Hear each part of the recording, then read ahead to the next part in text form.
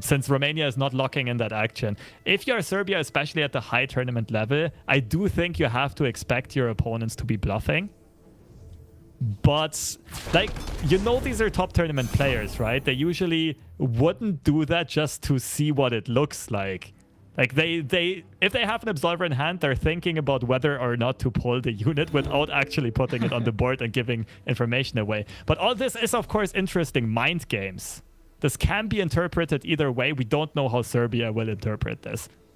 Yes, but for now, they're just going to say, we are done taking any damage from you guys. We are just sacrificing our units, and we are playing the long game. Still, this is not something you would usually see from an aggressive deck, but this is a mid-range slow burn deck. So they are actually trading units. They are fine just giving it up and find their own champion. There is a Ziggs now. Obviously, this card will never level in this deck, but still, especially if on the other side there's only a 2/2 left, very interesting champion to drop.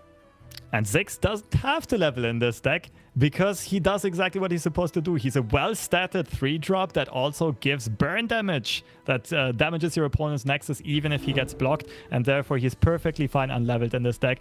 But on Serbia's side, you don't have the mana to play both of your units. You have a 4-drop and a 3-drop, but only 6 mana. Plus, the 4-drop generates cards that are fleeting and you would want to play this turn. Therefore, the mana management on Serbia's side so far is pretty clean. They have 2 mana left over to play this Poison Dart and the next one that will get generated after the Yordle attacks. But on Romania's side, the hand is so bricked. They found all of the interaction, but they did not find the units they need to actually swing the board. And this is what I was talking about earlier. These barriers are not, or rather these rallies, these golden aegises, are not completely useless, but they are very, very overpriced barriers right here. Yeah, exactly. This hurts to see. And many people said that this Silver Akshan deck is actually just the new and better version of, for example, Shen Fiora or Shen Jarvan. And we see it now having the same problems. Sometimes you don't draw your units, and then all the spells you have don't really do anything because they only interact with your units. At least what I'm seeing here is that we do have the Warlord's Palace. So that means that we can predict, we can actually get a bit of a hand fix in. And maybe that's going to be enough, but I don't think like just one more unit, just one more Sylvia is going to turn the game here. You might be right about this one, but yes, we will see the Warlord's Horde, rather a countdown to 0 on this very strike, and that might help out with the board state. Of course, Romania will have the optionality of either predicting drawing a card. Probably makes the most sense here. The other two options, the Sandstone Charger after your opponent already attacked, is a bit pointless. Granting your action one attack is very pointless. I expect them to go for the draw.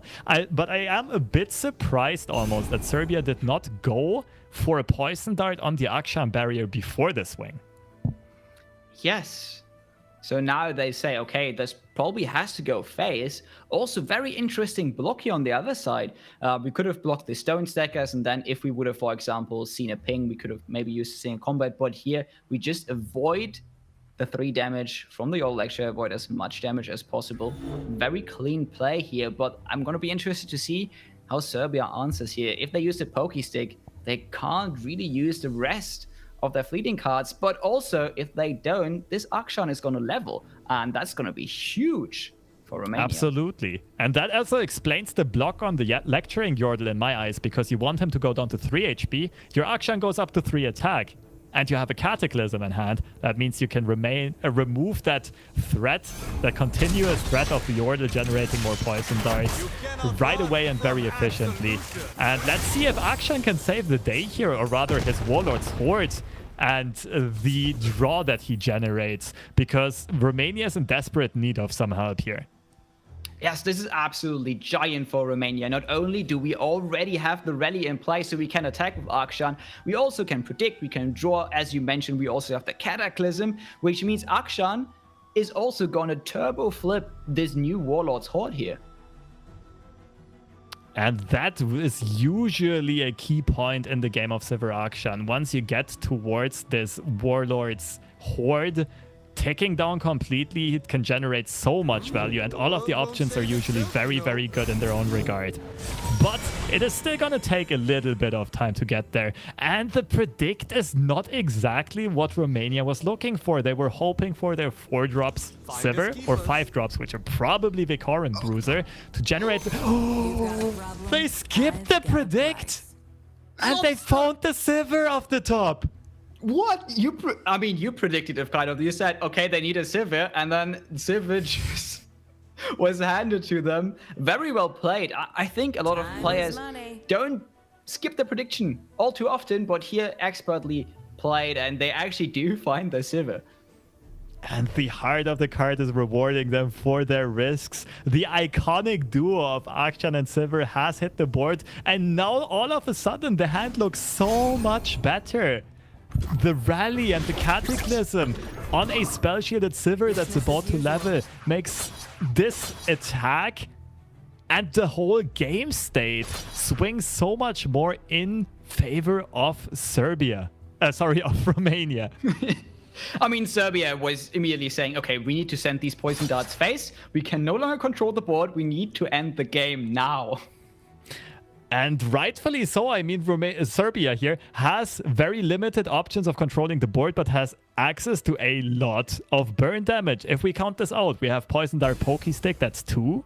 Fervor, that's 8. Decimate, that's 12. Ziggs, 13 if he connects once with the ability. And the Nexus of Romania is at 15. Drawing 1 or 2 pop caps. And then Serbia maybe drawing 1 or 2 more burn damage. And if they get all of those cards through, the game will surely go in their favor. But the question is, do they have enough time?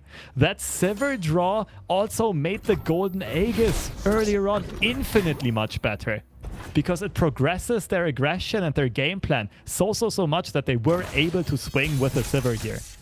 Yeah, and we have to look at what happened.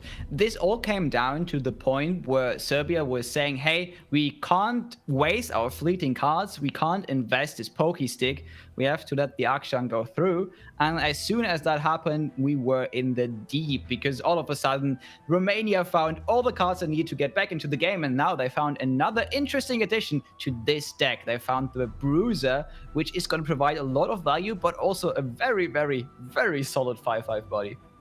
Yeah, Romania finding the exact right draws back to back, and also having the mana available to play all of these. This is just looking like Romania will snowball this board lead and just start chipping away, and Serbia will not have enough time and not have enough mana to play all of these burn spells to finish their opponent in time.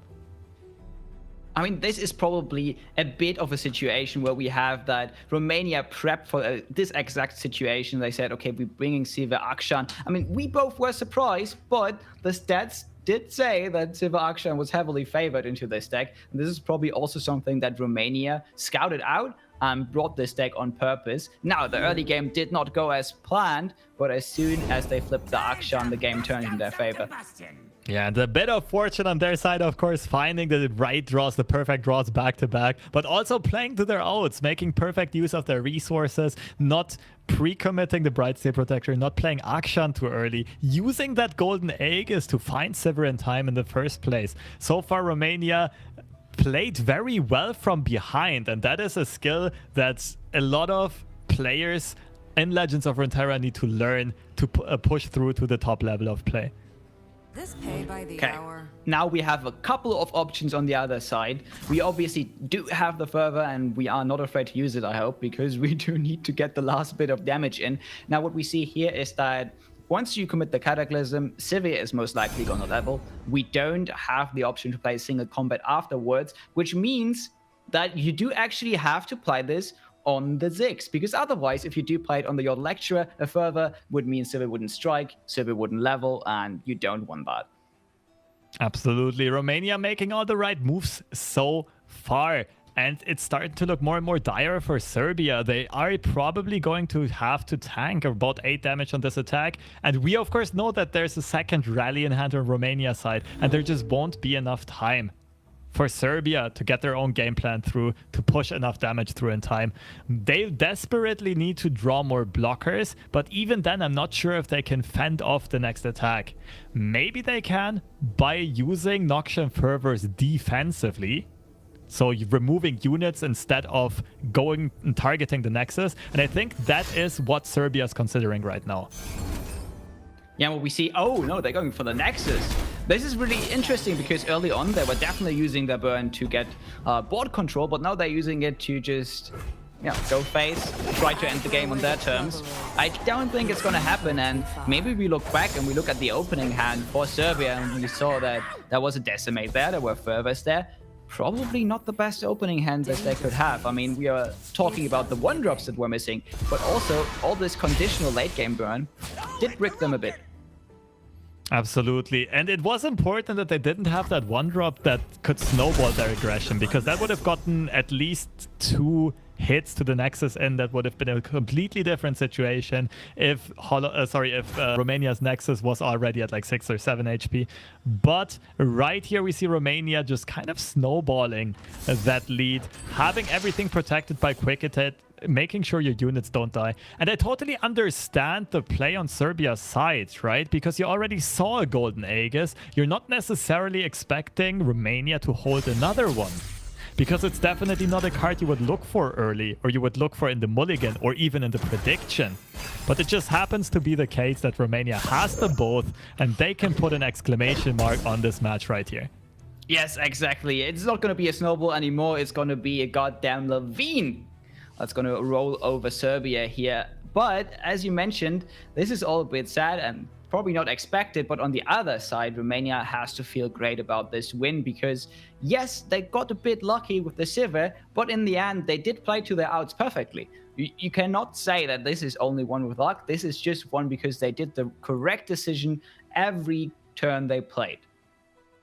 Absolutely. Romania has to be confident so far, and Serbia was a bit on the unfortunate side in this game as well as in the day one, and I'm starting to feel like maybe the frustration might be taking over a bit looking at those facial expressions, because I do think they are playing fairly well so far. They just didn't really have the opportunity to ever make big plays. They just didn't have the hand, and we do see Romania locking in this Golden Aegis onto the Sivir. Yeah, we are seeing the emotes because they know they cannot lose from this point. 4 mana, that's not anything that can stop this. And as you mentioned, Serbia, great players, but they're unfortunately going to go down another game because of unfortunate draws.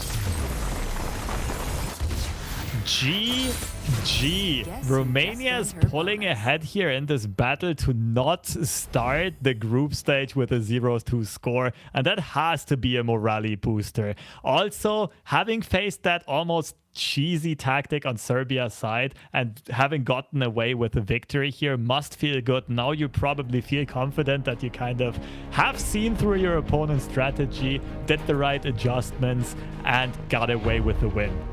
Yeah, but I do think that Serbia will come back and maybe we will see a full best of 3, because I imagine, especially on a team that has Boki as the team captain, and especially on a team that decided to bring all these interesting decks and make use of this format, that the team spirit is a bit, you know, on the more cheery side, and you do come back from like hard losses like this and you say to yourself, okay, we have a meme lineup, let's meme them to death. Absolutely. I don't think they were intending that as memes, though. I do think they were just trying to test the benefits and downsides of this format, and I do really like the creative approach. Unfortunately for them, it didn't pay out so far. Romania came prepared. They seem to have the answers ready, got a good matchup, and got rewarded for it. But we have to find out what Serbia can pull out of their sleeves. I mean, the options are limited. Unfortunately, it seems like the graphics are a bit off here, probably still from yesterday. But, oh, there we go. Updated graphics. Now the question is, which deck is which? The same game, the same mind games basically happening as before, that Romania has to be guessing whether or not they play against an aggro or a control deck, and therefore will not know what to queue and what to mulligan. Yeah, and that is super interesting because Romania actually brought Zoe Lee Sin. Zoe Lee Sin obviously would be good against the mid-range burn deck just because you have one of the strongest champions in the game. And that is not Zoe, that is not Lee Sin, that is the Eye of the Dragon. But it is pretty bad against Bandlewood decks just because you can't really stop their win condition. And also Minimorph is just gonna absolutely destroy your Lee Sin. So mind games are on again. Minimorph and Aloof Travelers. There's so many targets that can snipe out Lee Sin in any way imaginable. Yeah, we didn't really touch up on Romania's lineup yet because Serbia's was the one stealing the spotlight. That was the very interesting one. But Romania deciding to go for Fizz Nami instead of Zoe Nami, kind of splitting up the two very strong champions and therefore creating two decks that are very strong and have interesting matchup spreads, but just like slightly lower power level than the optimal version of the deck. This might be rewarded though, because it makes the ban decisions on Serbia's side much harder. Yes, and we do look at this deck that is the Fizz and the Nami deck, and we see, oh wait, there's still Targon there. Yes, it is not the deck that France brought yesterday. No, it is basically the same deck, I imagine, as the Zoe deck, just with Fizz, as you mentioned, to split up Nami and Zoe. And we do see Zoe Lee Sin, which could be dangerous, because if you go up against Bandlewood, this could be a problem. But Katasis is one of the best Zoe Lee Sin players we have in the game, so I'm sure that when Team Romania locked this in, they were like, okay, even in unfavored matchups, we can still win this. Absolutely, and there are also a bunch of interesting ways to tag your Lee Sin for even this matchup. You can add a couple of Bastions instead of Denies. Denies are kind of useful against the Bandlewood deck, but Bastions stop Minimorph super effectively. Then you can also play Scattered Pots, for example, to serve as decoy for the Aloof Travelers. And you can also, in-game, be creative with either your mulligans or being patient with your Deep Meditation discounts, because as long as Deep Meditation is still 5 mana, that might get discarded by Aloof Travelers instead of Lee Sin. So even if it is a Bandlewood deck, there's a lot of playability, optionality on Romania's side. Yes, as you mentioned, especially there is a lot of playability for players that do know the deck and that are very proficient at the deck. So I'm going to be interested to see what the mulligans here are. And we do see Aloof Traveler immediately and Minimorph. I think those are going to be kept. And the Scattered Pot on Romania's side. So the Lee Sin, if he gets found, if he gets drawn, at least has to feel safe for a bit. But Serbia also has to be very happy. So obviously this is going to be a Bandlewood deck, a champion-less Bandlewood deck. And that is also important to mention because it makes the win condition of Serbia a bit slower. It will take them 1 or 2 more turns on average to find the Bandlewood win condition because of the lack, of the absence of a cheap Bilgewater card. I'm not sure if they will be main decking Shark Trainers or if they have to randomly generate them first. Either way, I don't expect this the game to end sooner than like turn 9, 10, 11 for Serbia, and that gives the Lee Sin deck plenty of time to either find the OTK or to find multiple copies of Lee Sin and eventually punch through. Yes, and we also always have the Zoe win condition. Obviously, we have a lot of pings in Bandle City, so I don't know if Zoe is going to survive that long, but if you are careful with her, and it does seem Romania is a bit careful playing the Zoe, you might be able to flip her, and we have a lot of great options in this deck to make use of a flipped Zoe.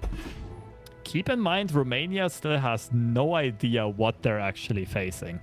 That's what makes this so interesting. They were rewarded with a hand that is kind of okay into both matchups. Of course, you're very much missing an Eye of the Dragon against aggro decks, but you have the gifts from beyond, and we see off-stream an interesting result. The 2 other teams of this Group D that both have a 1-0 lead are at 1 apiece, and the victor of this is gonna go into day 3 with a 2-0 lead over the group, which makes the odds of qualifying and making it into the top 8 insanely high. So high stakes match there as well, but we will be focusing on this one first. House Spider gets found on Serbia's side, and that is very important because it's 2 Bandlewood triggers in just 1 card. Yes, but I do think that is also very important for the other side. I think Romania can be pretty sure that this is a Bandlewood deck now, because otherwise, if it just would have been a burn deck again, then you probably wouldn't have played the House Spider, to be honest. So for both sides, very, very important that this House Spider got played, and now we can actually adjust the game plan on Romania's side. Meanwhile, on the other side, we're just gonna draw, try to find our Bandle tree and try to win that way. Obviously, in this version of the deck, you don't have the option to really burn out your opponent or to overwhelm them on the board because you don't have like a Poppy that can make use of like white boards you can create. Absolutely. Serbia kind of forfeited an additional win condition by going for championless Bandle tree decks. At least that's what I expect. Like, we didn't look at the deck list specifically, but I do expect this to be an all-in Bandle tree deck. And therefore, Romania has a lot of time to work with, but no Lee Sin in hand. And I think they already have to decide, like, do we turn Zoe into a win condition instead? Because oftentimes the strategy with the Zoe Lee deck, if you don't find Lee Sin, is make another unit your hyper carry. Try to make Zoe flip. Maybe make it scattered pot absolutely huge. It gets elusive eventually and hits your Nexus, your opponent's Nexus a few times. And I do expect the Zoe to be protected here. Yes, definitely. And we do see that Zoe is going to get through here, and she is going to start generating other small win conditions, obviously, with the Celestial cards. And you mentioned the Scattered Pot, and that is a huge card in this matchup because it also just gives everything elusive once Zoe is flipped. So in the late game, still one of the cards that can win you in the game. And a lot of people often forget, yes, it's a very good card in the mid game to get you to the spells you need, but it also is a 5/6 elusive. It's really huge. But it is a 5/6 elusive from turn 10 onwards. Will they have enough time for that? That is the question. So far, we are seeing a very slow start on both sides, though. So Serbia would very much like to find a very early Bandle tree, because of their hand starting to get a bit low on value, but also just getting the chance to generate a Bilgewater card and an Ionia card and so on early on, the cards that are usually harder to get in this matchup. So far, Serbia has very slow development, though. I do expect the Aloof Traveler to come down here, though, and even though it doesn't hit Lee Sin, it at least hits a decently sized unit. Yes, on the other hand, we are just going to let this go through. We have enough healing to keep up with the very small aggression on the side of Romania, and we just need to find our win conditions now. And there is one win condition. The third champion is about to hit the board. We do see one of the cards that, you know, might have deserved the nerf, but currently is overshadowed by Mothra, the Sparklefly that is so strong in the Zoe Nami deck. But there's another card that you can tutor that gets you a lot of healing, and it's going to hit the board now. Oh, the question is, we didn't talk about this yet, but is Romania actually playing Eye of the Dragon control? And it looks like they are, because some of the newer versions of Lee Sin that are currently popular on the ladder reverted back to playing 3 Mountain Goats and Sparkleflies and Eye of the Dragon as 2-drops, and not playing the Gifts from Beyond Eye of the Dragon combo anymore. But it looks like Romania, they seem pretty confident the way their game plan has been set up, that they would pull an Eye of the Dragon here. And I do think it's basically triple Gifts from Beyond and Eye of the Dragon as the only 2-drop. Now for Serbia, this is an interesting decision. I do understand the decision to not play the Aloof Traveler, because keep in mind what we said earlier on, Deep Meditation would still cost 5 mana at this point. And there's a good chance that the Lee Sin in hand gets protected by Deep Meditation passively. Yeah, and this is still a very scary game. Obviously, yes, Zoe is still alive, but basically, I mean, if we look back, Soraka Tahm Kench was already not the perfect matchup for Lee Sin. I mean, the percentages on that matchup already fluctuated a little bit, but overall, I think that Starspring was favored, and this is basically Starspring's bigger brother that came to beat Lee Sin up, so we do have a small problem here still on the side of Romania. So with the second Eye of the Dragon drawn, this is interesting. Romania kind of stabilized on the board, right? It's very unlikely that from here on out Serbia will punch through and just finish them through Nexus damage. But it does almost give away information that they might not have Lee Sin. This is a tricky spot. On Romania's side, there's a good chance you would have just played Lee Sin right here. but there's also a reason to not do so, and that would be your opponent still has Minimorph mana, and you cannot represent the Bastion yet. You don't have one either. Scatterpot gets hit here, Sonic Wave gets drawn. The Lee Sin champion spell, but unfortunately for Romania here, it's not a real Lee Sin. Yep, and Scatterpot obviously now being gone means that the next Lee Sin you draw is all of a sudden afraid of another Aloof again. So we have a real problem on that front. Also, we have to mention, yes, Lee Sin is not here, so where is our win condition? It's really hard for Romania right now to actively gauge how they win this matchup. And right now, they are just going for more Zoe level up flips. Absolutely, and it makes sense. They lost the Scatterpot, they don't have the Lee Sin, and the best chance of creating a win condition here is making the Zoe level up. That being said, keep in mind what we talked about earlier. There's probably no Sparklefly on this deck, which means that the Zoe level up is not that impactful, right? You would first need to generate another Trickster or another big Celestial to actually share impactful keywords. You can, of course, share Lifesteal here, but it doesn't really matter that much because it doesn't save you from the Banditry win condition. Yeah, in the end, what you really want is to share Spell Shield, you want to share Elusive, you definitely want to find these big Elusives, and that also is something Zoe can do. So a flip not only gives you the option to, or the ability to share keywords, but also gives you the option to find some of these big invokes. Otherwise, you're not going to get them in this deck, and you might need some big invokes to win the game in the end. The Scourge can definitely be a great tool to punch through these wide boards that Bandletree can develop. And I think leveling the Zoe here is really the best call. And so far, we don't have another ping to get rid of her on the side of Serbia. So they have to be a bit afraid, to be honest. I am a bit surprised they did, or I was surprised they didn't go for the Paddle Star, but of course with the Moonsilver being found, they can level up Zoe right here. They are saying, okay, we do not believe you have another group shot, you would have used it at this point. Or maybe they're saying, okay, you can have it, we flip Zoe nonetheless, and it's just gonna be rewarded big time by getting a zero cost Behold the Infinite here from the Nexus Strike. Now we see Zoe is flipped, and that means we can already start generating big elusives or overwhelm units. But we can also wait, because this card is going to stay 0 mana for the rest of the game, so we don't have to invest it now. And we see Zoe's passive to full effect here. The keywords of any summoned units will get shared. Of course, not the unbeneficial ones, not the ephemeral keyword of the Dragon Links, but nonetheless, we stabilized on board here if we are looking at Romania's side. Everything has lifesteal. Like I said earlier on, there's no big threat on Serbia.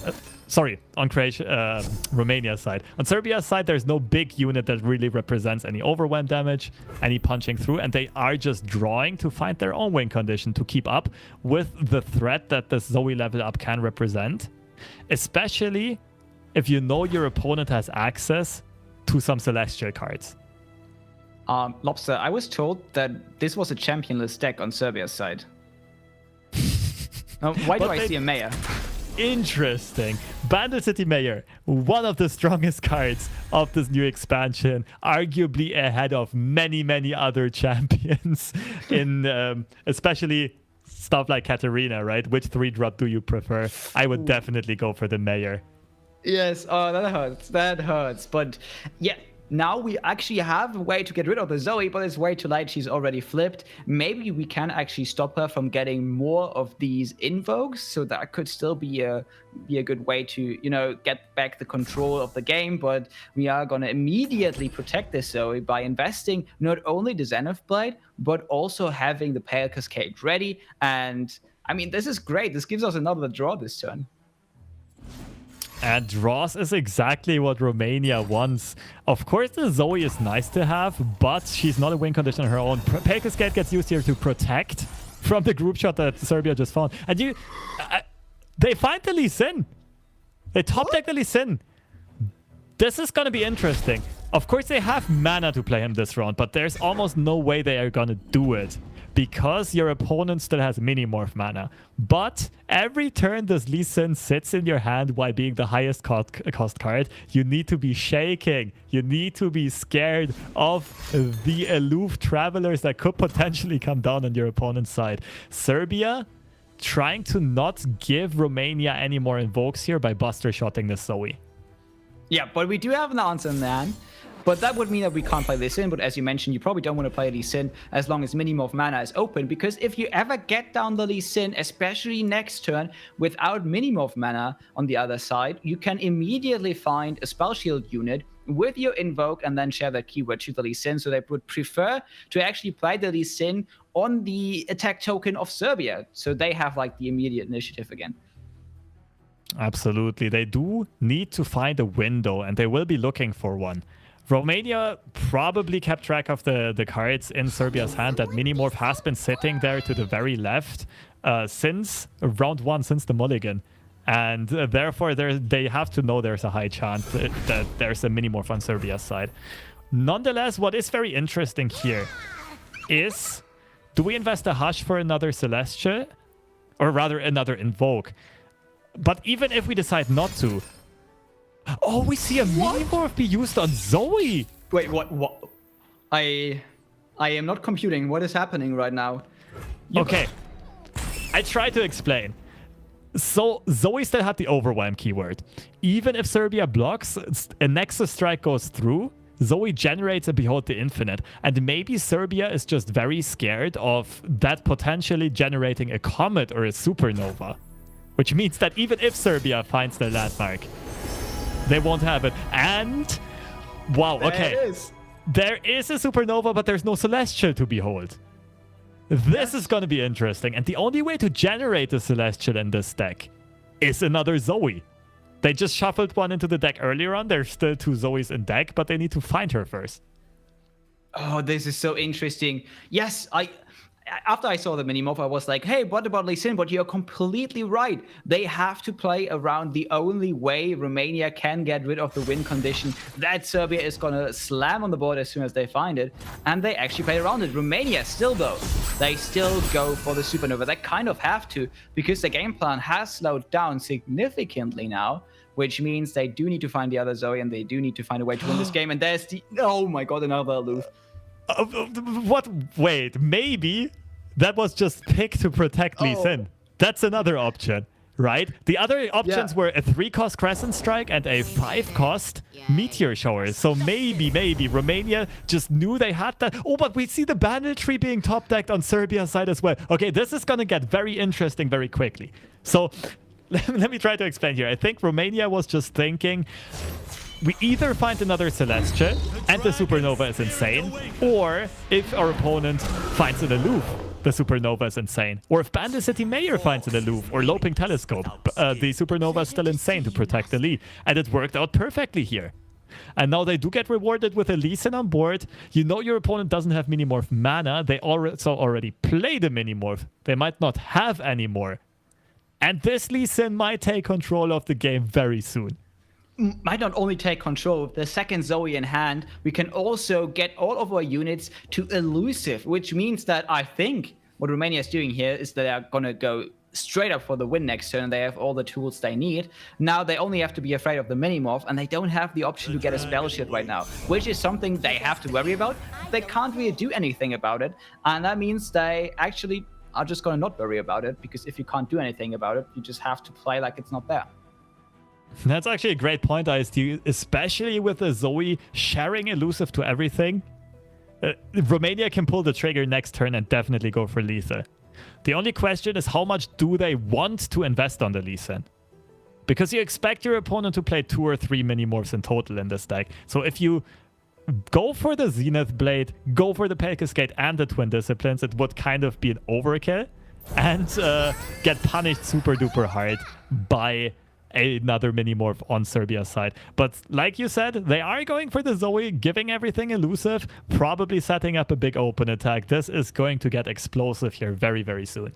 Yeah, great point. They can't commit too much, especially, I mean, they probably have to commit the Zenith Blade, but if we think about it, you don't play 3 Zenith Blades in every Lee Sin deck anymore. There are decks that only play 2 Zenith Blades because you do have the option to get overwhelmed through the gifts from beyond as well. So I don't know. They're also probably not going to play the Zenith Blade this turn if they do have another one, just because you mentioned there is still the option there that this could be another mini-morph there.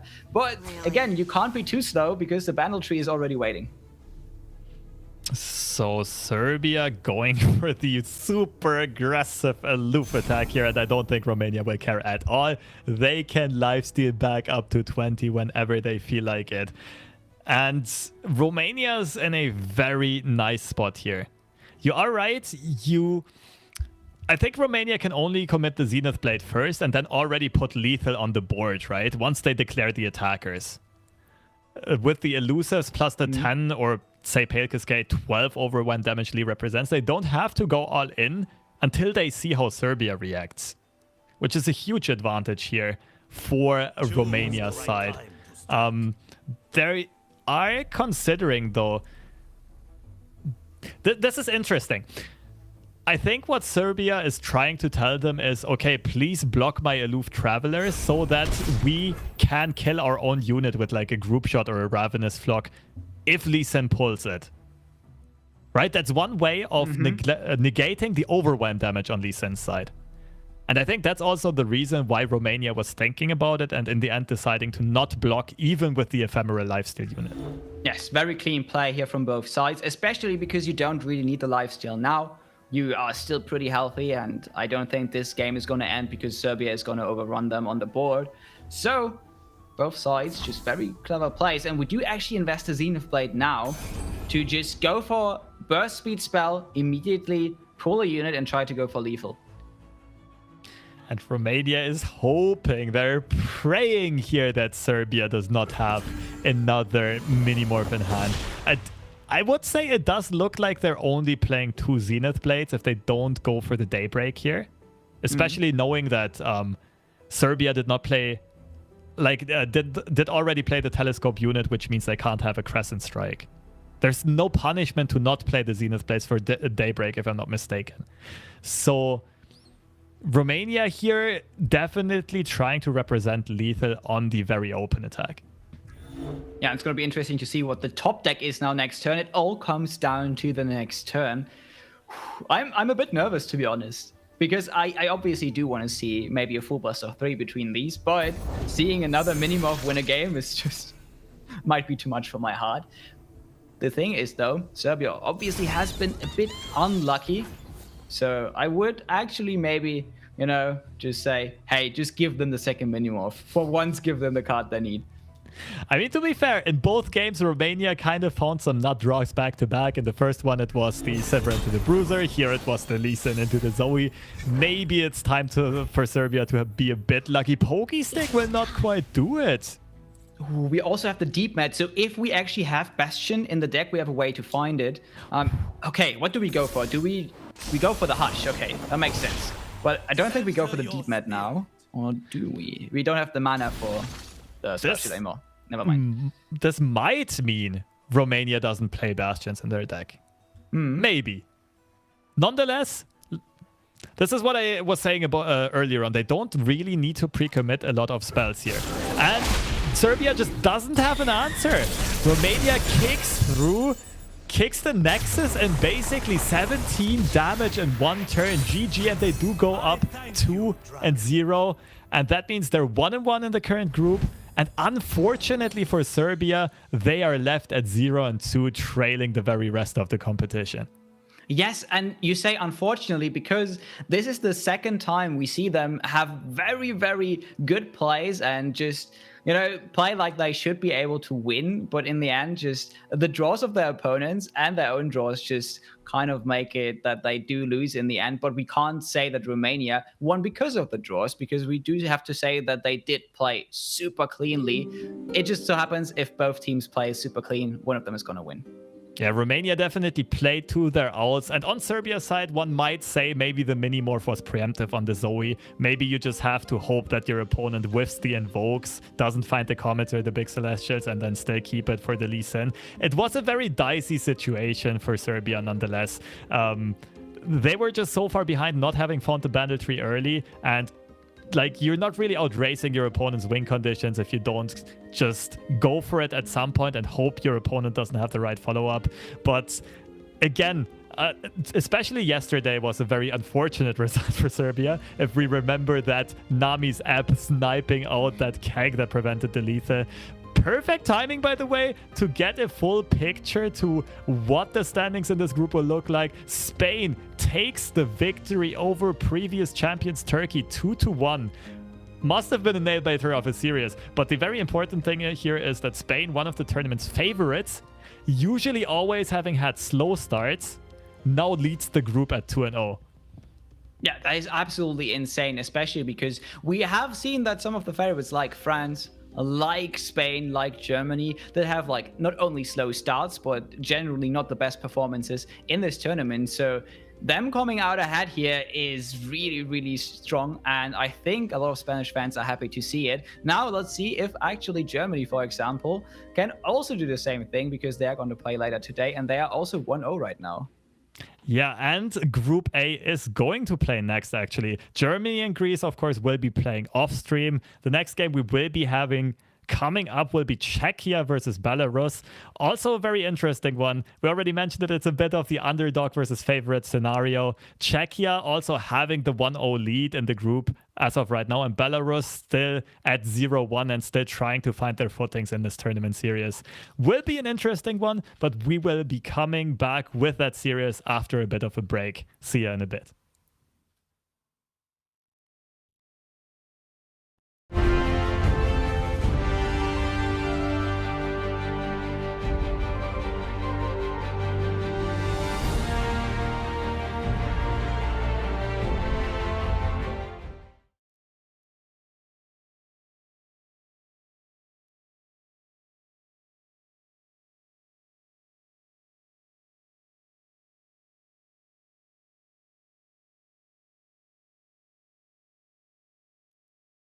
It feels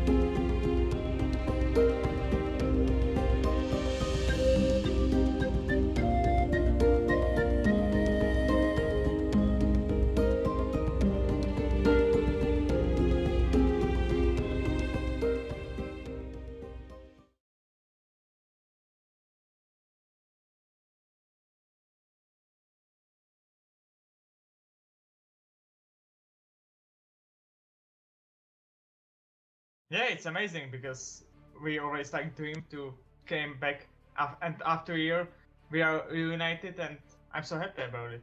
Oh, it was kinda easy this time, to be honest, because yeah, much more chippers weren't that much trying this time, so Yeah, I was like kinda trying also to qualify the country, but the last day I like dropped from 500 LP to 300, so it wasn't the best. Yeah, definitely. I feel like, especially with this roster, I can finally prove myself now and just show that the Worlds wasn't just one bad tournament. I feel like it's very interesting group because we have like Germany that's of course every time stuck, and also we have two like new teams, so we don't know what to expect from it. So I think it's gonna be very interesting. Yeah, definitely. I feel like name wise we have the best roster, and if we make it work, then I think we can succeed. Yes, of course, I'm proud of this achievement. Last time we were pretty close, but still didn't cut in, but this time we were pretty secure. For me, I think it's the most stressful because I usually play on relaxing and slowly going for seasonal tournament, but this time Belarus was missing the third qualifier, and I had to force myself to play for a pretty long session on the last day to just jump into master. It's just some random letters from my last name putting together into some other interesting nickname. I think we are in one of the one of the strongest groups that are on this tournament, and I think we have to do a lot to get out. I have pretty good understanding with the other Belarusian player, and the third one is I don't know him much, but I don't think it will be a problem because they're all pretty communicative guys, and I think it will be okay.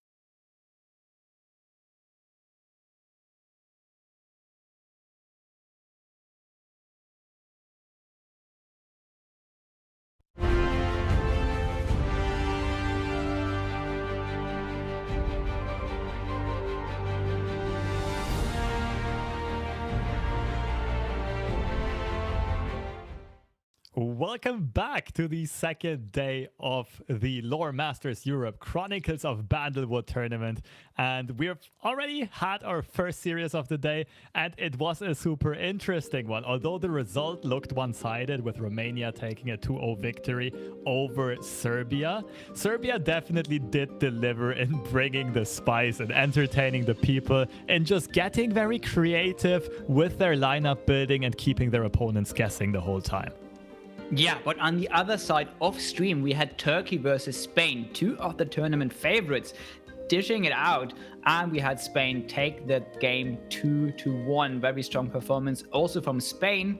And I mean, the deck lists are out, so everybody can see them obviously in the Discord. So if you guys want to take a look at what happened there and what decks might or might not have been played, go take a look over there. Yeah, it's going to be interesting to try to see and understand what Serbia was thinking with each of their decks. But that's enough of the past. Let's focus on what's coming up right next. And that is going to be Czechia versus Belarus in Group A. And these are the lineups of the players. I'll start off with Czechia. Surprisingly qualifying in the 9th seed.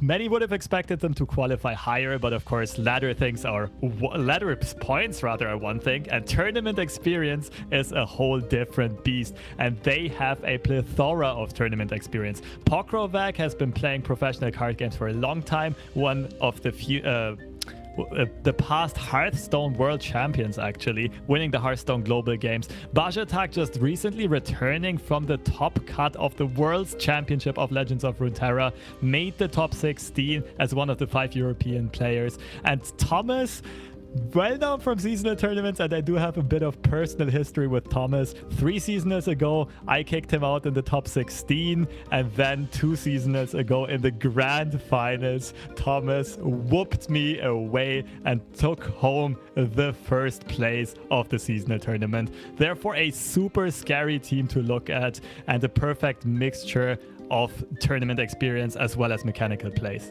Oof, got personal there for a second, Lobster. But on the other hand, we have a team with, well, yeah, not as much known people. For example, I think we can start with Grinex, who is not that known, I think, in the western part of Europe, but in the eastern part of Europe, he is actually someone who is well known, has a YouTube channel, is a content creator there, and everything Runeterra there on his channel, very interesting. Qualified with Ping City, which I'm really happy about, and has a background in Warcraft 3 and Hearthstone. So definitely there is some TCG there, and I think he can actually lead his team to victory. Now, who are the other 2 players? We have Stratus God, who also comes from Hearthstone, but it also plays Smite and CSGO, and qualified with Teemo Caitlyn. I mean, if you're a CSGO player, maybe Caitlyn is the deck for you.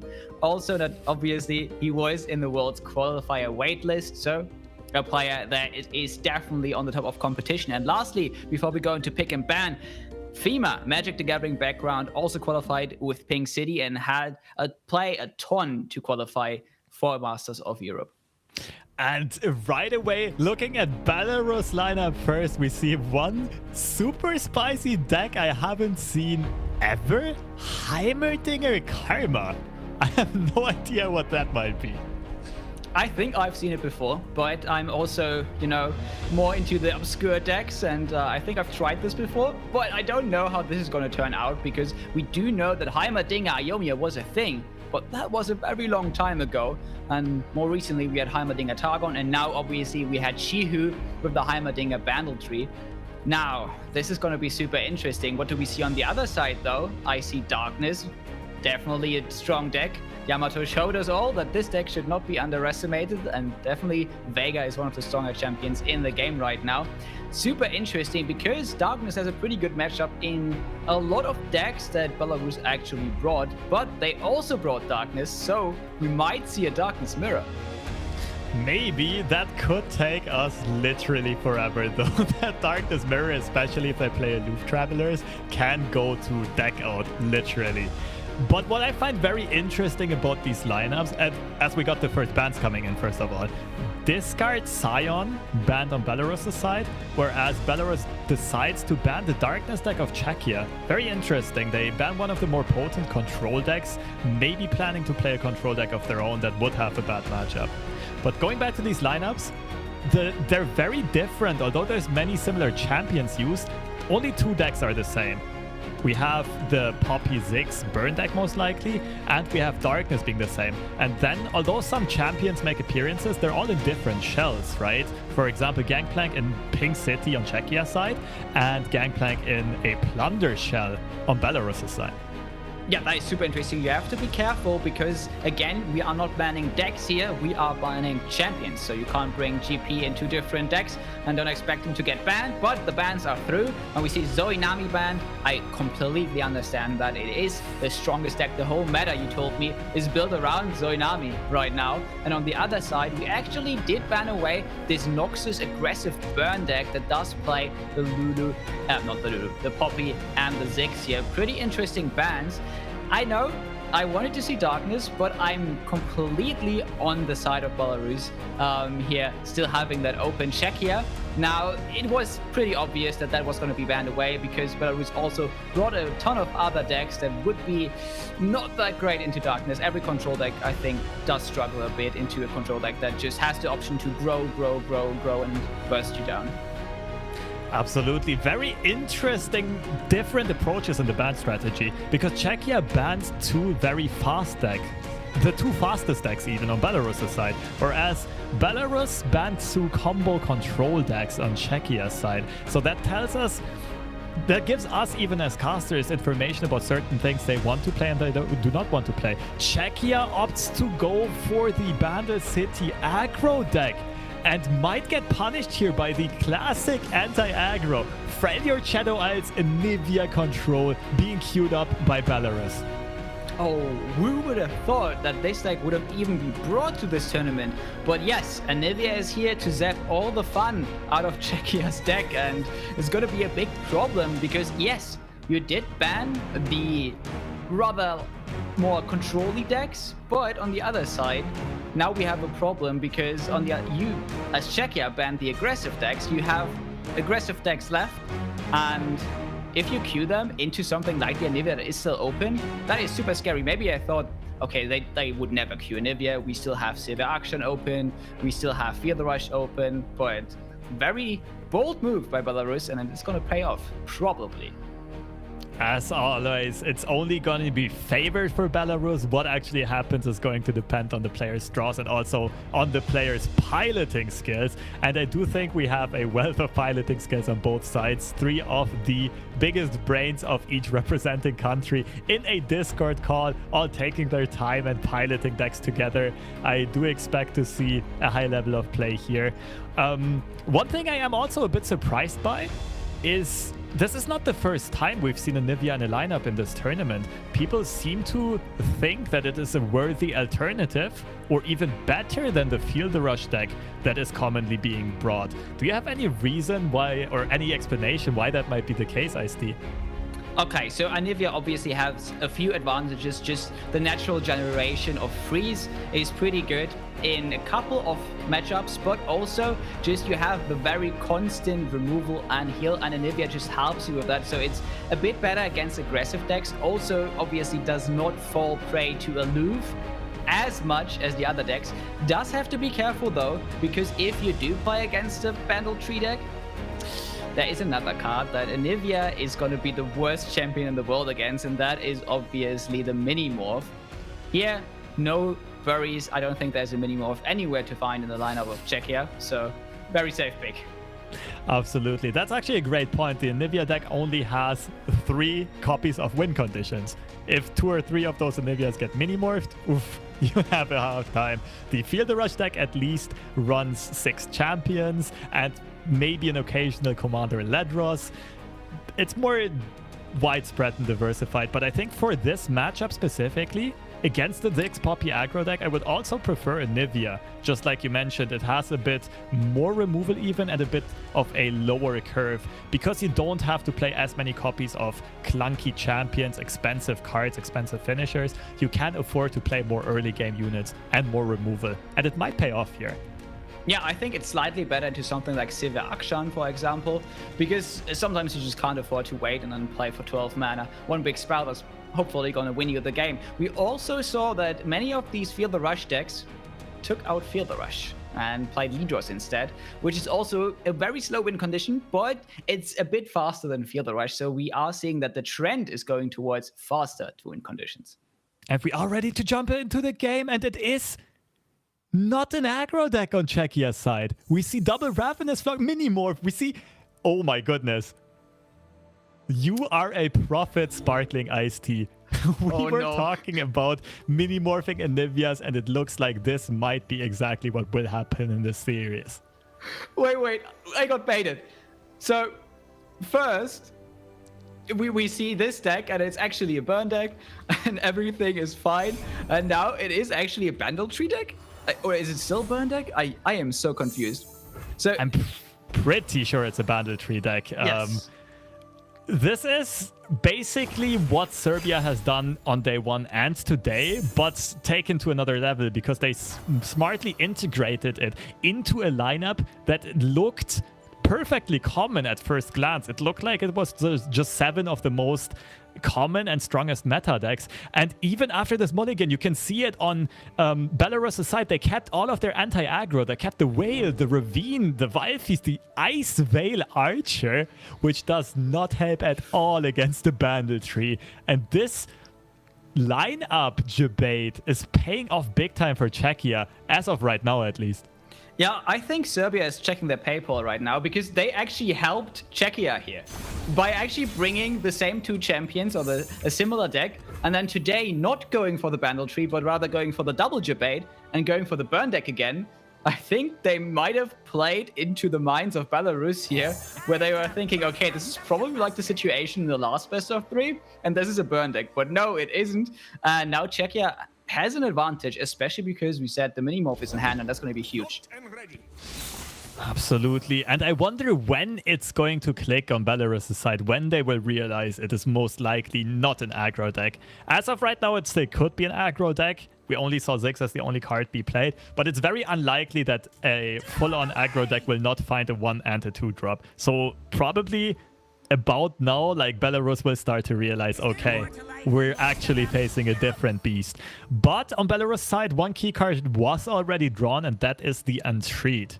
So if you find your 3 Anivia, or generally speaking, if you find more copies of Anivia than your opponent finds copies of Minimorph, you'll be fine. The other question, though, is, with your Anivia spam, are you going to close out the game in time? Especially if the first one gets mini-morphed right away. Yeah, and unless you play Crumble, you don't have any way to answer the Bandlewood. And I have not seen anybody play Crumble ever since it got released, really, to be honest. It's not really a card you do play, not even in center decks now that it could be fast speed. Just doesn't find itself here, and that means that FTR right now would be maybe the better option on this Anivia deck. It's just FTR without a win condition. I mean, this deck is designed for mental warfare usually, and you just grind out your opponents slowly, but if your opponents just grind you out with all these mini-morphs, then the mental warfare just fires back. I absolutely agree with you, RST. Now, the scary thing to think about is that FTR would have been the better version, but FTR is still very unfavored into a Bandlewood deck. This matchup is, on paper, very one-sided. Right now, we still have what you mentioned earlier. We have the Anivia at least being protected by the Vengeance from the Aloof Traveler that is going to sooner or later try to snag out this Anivia from hand. But the question is, will they ever be able to stick in Anivia? And the more important part is, Belarus has to kill off one of their own Anivias. They have to either glimpse them, Vengeance them, or do something expensive before the Minimorph hits. Because Czechia is most likely never going to kill an Anivia on their own. Yes, that means they have to wait to play Anivia and to kill Anivia until there's no more Minimorph mana, which is going to be really hard because I don't think that Czechia is ever going to try to go below that unless they have the win with the Bandlewood.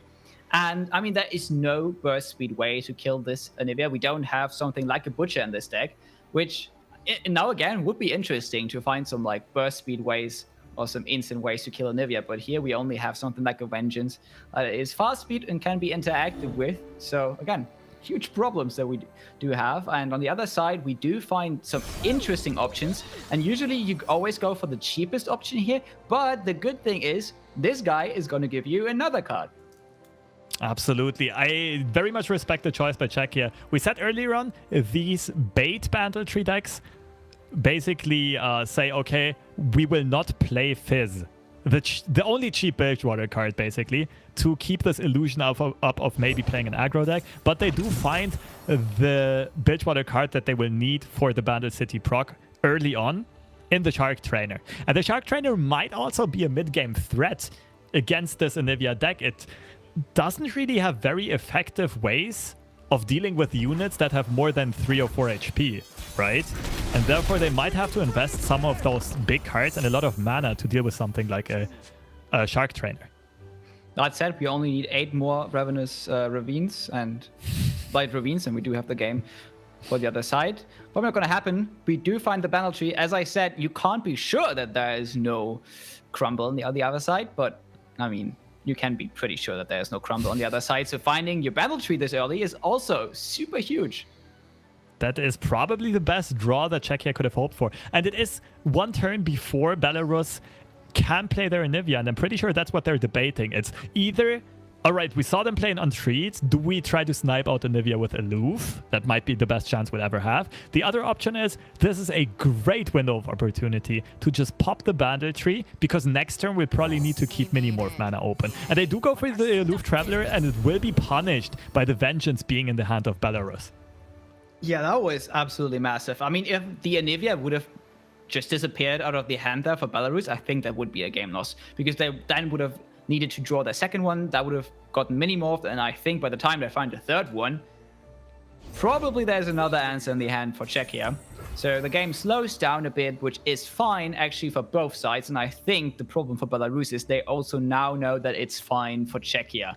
They are pretty certain that this is not a aggro burn deck anymore, and I mean, their faces don't look too sad.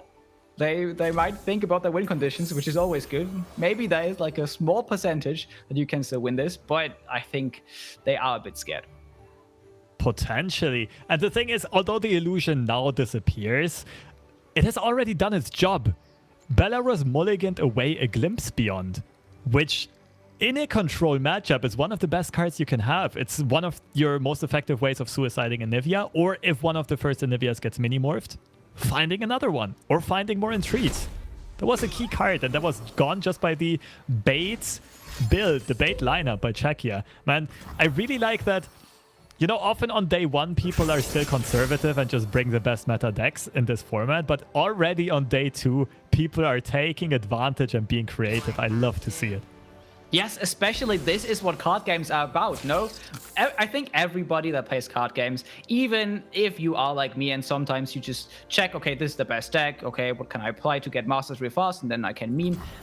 In our hearts, we all are like small deck builders, and we all play card games so we can just live out the fantasy of being the mastermind. And I think here this is really happening, that we see people actually be creative with the lineups and do go for these debates in the end. We all have a bit of a Timmy in our hearts, don't we? Yes. Exactly. So, because Czechia went for the Aloof last round, though, this kind of limits their options and their decision-making a bit in these upcoming rounds. Now, the interesting decision for Belarus, of course, is do they play Anivia? The downside is no Glimpse in hand, and Gluttony would cost one more spell mana than they currently have.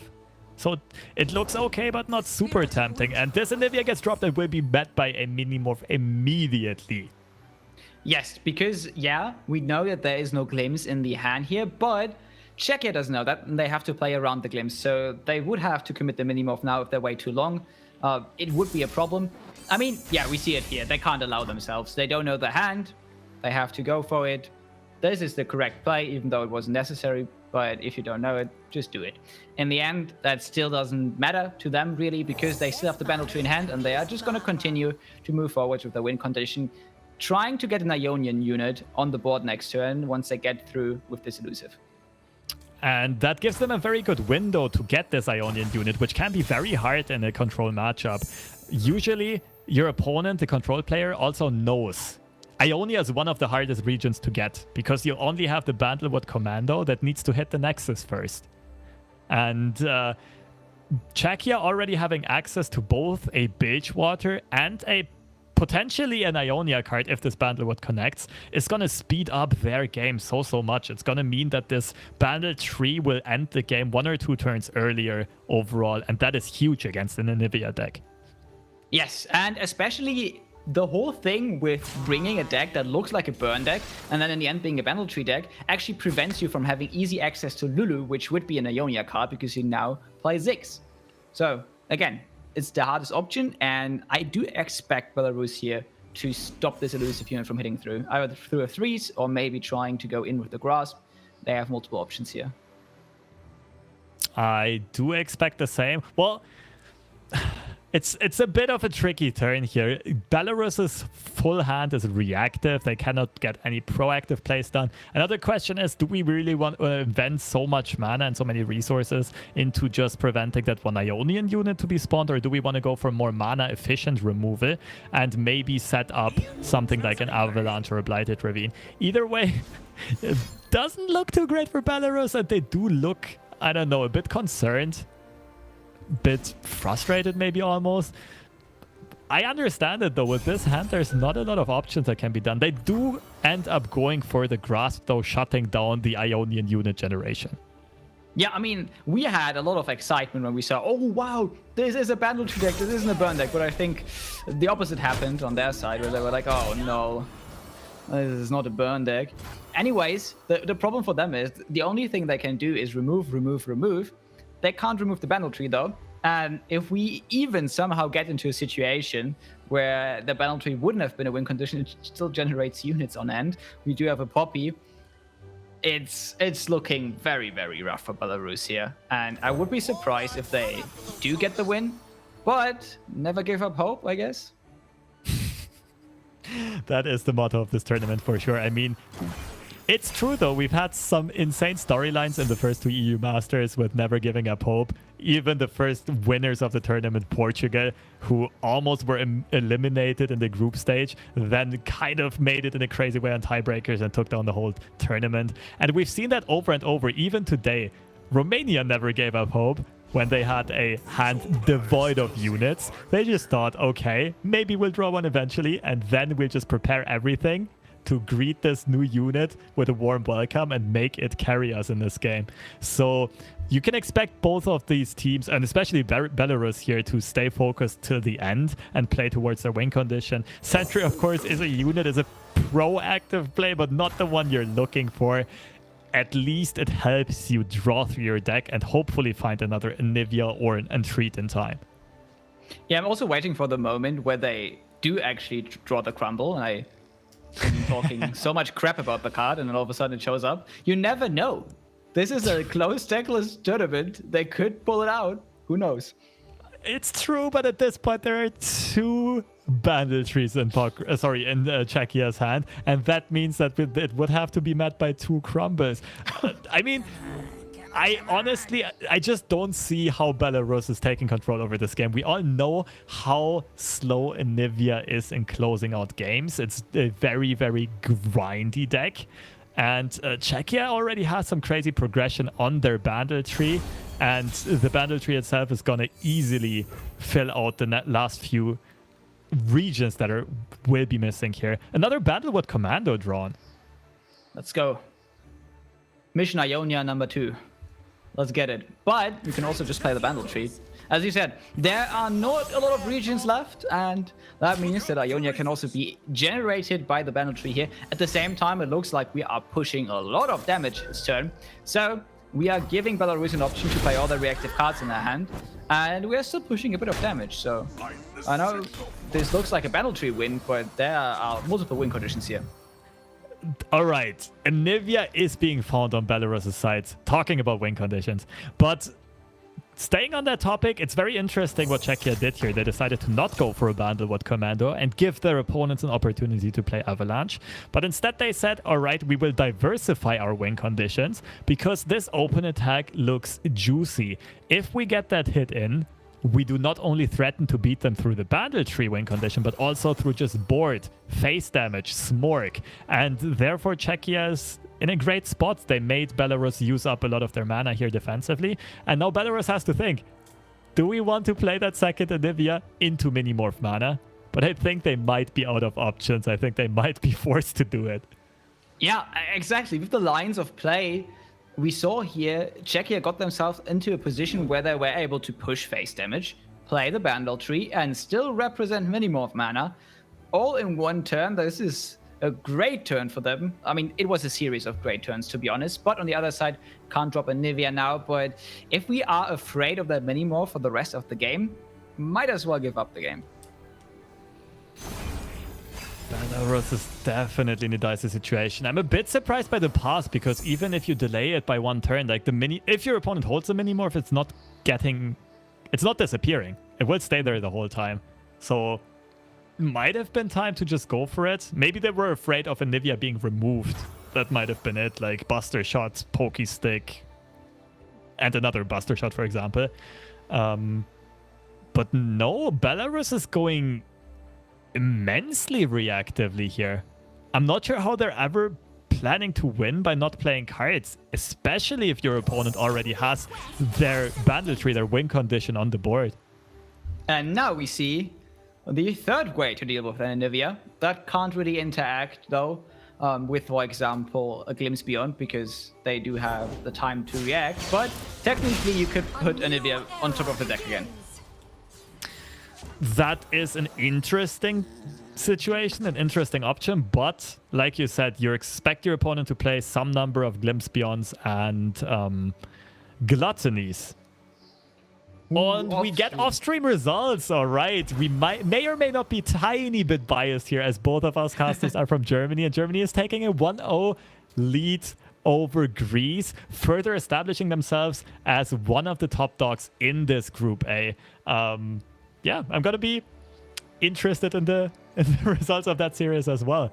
But Czechia, returning to this option of maybe playing the Poppy Champion spell to send Anivia back to the top of the deck, if you do that, you miss out on the Minimorph bluff. You tap down to 3 mana.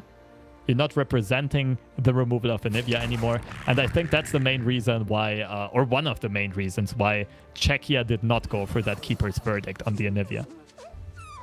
Now we do see the block here, and I think if you're Belarus, you kind of have to pull the trigger. You saw they didn't immediately Minimorph, and they might not have it, but I think you have to play the Gluttony.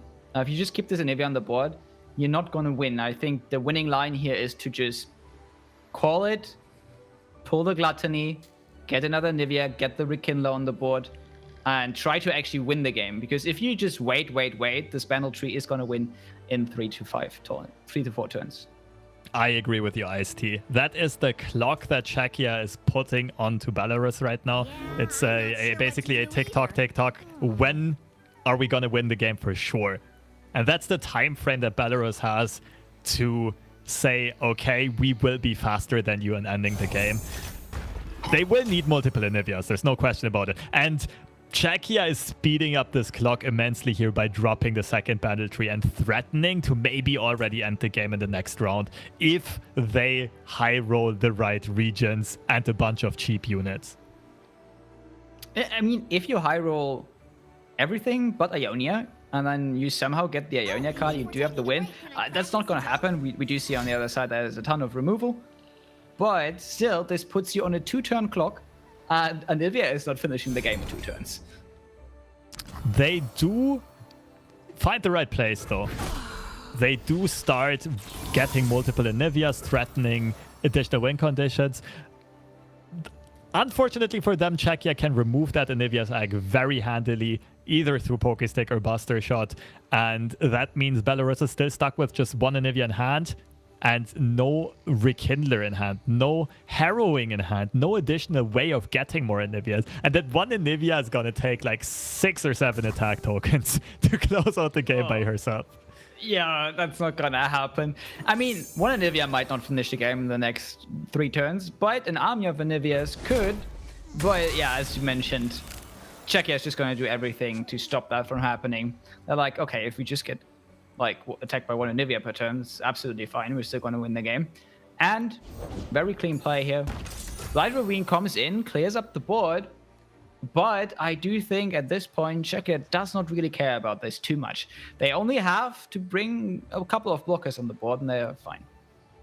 And the interesting thing is, I think as soon as the Bandlewood Commando will be played, Belarus might be... Oh, double Ionia being generated by the Bandle trees here. That is big. That might change the plan for Czechia. Before I was going to say they surely will play the Bandlewood Commando, but now they have an array of Ionian units. And you're not happy to see this. But on the bright side, at least the Coastal Defender, the 4-drop from Ionia, is a good blocker. That is not going to die to all of the AoE that Belarus has in hand.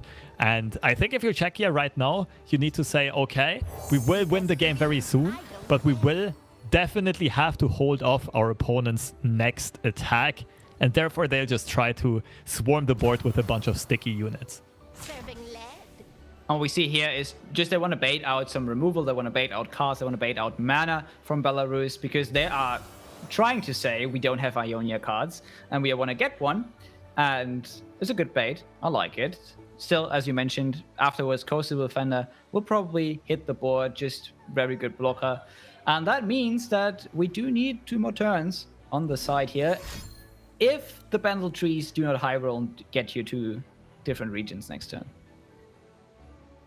The Bandlewood Commando basically being sent in as removal bait. It also would have been the most effective way of generating an Ionian unit and also getting multiple blockers on the board. Now, the upside is Belarus is down to 5 mana, which means you can play blockers, for example, the Coastal Defender and the LoR Protege. They can't die. They can't die to a box. They can't die to an avalanche. They will for sure absorb the attack damage coming in from the Rekindler and the Anivia. Therefore, your Nexus is not threatened at all right now. Exactly, and I think what we see here is that just either next turn or the turn after, game is gonna end. There is nothing that Belarus can do right now, and I'm struggling to find something that I could draw because I don't even think a Harrowing could do anything here. So far, what's in a death pool? Like one Anivia and... Everrosen Sentries. Yeah. Ooh, double Noxus getting generated for Czechia. They're being very unfortunate. But wait, no, they already played Shurima. We saw a Ziggs. So the last region that's missing, I actually have no idea. I could not quite keep track. I think they played Aloof already. It might be like Shadow Isles. Shadow Isles, right? Yeah, I don't think they played House Spider so far, so I think it's Shadow Isles that's missing. Probably Shadow Isles. So Czechia with the unfortunate double Ionia into double Noxus roll. Nonetheless, it just doesn't look like Belarus has enough pressure. So they play Everrosen Sentry here into Avalanche, trying to find a draw, being desperate for something like a Harrowing. That's their only way of getting in close to closing out this game. But I just can't see how it will be enough. No, I don't see it either. Even if they get a full board here, we just develop a lot of blockers on the other side.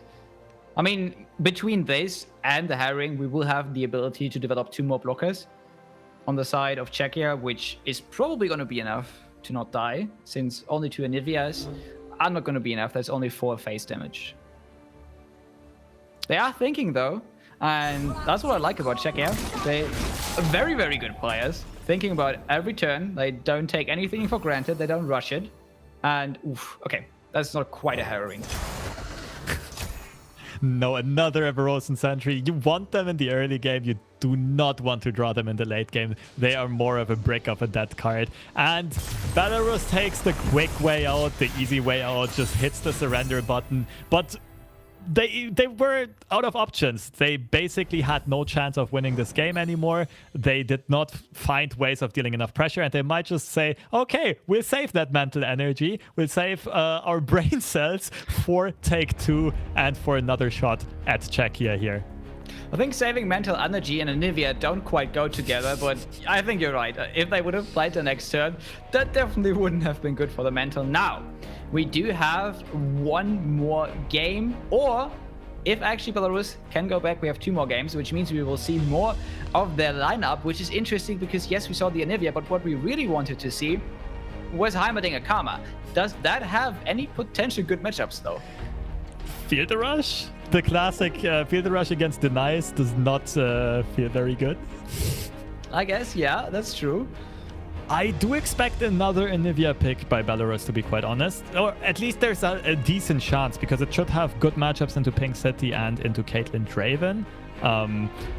Field Rush, if you do play enough freezes and you have ways of generating harsh wins, should be okay. The only question mark is, Czechia knows this, and they might be inclined to play Sivir Demacia here, because on their side, Sivir Demacia also does not have a single really bad matchup.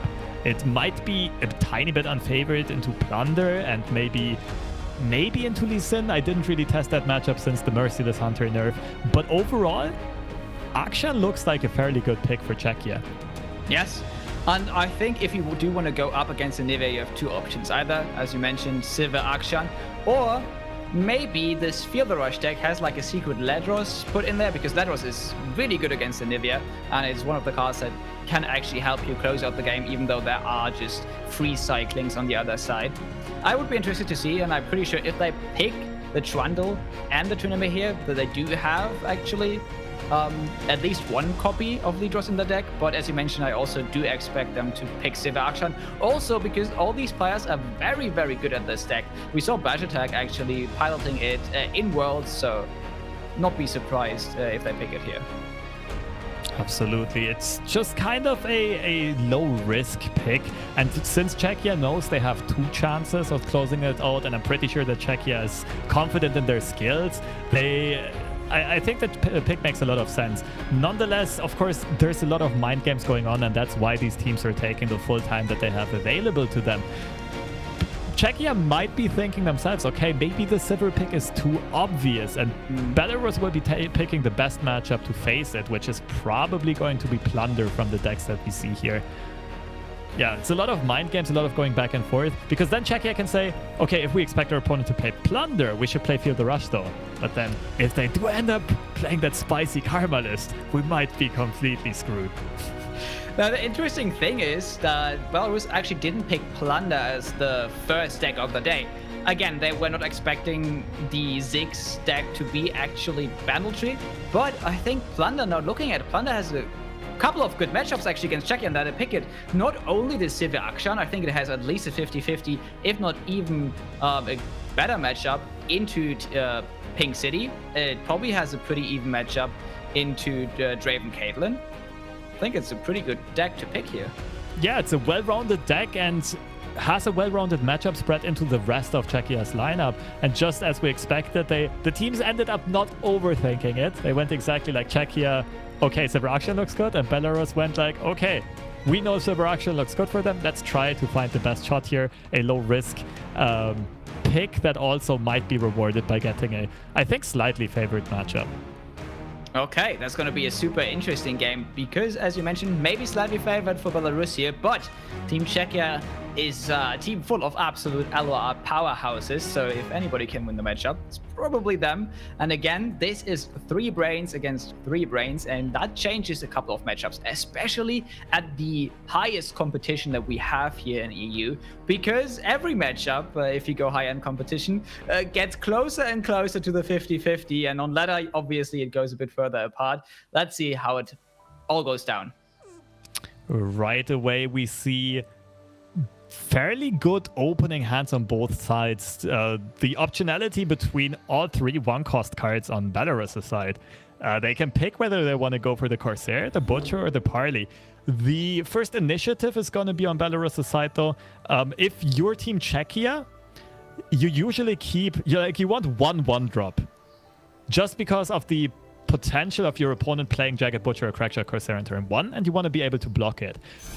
So I expect Czechia to probably keep the tracker and kick everything else, which is exactly what they're doing. Get rewarded by finding Sivir when they will have the attack token on turn 4, and Akshan when they will have the attack token on turn 2. And bing, bing, bing, bing, bing. We see the matchup graph. Oh! And it's a perfect 50-50 according to ladder stats.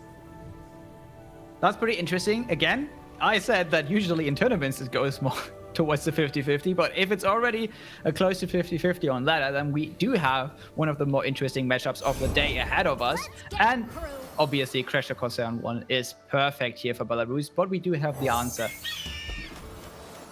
Yes, just as they wisely kept this Fleet Feather tracker to prevent exactly this from happening, Belarus still went for the safe choice, going for the Crackshot Corsair that is guaranteeing the Plunder trigger on turn 1 nonetheless, even though it trades into the opponent's unit. So Belarus slightly winning out there, but right now their hand is looking kind of dire. That Parley does not have a unit target. You don't really want to be using Warning Shot here, throwing it away. You'd probably rather keep it for the Harpoon later on. So a bit of a slow start from Belarus here after that Crackshot Corsair on turn 1. Ooh, we do see Sejuani though. Sejuani obviously is insane against this deck. If you have a leveled Sejuani on board with a couple of cards to actually trigger her effect, then you basically won the game. I say basically, because if I see this matchup, I think back to the World's Final. And we had a leveled Sejuani on the board, and in the end, it was still the Silver Akshan deck which came out ahead. Mostly because we already see it on the board, Akshan and his Warlord's Palace and Warlord's Horde. These two landmarks are so huge for this deck, just providing a lot of value and a lot of draw that even if your hand looks bad, you can actually just fix it. Absolutely. Before the nerfs to Merciless Hunter and Ruin Runner, this deck was often jokingly referred to as a Ruin Runner deck, as an Arda and Ruin Runner deck. But now, after these nerfs, Ruin Runner usually gets replaced by Bruiser, which is another card that is synergistic with the Akshan landmark. And Merciless Hunter is not the hard carry of this deck anymore on her own. Therefore, this deck is now referred to as much more of an Akshan deck, almost an Akshan all-in deck. And that also explains why people started playing more copies of Vikarum Vagabond as well as Vikarum Bruiser, just to consistently get that landmark value, which you definitely need to be able to close out the games in the current version of Sivir Akshan. Oh, poor Sivir. Never gets to be the hero in a deck. Now, we are at a very interesting turn. And we are starting off with the parlay, which does suggest that we might want to remove the Sivir this turn. And after all, we do have the Harpoon in hand, so it's going to be possible. That said, though, that are 3 cards you have to invest to get rid of 1 Sivir. That is still a great trade-off for Czechia. Of course, I should have mentioned Sivir might have felt left out here by my comments. She is still the build around of this deck, arguably the strongest deck before, the strongest card before and after the balance patches. Obviously, maybe, because you see what she does right here. Okay, both teams had to expend 4 mana, right? Czechia played a 4 mana card. Belarus removed them for 4 mana, but had to invest 3 cards, and 3 cards that were very synergistic and situational, and they wanted to also, or they would have liked to use in other situations as well. Nonetheless, talking about synergy, that Warning Shot also pays off in other means, and that is Black Market Merchant yoinking a Preservarian that can be played this turn, which is great for them because they are starting to run low on playable cards in hand, and they get rewarded by a bunch of good draws. the GP, the Sejuani, the Dreadway, everything is in the hand, and oh my god, this is really huge. We do not miss the Allegiance. This was also something, again, if we think back to the World's Final, which unfortunately happened there, but here they actually do get the Warlord's Palace, basically. This is very interesting because now they have their own value machine. Obviously, they don't have an Akshan, so they can't get to the Warlord's Horde. Still, though, predicting and drawing is huge. Also, I think in this deck, sometimes getting the Charger or sometimes giving all your units +1 attack can be quite valuable. Absolutely, but the question is if Belarus will ever have the time to have the countdown go to 0, because you don't have cards that you can target your own units in the Sejuani Gangplank Plunder deck. Therefore, all of those would have to be yoinked and or rather nabbed, and Belarus is out of nab effects in hand as of right now. Open attack comes in before Sejuani can be played. Of course, some foresight here on Czechia's side. Now, the interesting question and decision on Belarus' side is this a Warning Shot plus Monster Harpoon turn? It might be, to be honest, because this is almost as scary as having a civvy on board. The Bruiser just provides so much value, and especially in combination with Akshan, it's just a huge win condition here for Czechia. As you mentioned before, this is more of an Akshan deck now, and cards like the Bruiser coming in, just providing more fuel for Akshan to get multiple landmarks is insane. And it does look like this will pay off even if Belarus does go for the Harpoon. We see Czechia's hand, 3 combat tricks that can protect the Bruiser, and we see Czechia's mana. They can do whatever they want this turn. Blocks are being committed and no Harpoon being played whatsoever. They try to bait combat tricks onto the Akshan first. This is smart by Belarus. They do realize, okay, there's no way Czechia will just let the Akshan die for no reason. So we don't have to invest a Harpoon yet. But now, Belarus is in another interesting decision here. Warlord's Palace is at 1. Akshan is at 4 HP. Maybe the Akshan is a spicier Monster Harpoon target than the Bruiser would be. Just because if Akshan gets buffed by a Shaped Stone, he still dies to the Harpoon. If the Bruiser gets protected by a Shaped Stone, he survives the Harpoon and at least gets the hit in. I think the problem is that Akshan actually doesn't die if you plug in with Shape Stone, because he also levels. Oh my god, this is not good for Belarus. I mean, they still have to try it, obviously, but what do you even go for here? Do you want one more HP on your Akshan or Bruiser? Like, do you go for the Shaped Stone? You probably now go for the Shaped Stone. Okay, on Akshan, it would have been debatable, but now this is going to die anyways, even if you do use the Sharp Side. So you probably just go for the Shaped Stone. You can play both though. Sharp Side plus Shaped Stone means your Bruiser survives the hit, but he's at 1 HP against a deck that is notoriously known for its pings. Might be worth it to let it go. Like, I think Czechia is debating right here. I do think they will let the Bruiser go. The only question is, do we play Shaped Stone, which can be met by a Make It Rain? Or do we play Sharp Side and guarantee that hit goes through without having to invest the second card? They go for the slightly more risky but more mana efficient and stat efficient approach. Invest the Shaped Stone and they will be rewarded here. As you said, they will be rewarded. This also means that the board is completely empty on the side of Belarus. That said, again, they do still have Sejuani and GP, but if we have been keeping track, those are not close to being leveled right now. I think they are on 3 stacks at most. Although, okay, no, we did play a warning shot here.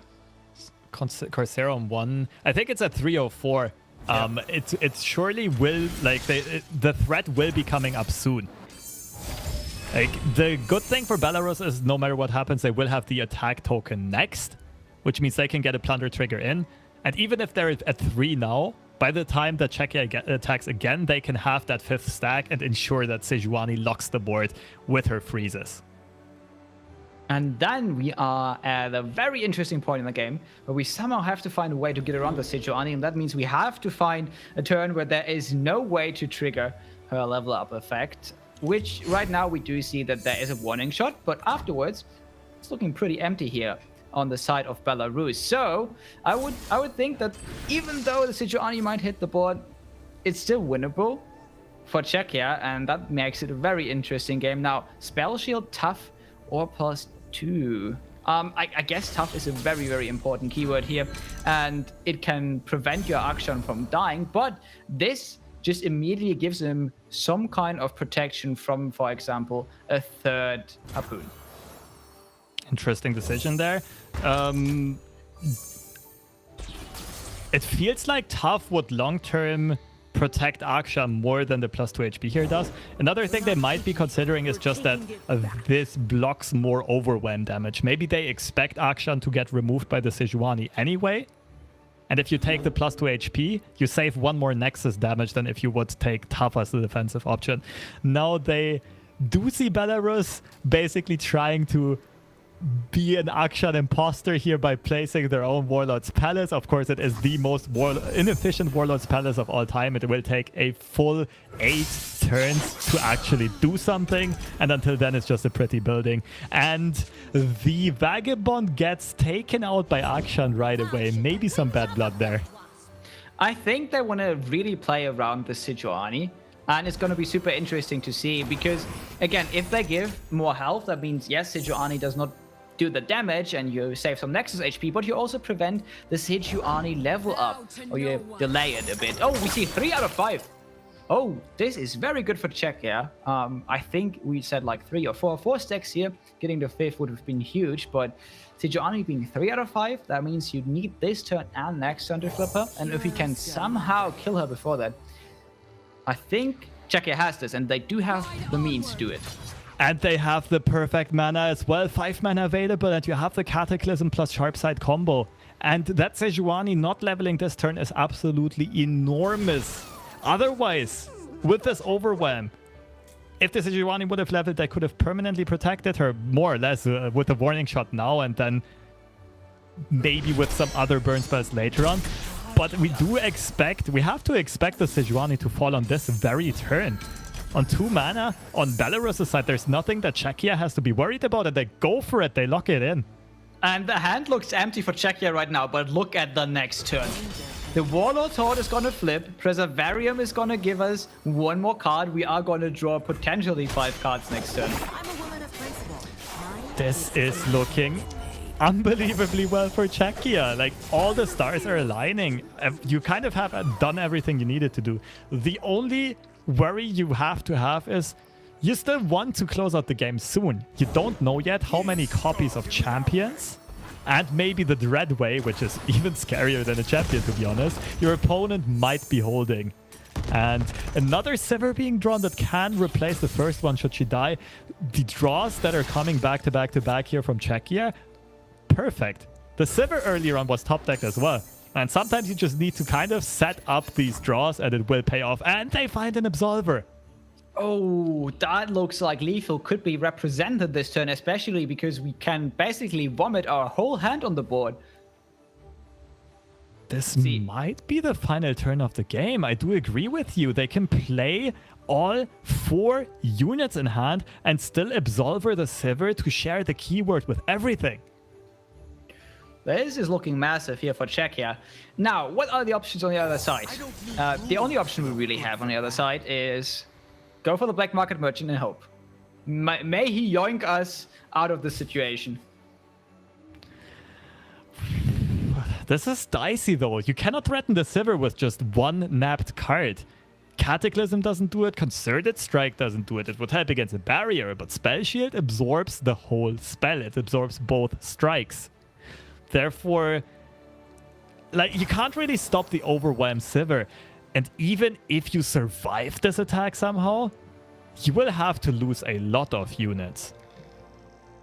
Okay, now here's the question. Do you play the Bright Steel Protector on the Sivir to share the keyword with everything once you attack? Or do you rather save it and protect a vulnerable unit because you might be afraid that there is some removal in the other hand? But maybe like a 3rd Harpoon. That is a good question. I think as long as we didn't see a Make It Rain and there's the possibility, I think what we can do is ordering our development so that the tracker is very unlikely to be hit. So play the Vagabond first. And then we still want the Challenger, I think, on the tracker. So Vagabond into tracker. And if then Belarus still does not play a Make It Rain, you have to expect them to not have one. Because you'll never find better Make It Rain odds than at that moment. So this is exactly what Czechia is starting off with. Vagabond first, to make it as unlikely as possible that Fleet Feather tracker gets hit by a Make It Rain later. Ooh, we find another blocker. That's nice. I mean, we can also play the GP. The CAG, obviously, is a bit weird in the situation because it can easily be pulled, and then you have Overwhelm there. So let's see what they go for. It just looks very over.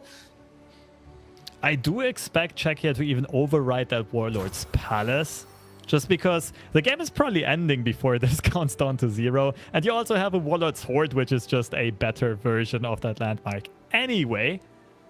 So Belarus will soon be forced to play either the Gangplank or the Merciless Hunter defensively. And the downside there is that no matter what, you will need to block a lot of units, and they are protected by quick attacks and spell shields. That means you sacrifice your whole board. Yeah, so it really came down to the Sejuani being played at 3 out of 5 stacks. and then unfortunately not surviving. But they kind of had to do it. Meanwhile, off stream, Greece actually taking one game back. Okay, this hit us both, but obviously Team Greece is one of the underdog teams, I would say. So it's nice to see them actually get a win against one of the favorites.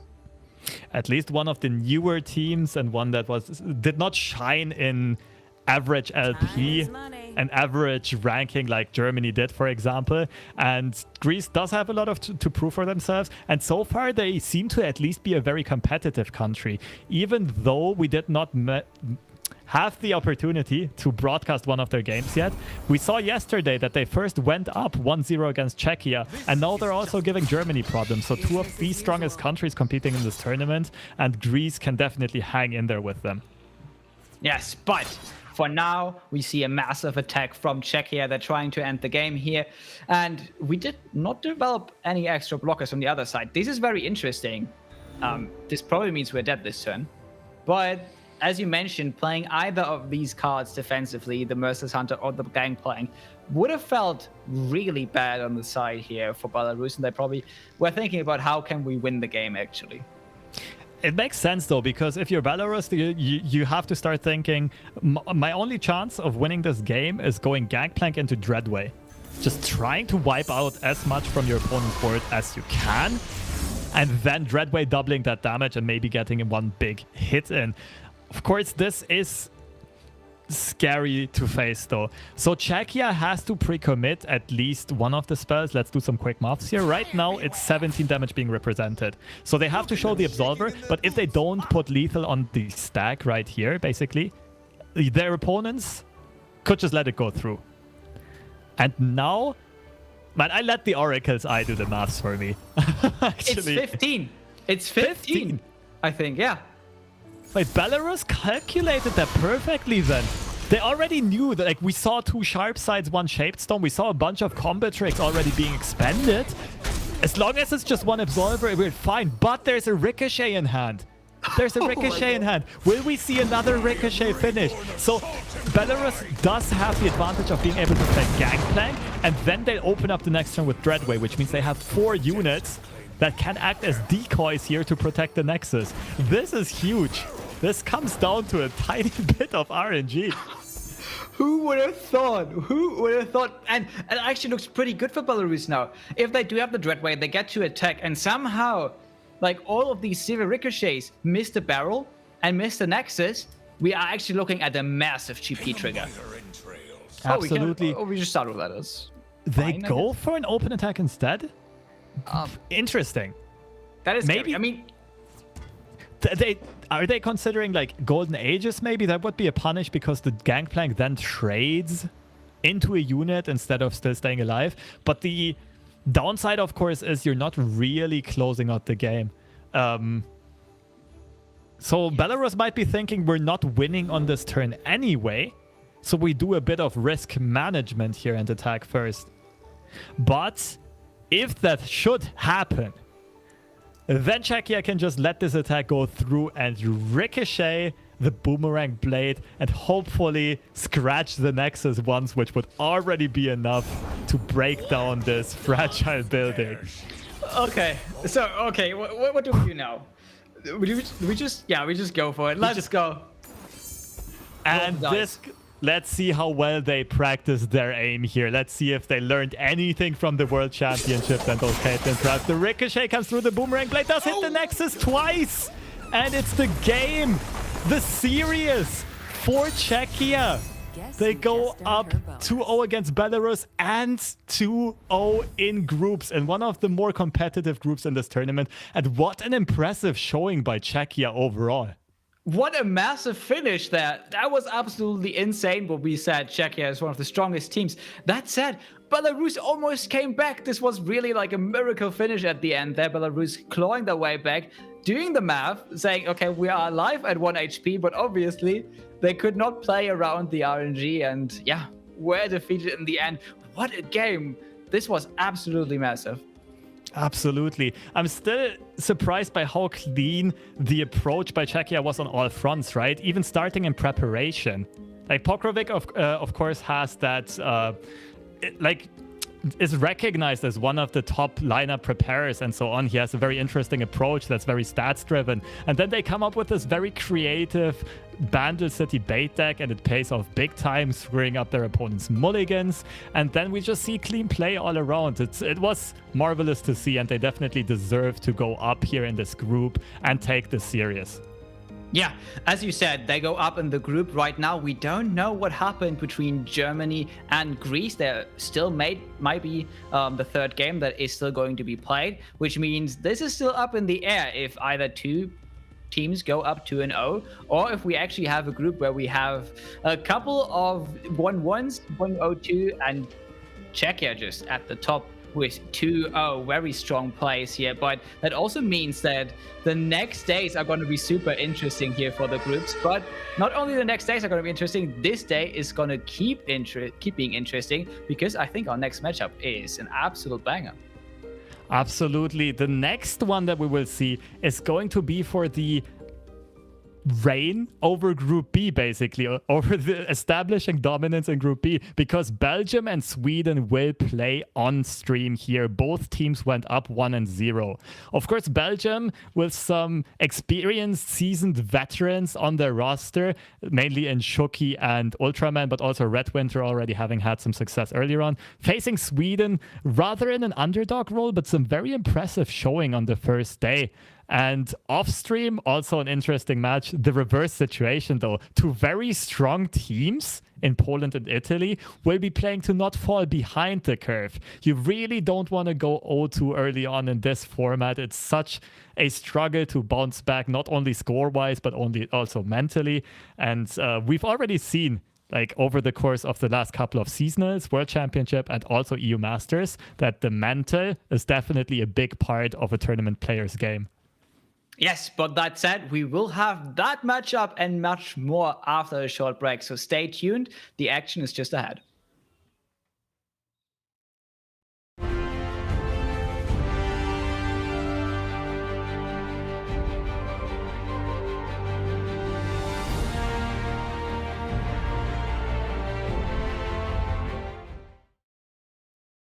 It feels kind of relieving, honestly. Last time around I missed it by one game in the evening and I went on a loss streak, which felt terrible. So being back in feels fairly good, but I also kind of expect myself to be able to qualify when I go for it.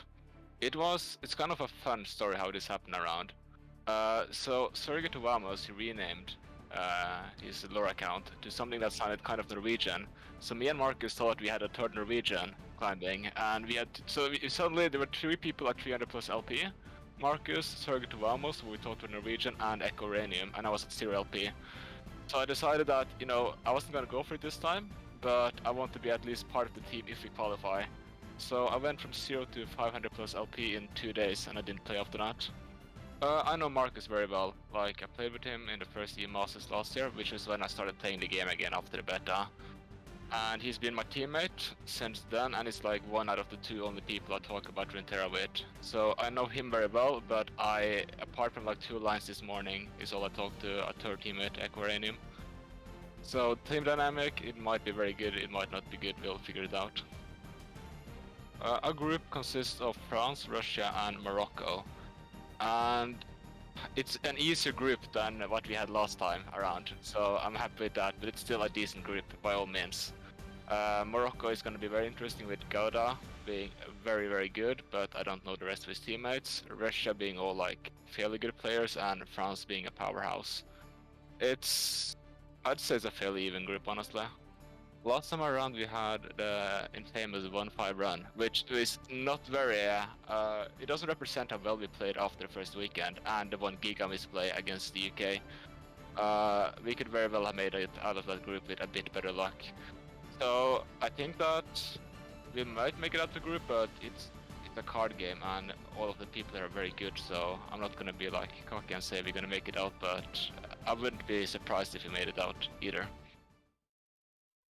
I am very proud of this achievement. I'm also very, very happy that I was able to secure a place for Morocco in this tournament.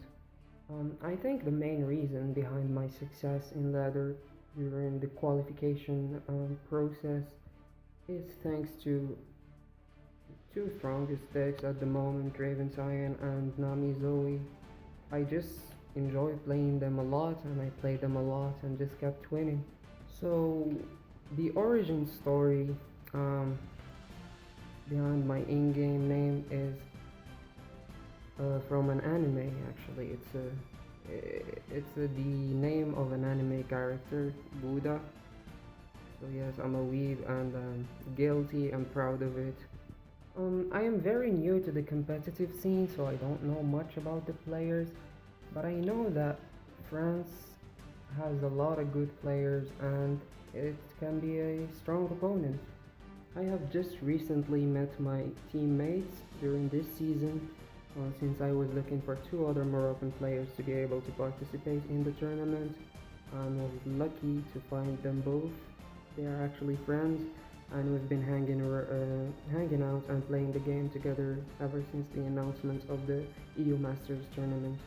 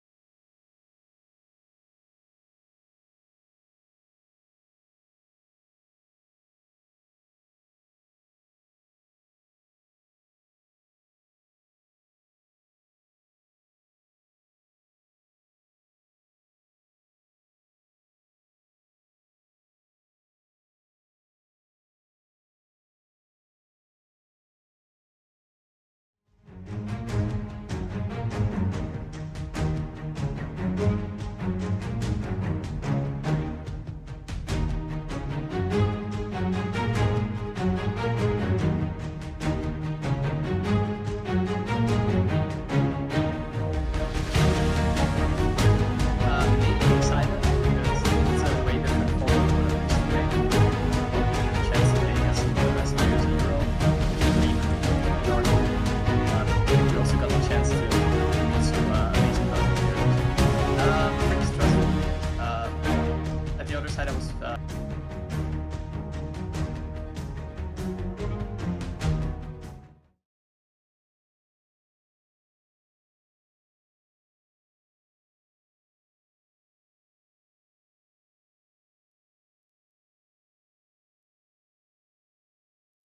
Mainly excited because like it's a way different format than what I'm used to playing. Also a chance to play against some of the best players in Europe, or even the world, you could argue. And also got the chance to meet some amazing Belgian players as well. Pretty stressful mainly. At the other side, I was pretty early Masters already because I had to prepare for the EU qualifiers for Worlds. Afterwards, I couldn't really climb early on. Then I had a pretty decent LP number, but I was like 40 LP ahead of number 3 and 4 from Belgium. And I was like waiting the last day until they started playing, but they didn't end up playing at all. So it was just a whole day of stressing out whether or not they would pass me. I didn't really know them. Like I know who they are, but they didn't really know who I was. So I got the chance now to talk to them a little bit already. They look pretty cool, so looking at to see how we can play together. It's a little bit of a problem because I'm Dutch speaking natively while they are French speaking, so we'll end up communicating in English. So let's hope the language barrier doesn't end up hurting us in the end. I think most people will agree that it's the group of that. But at the same time, it stays a card game, so luck is always a thing. Sometimes teams underperform, like for example, last time France ended up not being as good as you would expect. So this time, who knows? I'm not the most creative with nicknames, so I actually stole this name from my dad. But I do know his story from where the name comes from. So, like when he was younger, so like say 40 years ago or something, they couldn't play like video games on the PC, so they would have to go outside and play regular like fun games. And one of the things they would play is like Cowboy and Indian with his friends. And one of the names they utilized was Red Winter as an Indian, which like stood for a bloody winter or warfield. It was pretty hectic because, like, I think it was when it was 7 or 8 days left, I didn't even know about the tournament. So Arren contacted me when he was at 500 LP something like that, and asked if I was gonna join. So I was still plat 4 and taking a break from last seasonal, and I just took one day finding a deck to make myself comfortable with, and then I took pirates all the way, basically. Yeah, obviously can't say if it's positive or negative yet, but obviously it's a different voice. Simon is pretty experienced in the game and has been around for a long time, and obviously it changes a little bit, but I think it's gonna be fine. Obviously Aaron has proved that he can do good scores in the ladder too. It's pretty new. It's just a few years old. I was playing Star Wars Destiny with a friend, and we played it on Steam. And when we were arguing about different plays, basically, I usually, for fun, of course, took up my more crowning achievements in Star Wars compared to his. So he was starting to call me Mr. Humble, and then I just changed my name to I'm So Humble and started playing the Lonely Island song for him. And it just stuck with me. I would say so, yeah. Belgium and Poland, we played very close with them last time around. Went down to some few top decks, and I have no intention seeing them as like weaker now than before.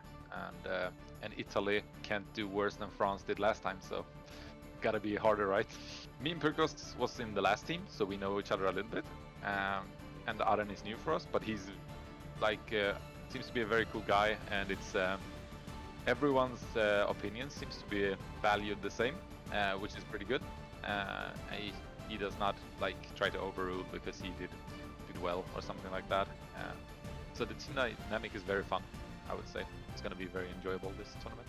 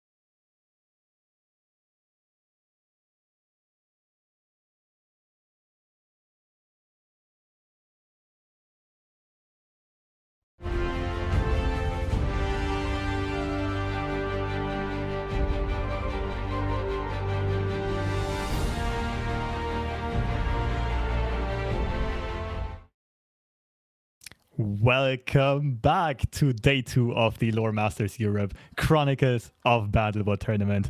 And yeah, we've already had quite some action today. What a sweet finish to a very, very well played series there by Team Czechia.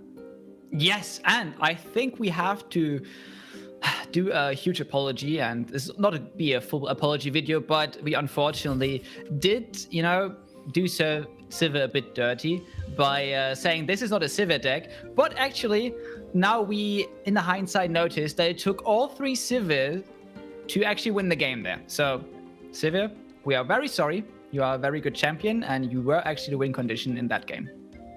Alongside action, just the perfect duo, basically the anime couple carrying Czechia to victory. Yeah, Czechia definitely showcasing why Sivir Akshan, even after these nerfs, is still a top-tier tournament contender. A very balanced matchup spread, a lot of 50-50 matchups, as we saw on the graphics. And in the hands of the right pilot, and with the right little bit of fortune on their side, it can definitely take down anyone and anything. But now coming up, we have another very intriguing series. We will be going to the top dogs of Group B. We will be going to the match of the 2 teams that are already 1-0 in the group and will be battling it out for dominance over that group. And this will be Belgium versus Sweden. I think I'll start off by introducing Belgium here. I'm very familiar with these faces. Ultraman has been in the tournament scene, in the grassroots scene, but also in the seasonal scene and so on since day one, basically, since the early beta days. Shuki also very known as a consistent ladder player and a tournament grinder. And rounding out that lineup is Redwinter, who has made a top 4 placement in the very first seasonal, also a World's Championship qualifier. And similar to the Czechia situation, the average LP was not all that high. The 10th seed is very deceiving for Belgium, but they are tournament experts. We did see them get creative in the last edition of EU Masters, and I think they're also very worthy contenders here. Yeah, especially Ultraman there as team captain, I think is the player with the most amount of Fight Night wins in EU. So very, very impressive. On the other side, we also have a team that is gelling together pretty well. We have I'm So Humble and Pyrox, like 2 players that played together in the last edition. Now the team captain, the previous team captain, Salty Simon, not there anymore. So he is replaced by Aaron. And so far, it's very strong showing on day 1. Let's see if they can continue. And especially if the synergy between I'm So Humble and Pyrox is going to turn out as the winning factor. But I think we are going to go into picks and bans now. Absolutely. I can't wait to see what these lineups will have in store for us. And so far we see mostly rather common and meta decks, but in Belgium's side, 2 champions that we have not seen in this tournament so far. And those are Tahm Kench and Soraka. Yes, I mean, we said it. Bandlewood is basically Starspring's bigger brother, but the little brother gets to play too. It's his time at the console. And now Soraka and Tahm Kench are here to maybe take a game off some control decks that we don't really see on the other side though. Now we see some similarities in lineup in the Poppy Ziggs burn deck, but definitely Belgium side is more control oriented. Darkness, TK Raka, FTR. But on the other hand, Sweden's lineup looks very tempo-oriented. They're playing Zed, Lulu, Elusives. They're playing the Poppy aggro deck. Every deck they play is either aggro or mid-range, basically, with the exception of Nami, just because it's Nami, to be quite honest. Yeah, Nami somehow found herself in every of these lineups, except, obviously, at the very beginning, Serbia, very interesting lineup. Did not play Nami, but here, Nami, Zoe in both lineups, and I do expect this to still be a ban, although we have some solid options going up against it. We do have, for example, on the one side, we do have a bit of aggression with the Lulu and the Zed, and then we have the Poppy and the Ziggs. You had to separate Lulu and Poppy there, because Lulu and Poppy is actually a bit more favorable than Lulu and Zed, but those are 2 aggressive decks that can hold their own against Nami, finish her before she can get the huge pop-off. But many of these decks actually fail as soon as Nami gets on board and a Sparta can stick. This is just a fail point for many of these decks. So I think we can expect Sweden to rather lean towards banning some of these control decks. Maybe the Feel the Rush deck, maybe the Darkness deck. I think they leave Zoe Nami open because most of the decks on Sweden's side can outrace Zoe Nami. For example, that deck that just got banned. So Belgium does not want to have any of the Poppy Ziggs shenanigans. I'm not sure if they're intimidated because they don't know which deck that is after all, or just by the sheer power of the aggro deck, but definitely a wise choice and a very common ban in this format. Yeah, and we still have Siva Akshan on Sweden's side. Siva Akshan was the most successful deck encountering Zoe Nami in the World Championship, so I do expect that to also be a deck that Belgium could look at banning. If they pick up on Sweden's strategy to not ban the Zoe Nami, they might want to ban the Siva Akshan just because it's a deck that performs so well into Zoe Nami, and is a deck that can also perform, could feel like, into, for example, Darkness, could also perform into Soraka Tahm Kench, although it might have some problems in that matchup. One interesting fun fact here, Belgium yesterday also banned Poppy and banned Zoe, which does make me think that they might be leaning towards doing the same again. They have a similar lineup to yesterday for the most part, and this might show that they want to play these FTR and Darkness decks, which are mostly good into what Sweden has to offer there. The one big problem is going to be Lulu Zed Elusives. Lulu Zed probably plays Rangeless Resolves, Sharp Sights, and Twin Disciplines to keep their threats alive very mana efficiently against the AoE removal and the Darknesses, the that are so expensive at the very start of the game. I think right away looking at this, Lulu Z is going to be a decent pick for Sweden. For Belgium, it's not that evident in my eyes. So we do have Fear the Rush, which could be a decent pick just because it's really good. I feel like against the Bandle tree at the Pink City deck. It can perform against Lulu Z, especially if we do see less copies of Ranger's Resolve. I don't know if it's that good into Ponder or Silver Akshan. Probably the matchup is a bit closer, and it is actually Pink City against Silver Akshan, which is an interesting matchup because I do think Pink City is favored here. We will see what the interesting graph will tell us here, but we already had that matchup yesterday. It is definitely a matchup that can be won by both sides, and I am very much looking forward to this. Maybe Sweden actually with the even better read of not going for the Lulu Z. It might have been a bit obvious there, and Belgium also not going for one of the control decks, but rather trying to fight fire with fire by picking Pink City off their own.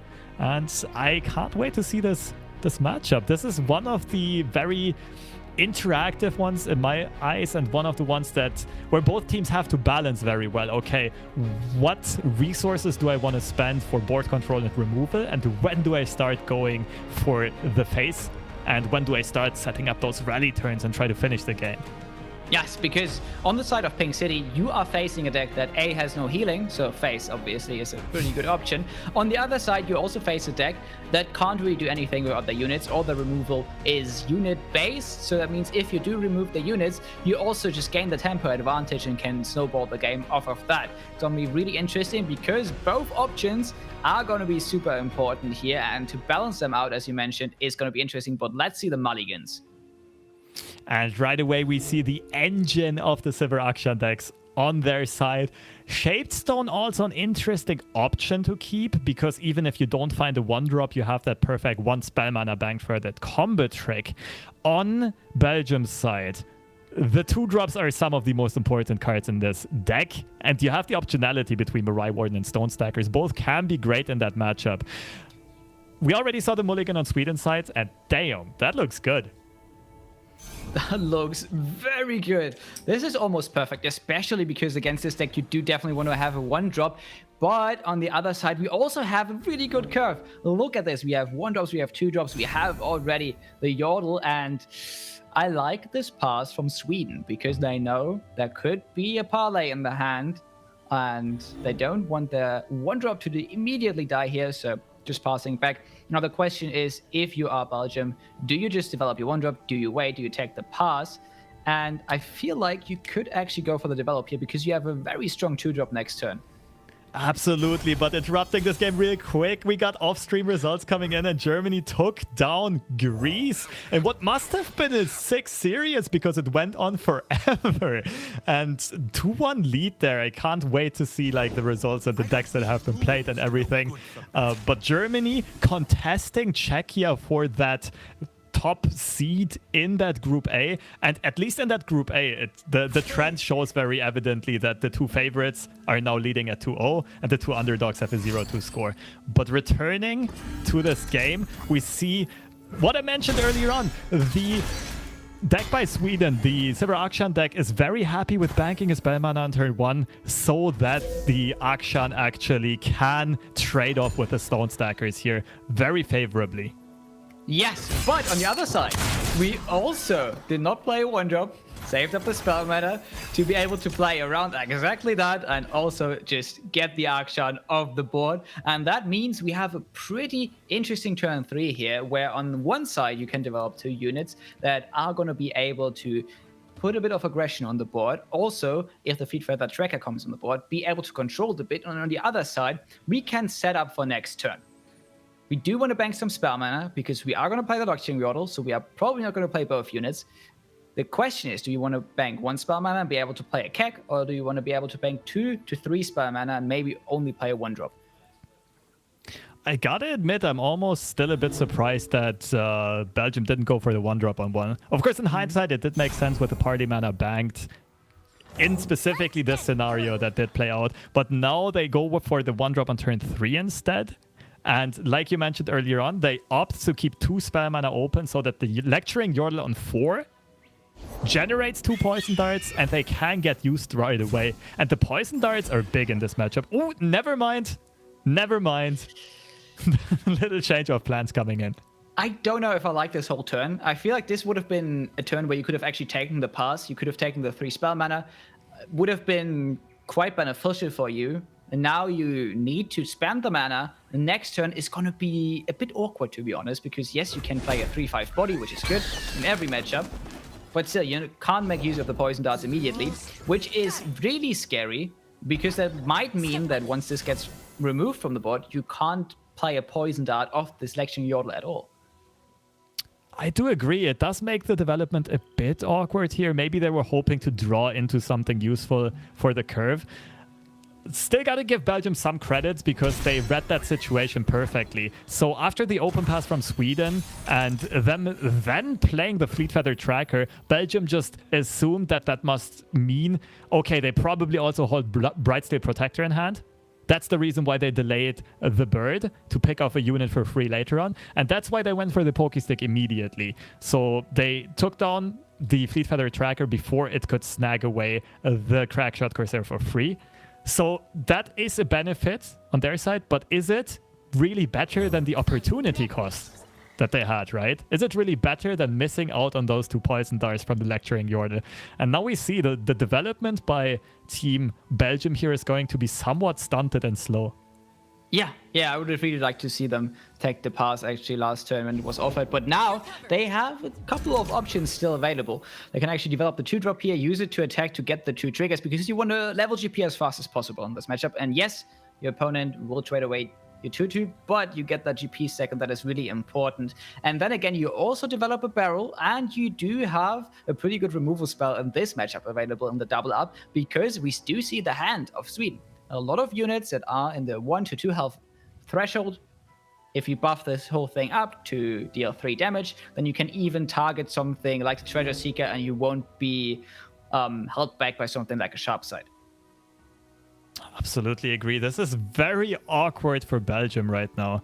I mean, what are the options? You either send a Crackshot Corsair into inevitable doom, or you do the same with a Dreadway Deckhand. And here we see the matchup graphics that we were referring to earlier. We already saw that matchup anyway. On stats, it's very close to 50-50, slight favored for Gangplank TF.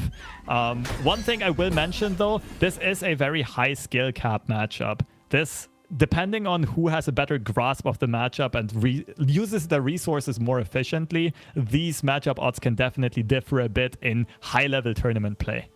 Yes. GP Bandle City, very clever deck. The guys who must have thought of this deck must have been absolutely geniuses. Absolutely. I could not agree more. The creator of this deck, which is just happens to be named Sparkling Iced Tea, must have been an amazing deck builder.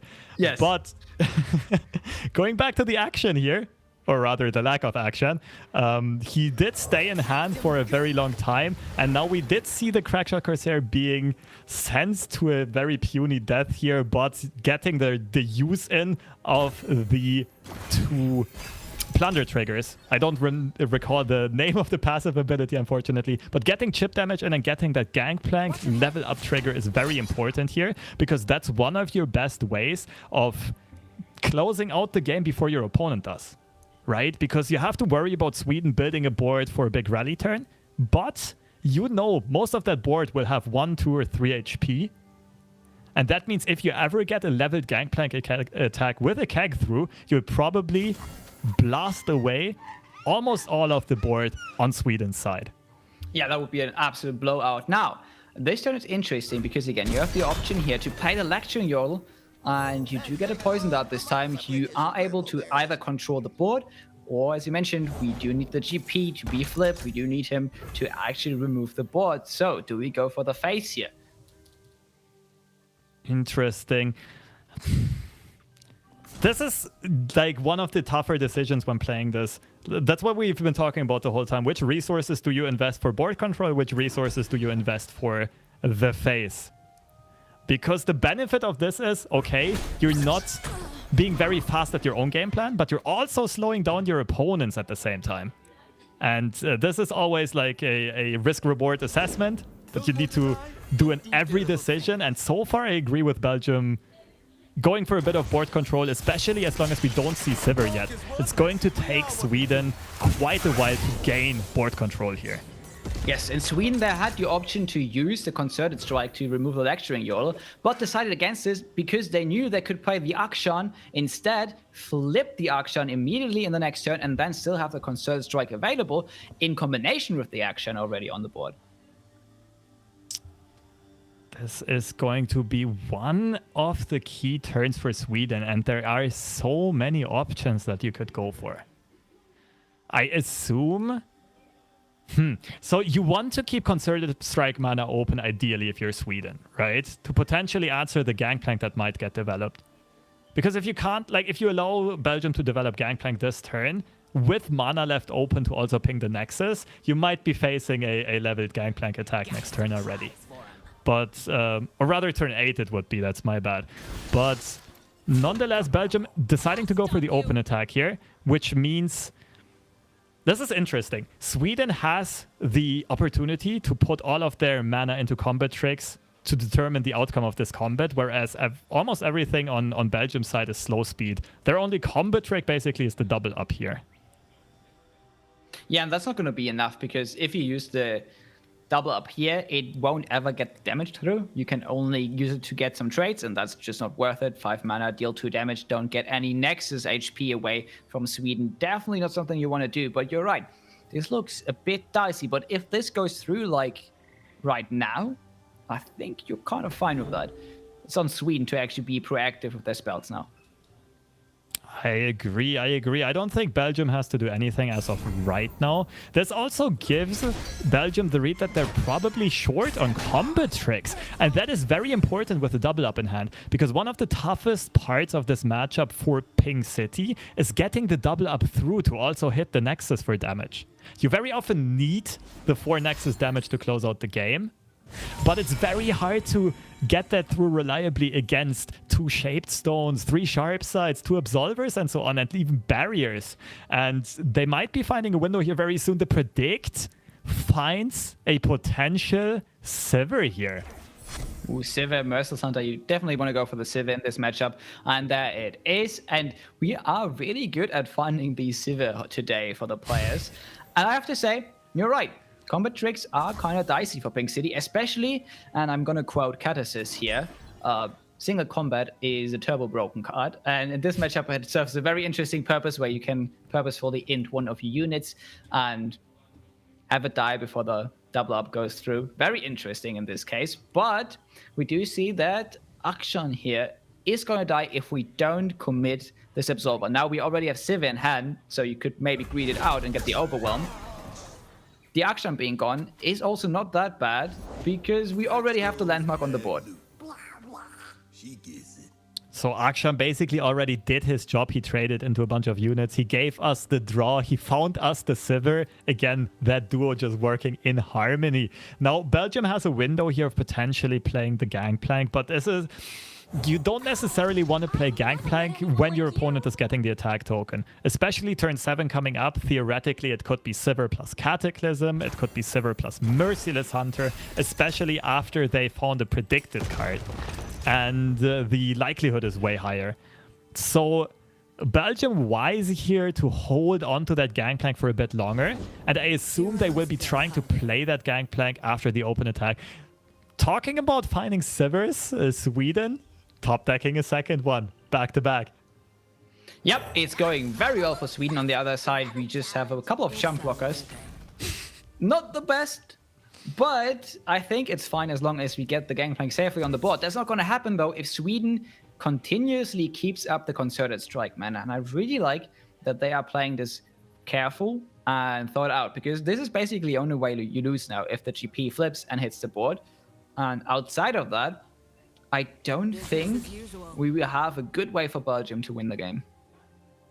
Yeah, Belgium still has a lot of Nexus HP to jump through, but they might find a window of opportunity here. Now, the interesting thing is, of course, like you said, Sweden keeping Concerted Strike mana open. At the same time, they don't have mana for Rally plus Absolver. So this turn is like the last turn where Belgium does not have to be worried about the game potentially ending very soon. Because as soon as your opponent has a leveled Sivir, plus Golden Aegis plus Absolver mana, it can be a blowout anytime. Yes, and the Golden Aegis in hand might make this play a bit better than I originally thought. Yes, GP can hit the board now, but you still have to be afraid of single combat. And even if he does, we do have the Golden Aegis. This looks to be Sweden just putting on the pressure here. And here it shows why Demacia Sivir is such a strong mid-range deck. It's always around this turn 5, 6, 7, 8 when it really pops off, and it can very consistently close out the games around those turns. And even against aggro decks, right, they can withhold the early pressure, and that might be one of the reasons why we're seeing these matchup graphs, why even a deck without healing can consistently at least hang with these aggro decks, or maybe even beat them, maybe even be favored against them. Let's go. We go in with the Bruiser. We do get ourselves, a bit more progress here on the Warlord's Horde. I think as soon as that flips, the game's over. But GP hitting the board now. Oh, wait. That guy is far from being leveled. 3 out of 5. I don't think we got a trigger this turn yet. It's going to be interesting with the parley here. At this point, I think they must have the read, like, okay, our opponent probably does not have any effective combat tricks in hand. They didn't use anything to save Akshan earlier on, and maybe they just parlayed the Brightsteel Protector here, which at least would also make the open attack good. But they do find... This is interesting. So plus attack is very good for Sivir for getting more overwhelm damage too, but of course, Fearsome is insane against a deck that has a majority of 2 attack units. So rendering a bunch of chump blockers useless here. Yeah, that looks very, very massive for Sweden. And on the other side, again, to play the parlay, you might have the read that they don't have combat tricks, but we do see that they do have the Absolver. They would not be able to use it for lethal anymore, but with the Fearsome, they might have a different avenue to it. And yeah, just getting GP further and further away from the level up. Okay, they decide to not go for a 3-2. I really like this. They don't risk it. They say we need the GP stacks. I honestly don't know if I like it, though. At some point, like, you have to think, like, why didn't my opponent save Akshan? Why did they play the way they played? And you have to take risks if you feel like you're behind, right? Mm-hmm. I get the idea. I get that you want to have safety in getting that guaranteed Gangplank trigger, but there is also definitely a case to be made to... Oh, they find the parley, though. So they can level Gangplank pre-combat, at least on their eyes. We, of course, know this is going to be met by a Concerted Strike, and that Concerted Strike will probably be a blowout. Yeah, so the question is, do you want to go really safe, just go for the open attack, push a bunch of damage, have a second GP in hand that is already flipped in that case then, or do you maybe go for the double up? I think the parlay here is a really scary option just because there is the possibility of a Concerted Strike. So they go in for the open attack, and that is pushing a bit of damage. Though, Gangplank can be completely blocked here by the Bruiser.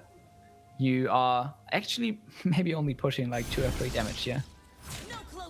The threat makes a lot of sense, though. You don't give your opponent the opportunity to play Golden Aegis or Brightsteel Protector, which would be huge in shutting down this attack.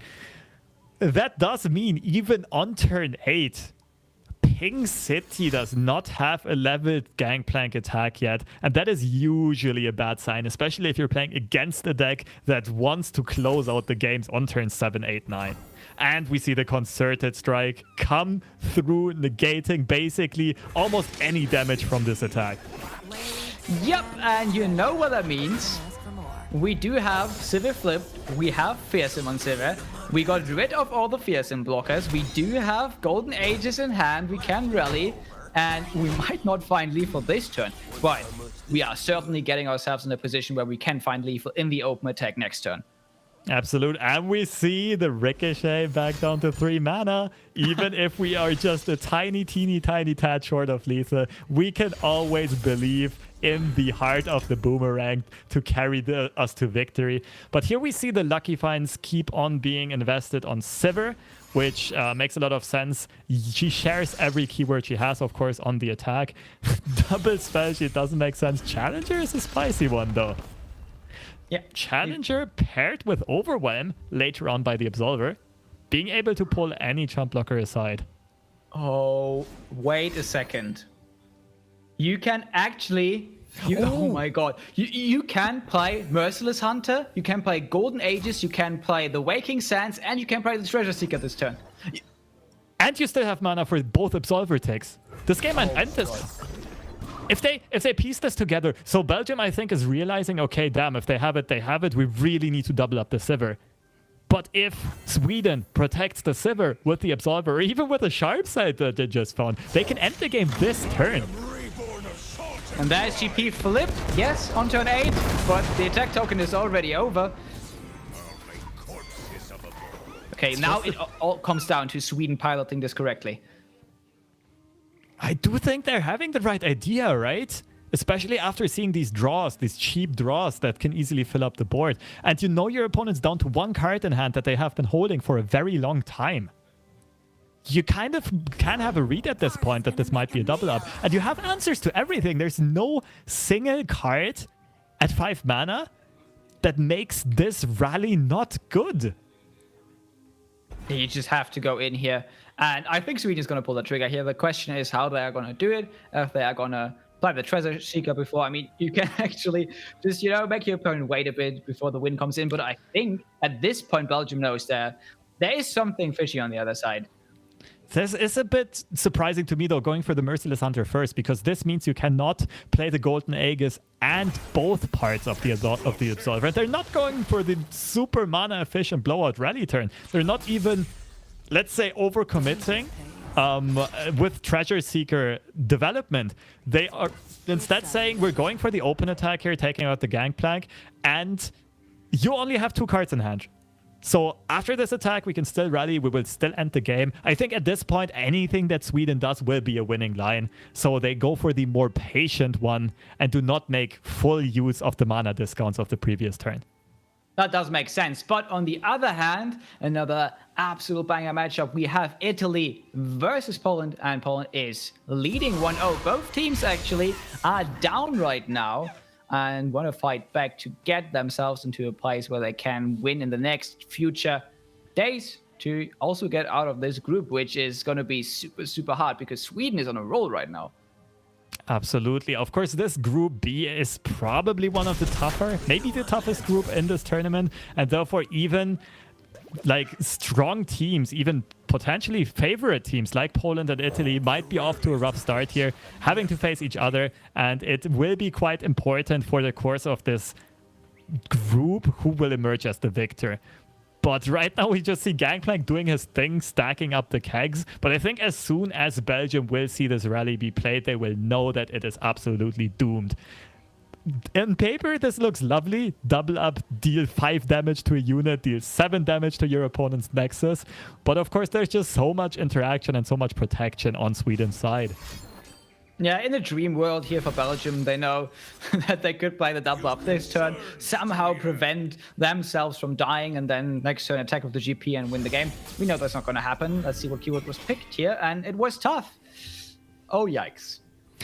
The lucky find does not find the spell shield. That would have immediately sealed the deal for Sweden, because then, there's only one potential spell left in your opponent's hand, and it cannot touch Sivir anymore. They do go for the Ricochet. They want to take out this keg. They want to ensure to get as much as much info as possible before they set up this rally. Of course, this will be met by the double up, but I think this is only going to delay the inevitable doom of Belgium in this game at least. Yeah, I think they decide against all the action when they let them die, but now that means that Sivir here is going to be targeted by this double up, and that means you only have to protect her with the sharp side or with the Absolver here. No, it's the sharp side at this point, to be honest, but it's going to be fine on the side of Sweden. And after we see that, we probably see the surrender coming down from Belgium. That said, really strong showing in game 1 from Sweden here.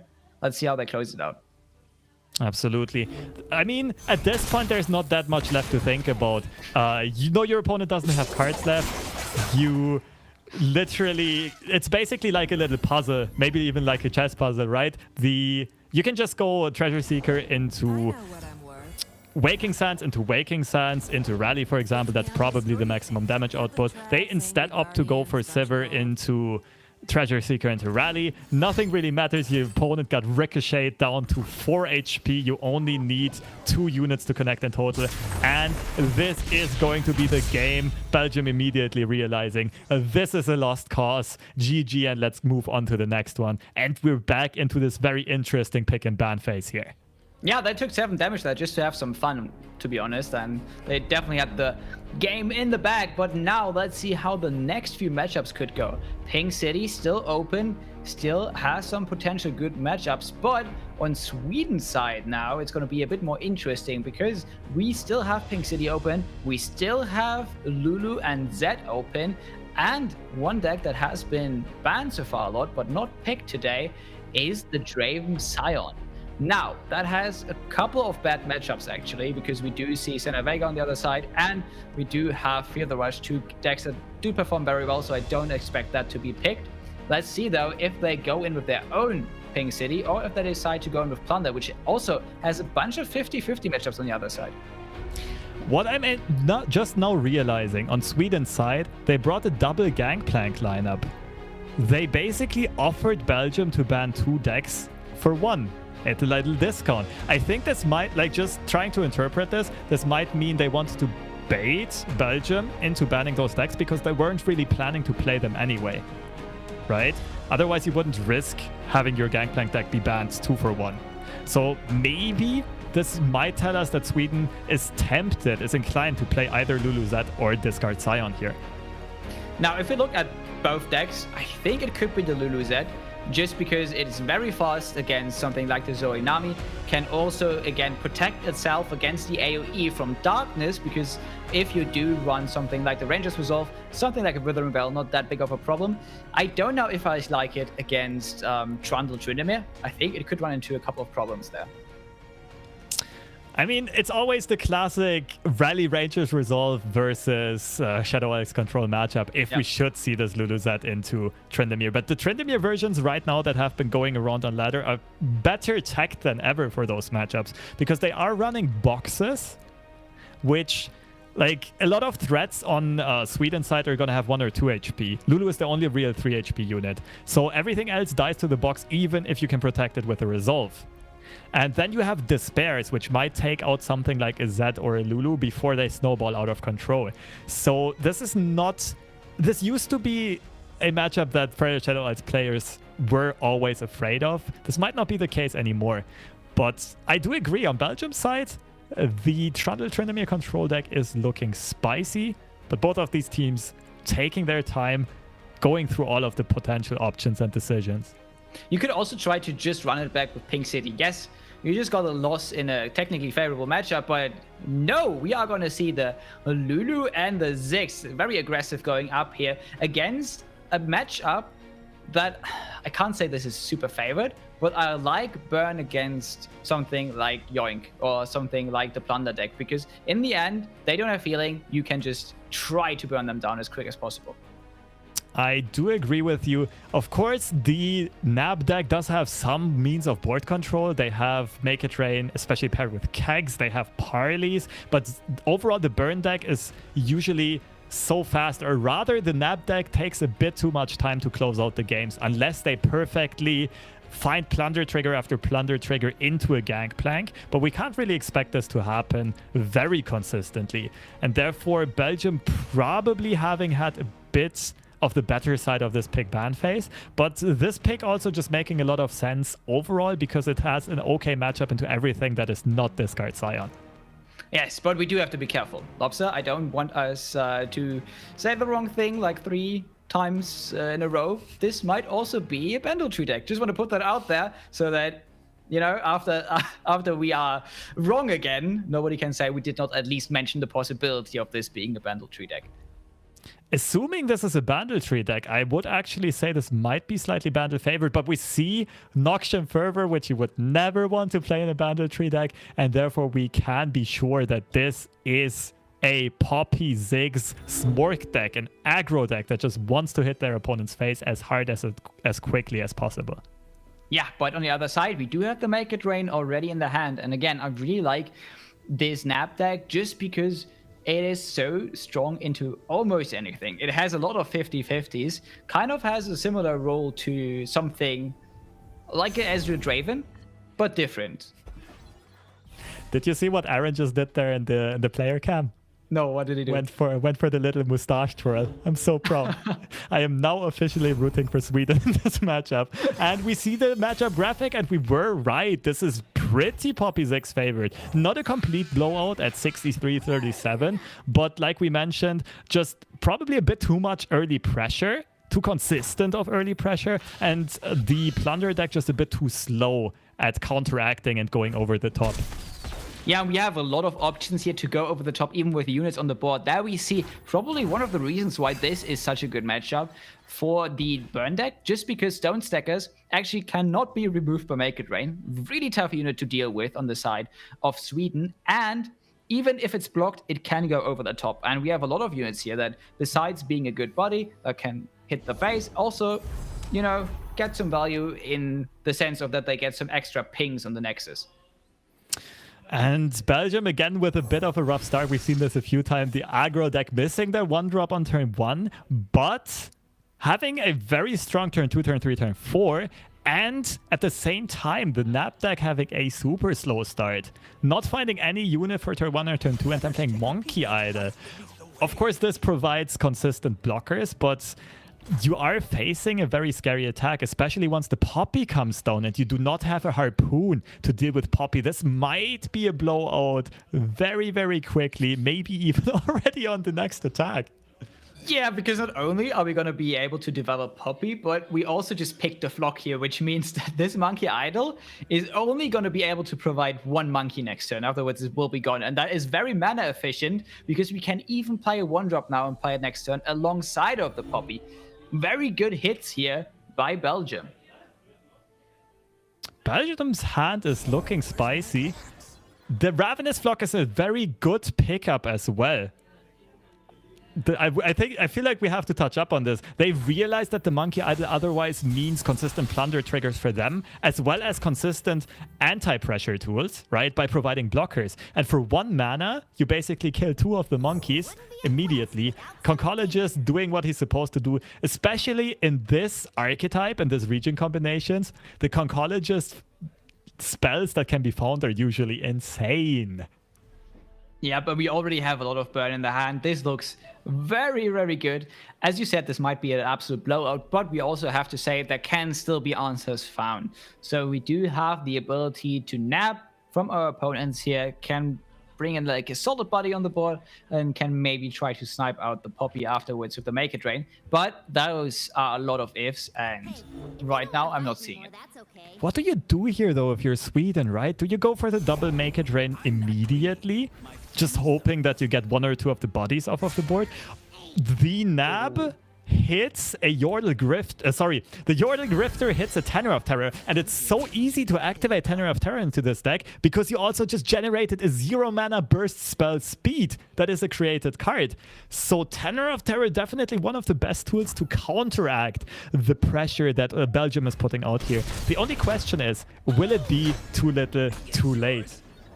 Yeah, because now we have to pray to Iron Jesus, and we have to hope that those Make It Rains hit, and oh my god! You see the confidence in Pyrox's face. You just know they Kobe'd it. They sniped it out, and now the emotions immediately change, though, as they see the Ravenous Block. 1 mana tool to deal with 2 of their blockers and plunder triggers. Just immediately shutting down the emotions is Team Belgium here. You see, I'm so humble. He's not happy about that. And would I fire off the... Oh, they already got the plunder trigger, though. So I don't know if that was intended. I mean, they can do it next turn, but they did it this turn, which is really interesting. But again, as you mentioned, as soon as you saw, they were like, oh, god damn it. Because they are already on 10 HP as well. And that means with 2 decimates now by Belgium, they are basically dead. They are basically dead, definitely. But I do think Sweden was playing through their ults there. They were realizing, okay, our only hope of closing out this game in time is going to be on our turn 7 attack, have a leveled Gangplank, ideally also a leveled Sejuani, and they just go for those plunder triggers, especially because they can find more next turn. with 2 more Grifters in hand, you're not really running out of warning shots. And they go for the nab first. Find a 0-mana blocker, not too bad. But of course, we know, no matter what happens, Belgium just needs like 2 more turns. And they will have guaranteed enough burn to close out this game. Poison Dart, double Decimate, GG. Yeah, they have so many options here. That said, they probably, as you mentioned, need 2 more turns, which means if we somehow get a massive open attack on turn 7 for Sweden, they could potentially win it. There's a lot of ifs, and we also have like a couple of great blockers on the side of Belgium right now, so I don't think it's going to happen. But it's their only way. They do find Gangplank, and it is the best card for that specific scenario that you just mentioned. But I don't think it's enough to punch through 17 Nexus HP. If you had a Dreadway on board for double damage, maybe you could have done it. But right now you're just in so much trouble. Especially now, Belgium even finding the opportunity to play Dart into Decimate, set them to 3, and then threaten to close out the game with just a Fervor at fast speed, which would even beat an open attack. And you have the perfect units for Fervor too. Your Yordle. Lecturer still at 3 health, and Stone Stackers being tough at 2 health also. The only card that can remove those 2 units would be a Harpoon, and so far we have not seen Sweden have that, so I think Belgium is pretty safe here, and this might be an absolute blowout, which is going to get us into game 3 though, because that means at least the series won't be a blowout. Yeah, this looks like it is going to be checkmate, because of course Belgium doesn't have to go for the Fervor. They don't even have to risk their opponent having a Monster Harpoon, because I think Sweden will not be having enough pressure and stats on the board to even threaten lethal on the open attack. And then they can just let it go through and play Decimate instead. And it's just a checkmate situation. You know there's nothing that the Gangplank Sejuani deck can have that can deal with that. And they do go chomp, chomp, chomp on the Nexus. Axe falls down, takes him down to 4. Oh my god, this is everything that was promised, right? We were saying, oh my god, this is Sweden versus Belgium. Those are the top 2 teams right now in a very, very strong group, and they are performing as expected. Both playing their decks just to their strengths to find the victories. 1 apiece respectively. It will be in just a second here as the second X comes down, and it will connect with the Nexus. Shiny mode comes out. GG. And we are going to game 3, back into this pick ban phase that we have already spent so much time trying to analyze. Boom! Just like that, the Axe hit the Nexus, and now we are here. Now, what are you going to pick now? So what is left on the side of Sweden is going to be interesting, because are they just going to try to run it back, or are they going to change up their strategy? Belgium, on the other hand, I don't know. So the Darkness is still open, but I'm not sure if that is a deck you want to go for here. It's probably not. It's risky, right? It is definitely a risky one into those decks that are still open on Sweden's side. The interesting thing is that Sweden has shown us that they are very willing to play Gangplank decks, so my read from earlier on was absolutely off. And I actually have no idea what's going to happen. I'm thinking this whole time that Lulu Z looks good on paper, but they are hesitant to bring it. They're probably hesitant to run into the Pink City deck of Team Belgium. Maybe this is the time to pull the trigger. I feel like for both teams, it is very hard to predict right now what the other team would like to pick. I think if I can rule one deck out, it's probably going to be Cyan Draven. It'd be really funny if they pick it now, wouldn't it? But I think it has a couple of really bad matchups, and if you pick that, you're probably going to lose. So, as you mentioned, we probably are afraid of Pink City, so we are not playing Lulu Z either, maybe. Are we just going to run it back with a solid deck that we just lost with, but still we almost found our way back in with the GP and Sejuani? I do think you might be inclined to go towards a safer pick here with a more well-rounded matchup spread. GP Sejuani is one example of those. A lot of matchups are somewhere between 40 and 60% into that range. Of course, they were a bit unlucky to run into the one matchup that really punishes them here in Belgium's lineup. But now that that's out of the way, maybe Sweden will stick with their strategy and queue it up again. I could definitely see that happening. Yeah, especially if you are afraid that Belgium is going to pick Pink City, I can say that that matchup is very, very 50-50. And if you can just outscale your opponent, you're probably going to win this. And if you have the better draws, you're also probably going to win this. Now, that said, the matchup Into Darkness, I don't know that much about, to be honest. But it also has a pretty okay matchup into Zoe Nami, funnily enough, because that deck is a huge menace on ladder and in tournaments. It would be interesting to see if Belgium just picks it because of that, and they do, and we have both picks predicted. Let's go. Absolutely. Zoe Nami against Gangplank Sejuani. So, of course, on the Plunder deck side, we have access to Monster Harpoons. One of the best and most efficient ways of dealing with Nami, but sometimes it cannot outscale a Nami that already grew through Sunblast Vigor, through Pale Cascades, or through Fleet Admiral Shelly buffs. A very interesting matchup, and one of the key parts of this is going to be who keeps how much mana open. Who represents which threats? Does the Gangplank Sejuani deck represent Harpoon into Make It Rain? Does the Nami deck represent Nami into Sunblast Vigor? Those types of mind games are going to be very frequent, and that's why this is a super high skill cap matchup. And I think by now everybody knows you don't play Nami if she's not leveled. But in this matchup, there is a bit more to it. As you mentioned, you need all the cards to protect Nami. So there could be a situation where you have Nami in hand, you have the Sparklefly, and this could be the perfect situation, but you can't quite pull the trigger just because you need a Sunburst Vigor, you need a Pearl Cascade, or you need a Shelly already on the board. Let's see if those cards are going to be drawn, and Ooh. Looks like Belgium has put their due practice in. Solid Nami pilots finding a double trouble and 2 Namis in the opening hand. On the other side, we see Sweden going for a full mulligan, being rewarded with one Monster Harpoon. We see one interesting tech choice in the Three Sisters, but there's 0 early units. And you absolutely need pressure in this matchup, but they do find the Crackshot Corsair on turn 1, probably the best draw they could have gotten. Of course, just getting early stacks on the Sejuani is super important because a flipped Sejuani can be scary for Nami decks. They have to have the Hush to just hush her immediately. So very, very strong. But look at Team Belgium's hand. It's so nasty. Oh my goodness. How did they do it? How did they do it? I need to take coaching from them. Triple Nami, double trouble. So you have the Turbo Flip, you have the Shelly, you have the Vigor. All that's missing is one cheap unit to stack all the buffs on. And we see in this matchup graphic, it is close to 50-50, slightly Nami favored. And we did mention, it is a very high skill matchup. This could go either way, but right now, looking at the disparity in starting hands, damn, I'm definitely betting my money on Belgium here. Yeah, I don't know if those stats take into account that you draw 3 Namis, a double trouble, and a Sunburst Vigor. So, we are going to have a big problem because all of a sudden the Little Mermaid ain't looking so little now. Double Trouble, of course, generates units that the buffs can go on. Ooh, these might be picked off by a Make It Rain immediately, though. It is, of course, a waste of a trigger. But if you play Make It Rain now, you do guarantee that there is not a unit to receive Nami buffs on board yet.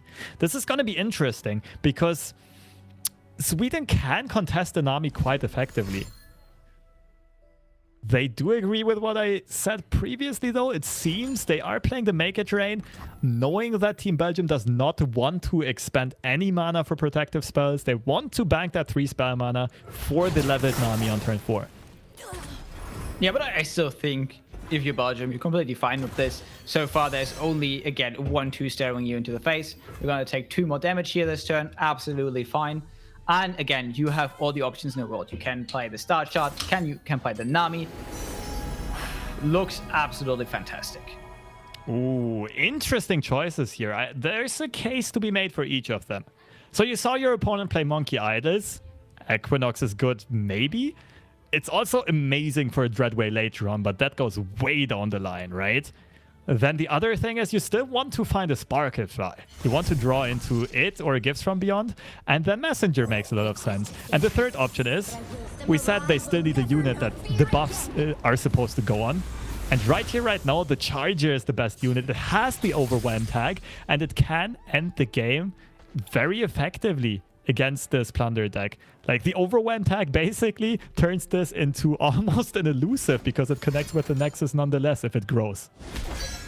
Yeah, and right now we don't have very good blockers for it. 1-2, certainly not enough to kill a buff charger. Ooh, this is perfect. The pass back and not the immediate harpoon actually now gives the option to Belgium to play the charger and then have the charger benefit from a Nami trigger once they do have to inevitably play the Sunburst trigger, because I think we see this harpoon 100%. Honestly, I'm not sure about that burst pass. Because I'm you're right. 100, yeah, right? You're 100% playing the harpoon this turn. The only protective option your opponent can have is going to be a Sunblast Vigor. So you're just giving your opponent the opportunity to make Sunblast Vigor not only grant 2 health, but 2 health and another unit +2/+1. So maybe a tiny misstep here on Sweden's side, which does get punished.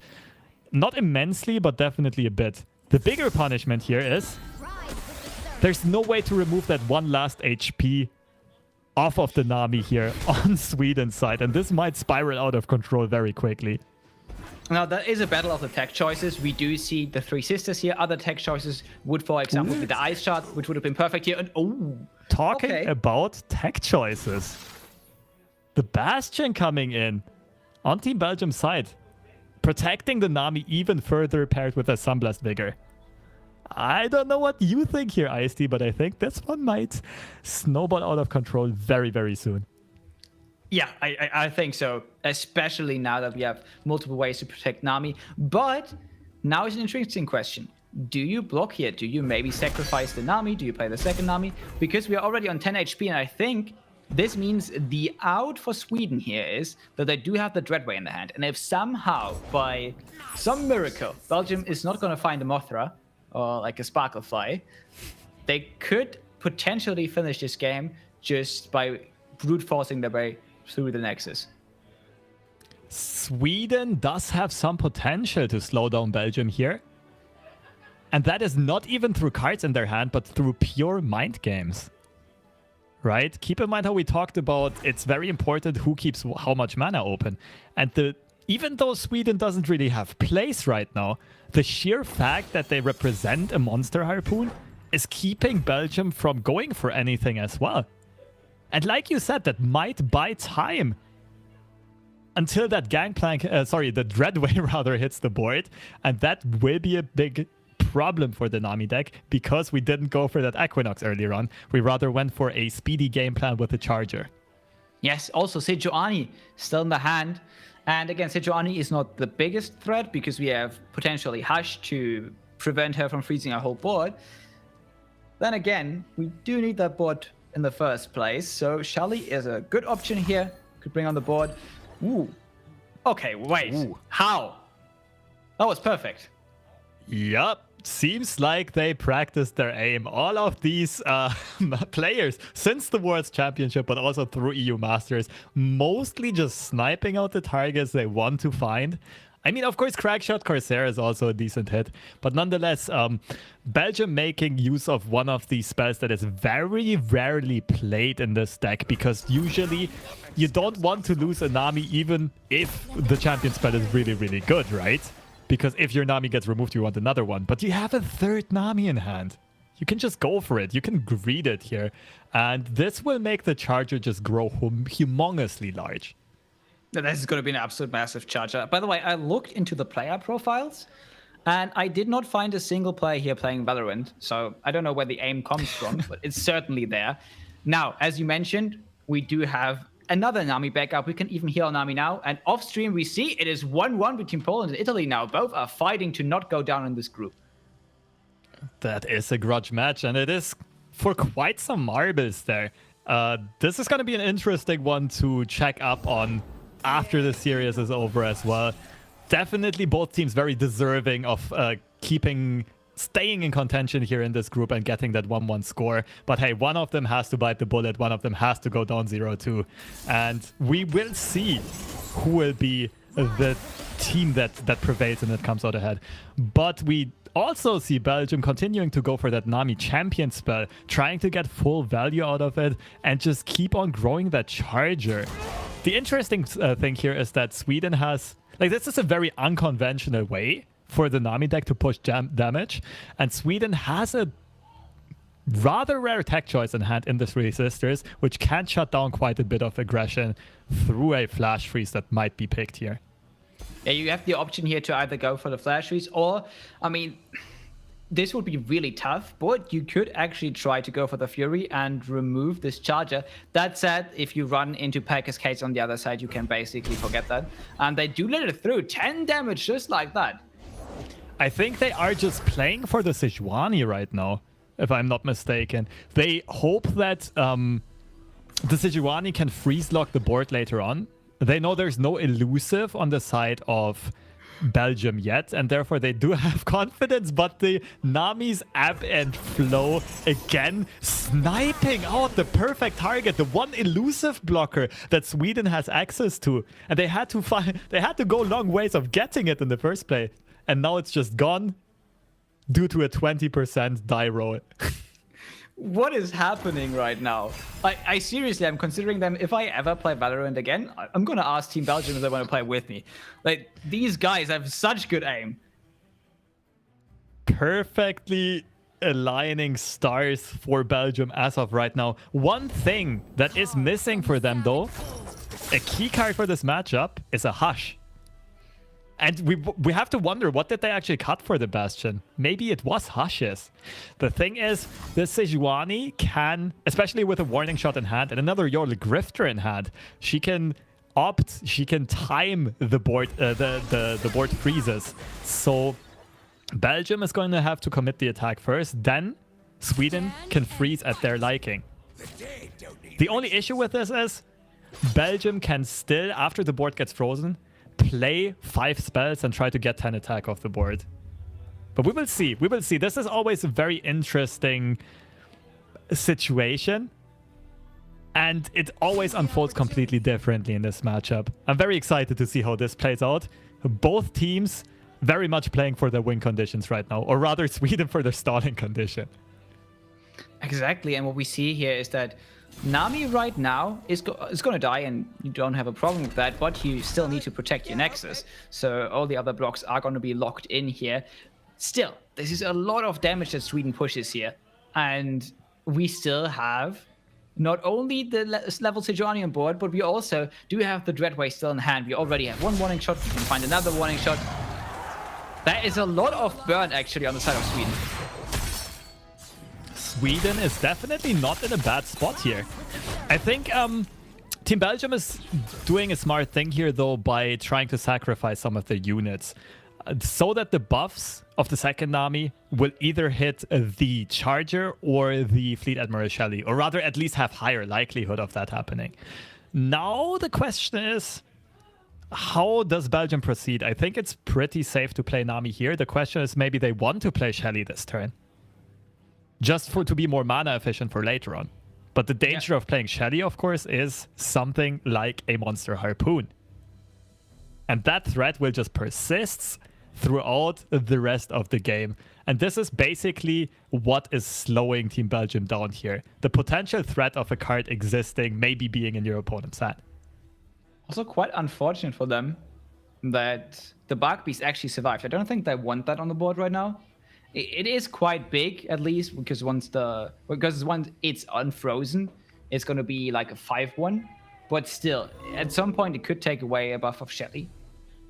Exactly. I absolutely agree. There's also the benefit, though, like if you don't expect to close out the game next turn, then it's good to have the Bark Beast as an additional blocker. But the question is, in the first place, you know your opponent's Dreadway turn is coming up. Will you even survive another swing of that scary-looking board of that big Sejuani, Overwhelm, as well as Crackshot Corsair? You see Warning Shot in your opponent's hand. Line 'em up is another good addition to find, though. That's 2 cheap spells in one. This is going to generate both Shelley and Nami buffs. This will be a very interesting turn here. The downside of Line 'em Up is it has to be played before declaring combat if you want the buffs. And that means it just plays into Sejuani's hands. Exactly. Also, one thing, is that still the same Crackshot Corsair that was played on turn 1? That little Yordle has put in a ton of work. I don't quite remember. It might have been her. It might have been. But either way, Crackshot Corsair as a staple card in this deck really been carrying for a long time. It's just such a consistent way of getting plunder triggers. In this deck, considering how good it is in this deck, one of the best one-drops, one of the most effective one-drops in the game for sure. So we do see... Okay, interesting. We see them go for the Attune mana here. They're basically going for the spell trigger on Shelly, but saying, okay, we will say no to the Nami buff here in favor of the one Attune mana. I think that is because now they are able to play the Knock 'em Down and then play Pear Cascade. They can also play the Sunburst Vigor, and they can play the Waking Sands. They have the option to play all of these cards, which is probably maximizing the effect right now of Nami. Possibly. I think they might also go for a Bastion this turn, though. This is going to be an interesting one. The thing is, are they playing around the Three Sisters in the first place? Because it is a, let's say a somewhat common tag option, but if it's a tag option, it's only a one-off in your opponent's deck. So overall, it's still pretty unlikely your opponent holds it. Do you play around it? Because you have to pre-commit to play around it. You have to play the Bastion first, because both of them are burst speed spells. This is a very tough situation here for Belgium to find the right line to make the best calls. Yeah, this looks really bad. Also, because once Sejuani actually gets down and freezes everything, again, it's so bad that we actually have the Bark Beast. The Bark Beast is going to be a 0-1 at that point. It's going to steal 2 of the buffs. What a nab! What a nab! On the Yordle Grifter, Spell Thief could find a lot of stuff that's useful in this matchup, if I'm not mistaken. Depending on how this combat unfolds, though. So far, it's very good for Sweden that no Hush has been played in that regard. But, of course, nabbing something like a Sunblessed Vigor stops quite a bit of overwhelm damage. The Warning Shot comes down, stalling and freezing the whole board here, but Belgium, of course, very much expected it and kept a lot of spell mana open for exactly this situation. And now the question is, how much damage can they put out? How much damage can they push through? Can they get them into lethal range in this turn? I don't think it's going to be enough, because they have to do some really awkward plays to actually get the buffs on Shelly. Because Shelly is the only unit that can hit through right now. And you have a 0-1 Bark Beast right now on the board.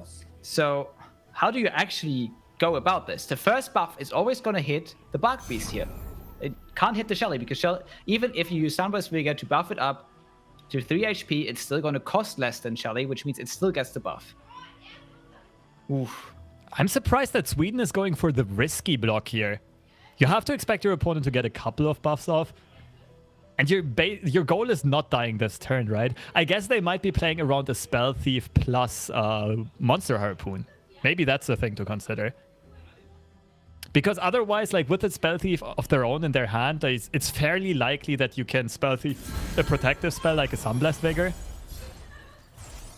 Nonetheless, Sweden deciding to go for this block, which might maybe allow Belgium to find an overwhelm damage here. But of course, them being at 5+2 mana only, it's not too likely that this attack represents a lot of damage, like you mentioned. Yeah, I like going for the Pear Cascade instead of Sunburst Vigor just to get the attack on Shelly. Again, it's not going to be a lot though, because the next buff again is going to be awkward. You either have to use Bastion on the Bark Beast or the Sunburst Vigor, and then you can buff Shelly again. So overall, you are going to push 3 damage this turn, and then afterwards with the Knock 'em Down, you can push 2 more damage.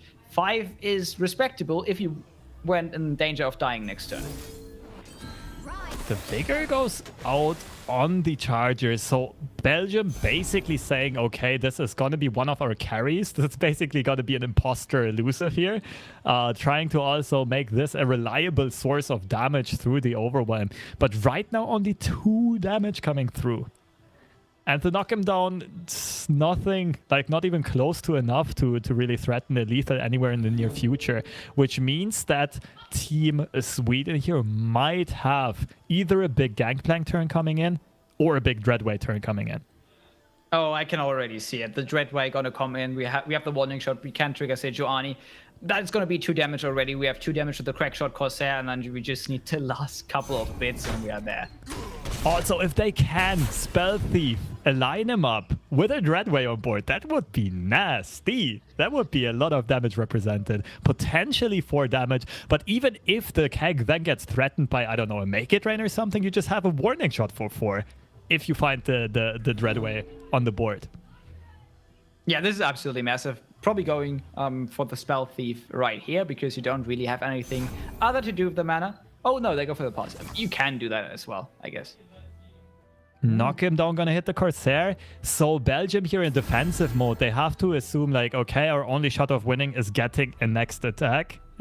Our only shot at winning is not dying next turn. So we take as much damage off of the board as possible. Of course, these Yordle Grifters can get blocked, that's no issue. But they do shut down the direct Nexus damage from the Crackshot Corsair. That makes a lot of sense. They do not have enough mana for Double Trouble now, though. Unfortunately for Sweden, with 4+3 mana left open, they also don't really have an effective play. Could have gone for Spell Thief just for mana efficiency. I'm almost surprised they didn't do it. But instead, they do opt for Gangplank instead of Dreadway and threatening this massive attack with the keg on the board. Okay, now everything makes sense. I was like, why don't you use the Pale Cascade to save the Crackshot Corsair? She did so much for you, at least do that for her, but in the end, they didn't want to play Dreadway anyways, and we're going to go for the GP, and now it makes much more sense to keep the Pale Cascade open for GP for Sejuani. And let's see what... I mean, this turn is going to be either lethal for Sweden, or they're going to have a real issue. The interesting thing here is, even though the Birdlefish basically died on spawn, and he couldn't really get his true purpose done, he still generated a Ye Been Warned. And that might come in clutch here. You can pull the biggest unit aside to not block the overwhelms with one of your 3-1 Yordle Grifters here. Double Trouble comes out, so name of the game for Belgium here is going wide to not have to block with Shelly and Nami ideally. But nonetheless, like, we'll have to see how Sweden pieces this turn together. But if they take it slow, they play all of their spells, they go for the Ye Been Warned, this is looking devastating. Instead, this also makes sense. They can attack, and they can either Harpoon or Entomb one of the Overwhelm blockers. Again, they're going to push massive damage here. Ye Been Warned could have now been used to actually also pull the lowest HP unit in front of the GP or the Sejuani, but again, everything's going to be frozen here. You don't need to invest a warning shot, which is really nice. And this whole turn, not playing the Dreadway, not playing the warning shot, going for the all-in lethal, basically gives them the option to still have the warning shot for next turn, so they can survive that one, should they not win this turn. But right now, it looks like it's going to be over. Let's see what the blocks are. You can definitely tell, though, that Sweden is not expecting that Bastion at all. Yeah. Otherwise, I'm pretty sure they would have spent more mana into developing and not going for this. Like, this very much looks like they want to either Harpoon or Entomb an Overwhelm blocker and push lethal through that way. Of course, it makes sense to swing in there right now before your opponent gets a chance to draw into a Sparklefly or maybe find one from Gifts from Beyond or something like that. Potentially, this might get punished here. This... Let's say Impatience here might get punished by the spicy tech of the Bastion. Let's see which line of play Sweden goes for here. But first, Belgium has to commit the blocks, and they also have to hold back the Bastion, and they are doing it right now. So it looks good, and what you said might come true, that there is going to be the try to get the lethal, and in the end, it's going to be all shut down by a perfect tech card. The question is, though, is that going to be enough? Because next turn, I'm not seeing the lethal either on the side of Belgium. We don't have a lot of spells. We would need to find something like Spell Thief to be able to play multiple spells. Oh, they pre-commit. They pre-commit the Bastion. This is so big, like either Monster Harpoon or the Entomb are huge now. Belgium is tapped out of mana. Belgium cannot play any of the 2 spells in hand. And Sweden knows that. They see both of these spells. They know they can do whatever they want, and they go for the Entomb line, something we haven't seen in a long time. An Overwhelm unit, ensuring that this Overwhelm hit also goes through the Nexus by the blocker being put into a Frozen Tomb. GG, a creative way of closing out the game here on Sweden's side. And I am very surprised by that finish. I'm surprised by the whole game. 3 Namis weren't enough. 3 Namis weren't enough to win here. What is happening? I don't know LoR anymore. Like, when did you ever see a game of Nami with such a perfect opening hand and yet not managing to close out the game? Especially if we saw the opening hand on Team Sweden's side. It looked absolutely garbage. And somehow they managed to get enough plunder triggers, and of course they did draw some very good additional cards. The Crackshot Corsair on 1, which put in some heavy carrying in this game. But the last turn was super interesting, and I'm wondering if the nerfs kind of just got to the players, because of course we knew the hands. We're a bit biased here, but it seemed a bit impatient on both sides. Like, Team Sweden could have played some more stuff before swinging in. And Team Belgium could have also maybe not pre-committed that Bastion. They kept the Shelly in the backline, right? And technically, if that swing goes through, you're fine. The Shelly is... I suppose the Shelly gets frozen later on. It is tricky either way.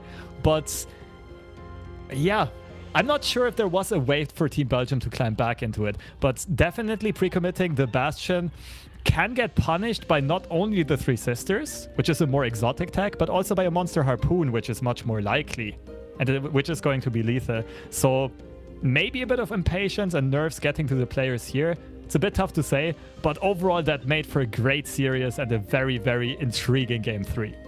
Yeah, I mean, this was everything we expected from this. Those were the top 2 teams of the group right now, just clashing it out, and we have Sweden coming out ahead, which gets them into a very, very strong position. But I do think that Belgium can come back from this, so the next few days of group stage are going to be so spicy, especially in this group. Especially in this group, indeed. We don't have the final results of Poland versus Italy yet. That is going to be a nail-biter and a very important one to keep your eyes out on. But without further ado, we will soon be advancing here on the broadcast to Group C. Another one of the more wild groups, let's say. We will be having the matchup Norway versus Morocco later on here, which is also going to be the game of the day. And that is a very interesting story behind these matchups. They're in the same group as France and Russia, who will be playing off-stream. And France and Russia are already a bit more established, right, as potential powerhouse regions. But both of them have a 0-1 score. And Norway and Morocco are up 1-0. Yeah, that's going to be super interesting, especially both are up 1-0, but we have the young guns in Morocco going up against some very seasoned tournament veterans. The whole team of Norway is absolutely stacked with experience, so I'm going to be interested to see if that's going to get them ahead in the matchup, or if the new creativity from Morocco can actually give them the win. Absolutely, and both teams are out for something to prove, right? Norway, the last time they were in EU Masters, had an unfortunate showing. They went, what was it, 0-6 or 1-5 in group stages, and they definitely want redemption, especially with the caliber of players they are. They have had a lot of success across all types of tournaments. The one that's missing is LoR Masters Europe. And Morocco, on the other hand, the new kids on the block, but being led by Gouda, who has been tearing up the ladder recently, consistently getting to rank 1 and reclaiming that spot over and over. A very clean mechanical player and versatile player. This is going to be an interesting one, and we'll be back after a short break in just a few minutes.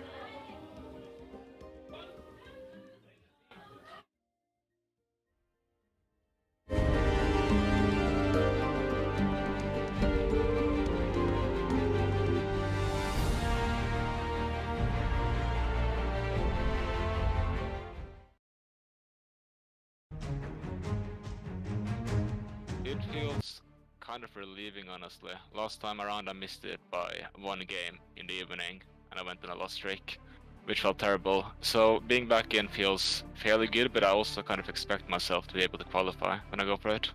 It's kind of a fun story how this happened around. So Sergei Tuamos, he renamed his LoR account to something that sounded kind of Norwegian.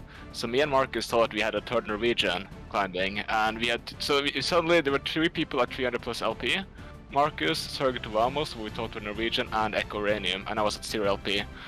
So I decided that, I wasn't gonna go for it this time, but I want to be at least part of the team if we qualify.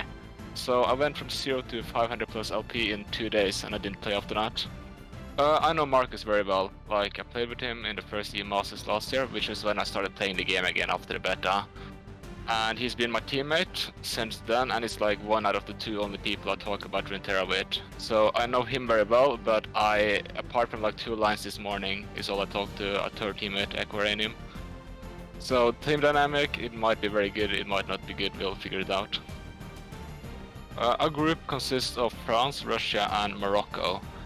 And it's an easier group than what we had last time around, so I'm happy with that, but it's still a decent group by all means.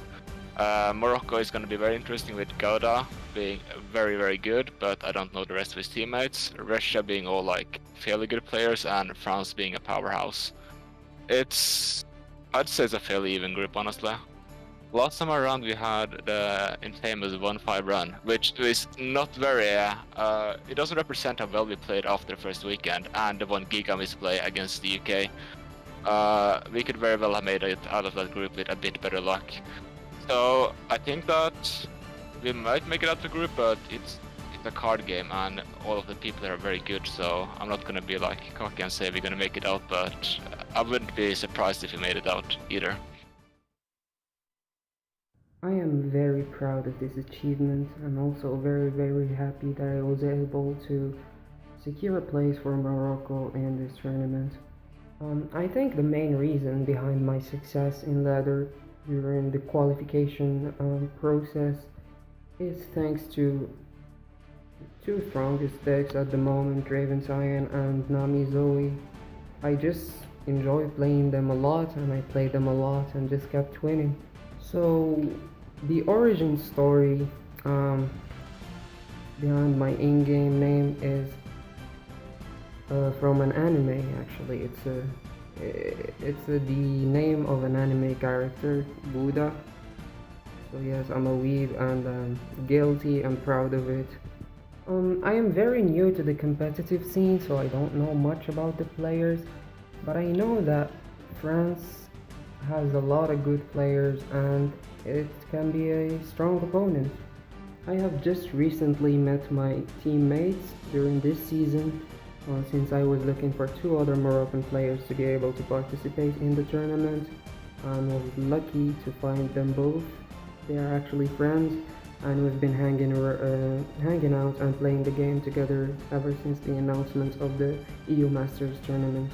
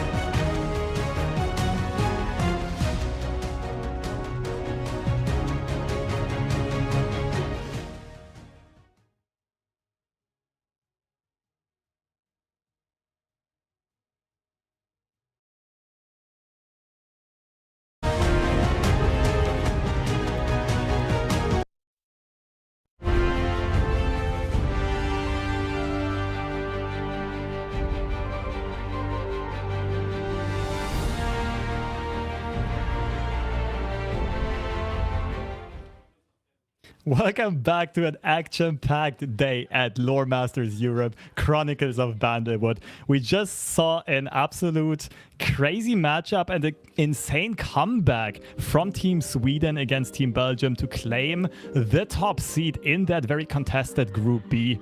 And we will be moving on to our next game, which is also happening to be the game of the day. Oh my god, I'm so excited for this. We've been talking about this at the beginning of the day. This is basically the new blood against some seasoned veterans, and those are both the top 2 teams in their group, so they are battling it out to see who can find themselves a spot from which they are relatively safe to maybe make the top cut. And that means we are going to see some absolute banger matchups today. This is probably the 3rd time I say this, but it's all true. That is the thing.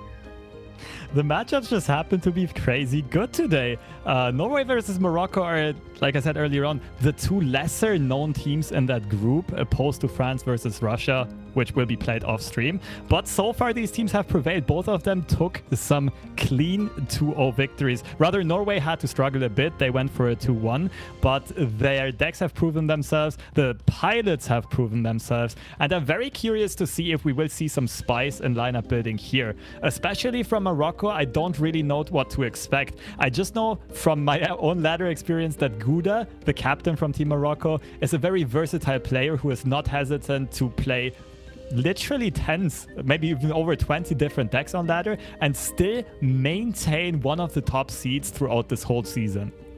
I think he was very close to actually finishing for the EU Masters climb on the first spot in the ladder. So very, very good player, and as you mentioned, can play almost every deck in the meta. But on the other side, we also have some pretty interesting deck builders. I see the team captain in Norway, Trish Fangirl, is used to bring the spice, and here we have both of the teams, and there we see Trish Fangirl there from Team Norway. I'm going to start with him. Is an active ladder and tournament player. I think if you play the game, you know him. Played in the Worlds Qualifier, played also obviously in seasonals, brings the spice. For example, I remember him bring Brom Soraka to a tournament to Fight Night, played in the first Masters of EU as well with his teammate Marcus, who are both in the team Vanier. Has a Hearthstone background and used Zoe Nami for qualification. Marcus, also in Team Vanier, comes from a more seasoned experience when it comes to esports. StarCraft 2 is a prolific tournament player in the EU, longest Fight Night win streak in EU history, I think, and also played in the first Masters EU. And then we have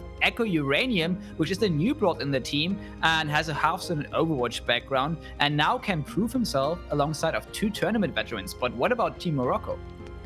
Team Morocco is the biggest question mark of this tournament, I feel like. There is not much known about these 3 players. Gouda even said in the interview himself he's pretty new to this game, to the competitive scene. Of course, has had some other competitive experience in other games, and that seems to translate very well for him, because he's kind of dominating the ladder very consistently, but we don't know how comfortable they are in a tournament setting yet. We don't really know how creative they are, how well they understand those formats and so on.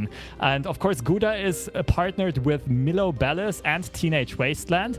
I think both of them don't really have much tournament experience neither. They seem to synergize very well as a team though. So Gouda mentioned in his interview that the team synergy is quite nice, and that so far has translated in a clean 2-0 victory. With that being said, we shall see if this was only like day 1, everyone playing meta decks that are also common on the ladder. And if other teams get more creative, if Morocco can also compete or even overtake them with their own creativity. I can't wait for this one, and I am more than happy to see this matchup unfold here. Also, little side note, what a mustache on Trish Fangirl. Yeah, you two have a battle there going on, but let's see in pick and bans what both teams actually brought, because I mean, you mentioned it, creativity is to be expected, but in what way does it go? And we can see the lineups right here. Right away, we see on both sides some of the more common decks that both teams also feel very comfortable piloting. Some of these are Zoe Nami and Discard Scion. Gouda mentioned like attributing his success to these 2 decks being carried by them, because they are of course very, very strong in the hands of the right player. But we also see some more similarities, both teams electing to bring Feel the Rush Control, or what is probably Feel the Rush Control, and we see 2 Sever Akshans on both sides. Sever Akshan, that's just the EU classic at this point. I feel like, especially in Worlds, EU was the region that really brought Sever Akshan into almost every lineup, which now we see again, it is just such a favorite deck. And in the tournament where you do have to bring 7 decks, it is sure to be found here. Super interesting. But that means we have some interesting bans on both sides because they have so similar lineups. It means that makes banning actually a bit harder for the two teams. Absolutely. You kind of, because the bans are simultaneous, you also kind of have to predict what the other team bans. But continuing off the trend of similar lineups, both teams also play Pink City, and both teams also play Fizz, Poppy, Noxus, which is probably Bandletree on both sides. So 6 of the 7 decks are the same. The only disparity here, the only difference is Lulu Z Demacia on Norway's side, whereas Morocco opts to go for the Darkness deck. This is an interesting one. Pink City banned away makes a lot of sense, I feel like, because it's a pretty good deck against, for example, Lulu Z. It's good against Siva Akshan, and it can also be pretty good against Bandletree and Draven Scion. But the Nami ban, we saw a very strong deck, but it did fumble a bit last game. Let's see how the next bans are coming in, because I feel like this could be one of those matchups where Scion Draven for the first time today could be a deciding factor. Maybe. That is probably one of the intentions behind this this ban on Morocco's side. Getting Pink City out of, getting Zoe Nami out of there, of course, enables Scion, or rather disables its worst matchup, one of the worst matchups here. The ban on Norway's side is Pink City, which might... So basically the one deck that Norway has different than Morocco, Lulu Z, of course, explains why they are not banning Namis on themselves, but they do go for the Scion ban. Yes. Nonetheless. And Morocco for the Poppy Bandletree ban. Interesting one. How do you have any interpretation for the ban so far? I think the Scion ban does make sense because of the first ban that Morocco took. I feel like they were going into the Scion direction. Maybe there could have also been a bait, so Norway was expecting Scion and then they banned Scion because they did have a couple of good matchups left. Now, the Poppy Bandletree ban is super interesting because that means they can lock in their own Bandletree, don't have to worry about the mirror, can also more safely play something like Trundle and Tryndamere and Darkness. And we see the EU special being locked in again by the seasoned veterans. Siver Akshan, a deck that all of those players surely have a lot of ladder and tournament experience on. And Morocco is going for a more interesting one. A Fizz Poppy Bandletree list that Gouda actually reclaimed rank 1 with just 1 or 2 days ago while testing for EU Masters. I actually yoinked that exact deck list from him, and I do think he is one of the best pilots on the European chart on this deck list, and I'm going to be very intrigued by this matchup. This is a very dynamic one. Usually Siver Akshan is fast enough to outrace the Bandletree win condition, but this Bandletree deck has a lot of board control tools, and therefore, as long as there's not a big Absolver turn on Siver Akshan's side, or paired with a rally even, the Bandletree deck will have jump blockers for days. Basically infinite jump blockers almost. Also, this is the first time we finally see Poppy and Fizz both in the deck, which makes this deck a bit faster. Also, you have the option of going wide, dropping Poppy and pressuring your opponent back. But also, it makes much more sense now that they banned Scion. It did make a little bit of sense before, but if they want to first pick Akshan Siva just like that, you don't want your opponent to have Scion available. This is probably the worst matchup on ladder right now for Akshan Siva. Both players, both teams came prepared, and I'm going to be interested to see how this first up matchup goes, because it could determine the factor or the outcome of this whole series. And as you mentioned, again, Siva Akshan could outrace this, but because we finally have the full Bandletree deck, the best version Bandletree can be, I might be inclined to say that this is a bit closer than we might think. Absolutely. The best version we can find around here, and maybe in the hands of the best player, of the best Bandletree pilot here in this tournament. That being said, oh, look at Marcus' player cam. He seems very, very intrigued by this matchup. He seems totally in the game. No, but Mulligan is looking great for Norway's side so far. The only issue is you have a great early curve. You also have the token on 1. But what you really need in this matchup are your top-end cards. That's what's going to make you snowball. That's what's going to... Like, you really need a Siver and an Absolver to really punch through at some point on the game. And, of course, the Current Bruiser is also a great way of usually getting multiple hits in this matchup. Here's Marcus found his way back to the game. And we have a great curve on the side of Norway. Let's see if they can make use of it and win the game. But on the other hand, this looks a bit mediocre, but can become very, very threatening as soon as we find something like a Mayor. Absolutely. Mayor is going to be one of the key cards on Morocco's side. The problem is, in this matchup, you have no protective spells for the Mayor on the Banditry deck, and you have a gazillion threatening spells against the Mayor on Norway's side. And we look at the matchup percentages, it is somewhat Akshan Sivir favored according to ladder stats, 56%, and I think that's about pretty realistic in this tournament setting as well. Both decks again are pretty high skill caps and very experienced pilots piloting it. Both have a lot of playmaking potential, and the difference here, though, is that Norway is off to a very good start and Morocco is off to a bit of a slower one. Yeah, pure percentage-wise, I wouldn't take these stats too much into account because, as you mentioned, Gouda is one of, if not the best pilot of this deck, so it becomes a bit more favored in that regard. Still, as you mentioned, very good opening curve here.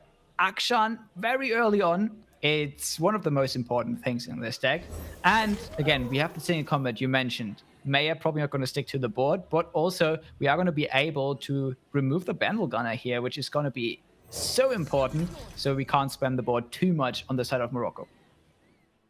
So I didn't touch up yet on the turn one that's where Team Norway opted to not play the Fleet Feather Tracker. I very much like it. You don't want him to die to a group shot on turn one, for example, and you don't really want to invest too many protective spells onto him, but he is going to be very important on turn 3, on exactly right now, because the tracker threatens your opponent's Bandle City Mayor, right? And Mayor is the key card for the Bandle Tree deck. Of course, Mayor and Bandle Tree itself, those are probably the two most important cards. Unfortunately for Morocco, they didn't find either yet. Yeah, also, this not playing anything on turn 1 allowed them to actually keep up mana for the Shaped Stone this turn, which means that Morocco couldn't really use the Pokey Stick, or at least they didn't use the Pokey Stick, which I really like, because that means they did not play into the Shaped Stone too much, but they are going to lose one of the win conditions here, one of the units that are going to be able to spam the board. And let's see what they can get from this top deck. It's very low value. It's that cute, is... but... Another chump blocker.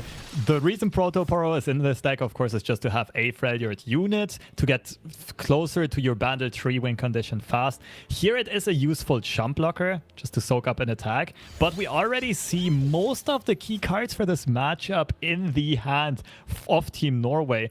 The Tracker and Akshan are already on board. You have Sivir and Absolver in hand.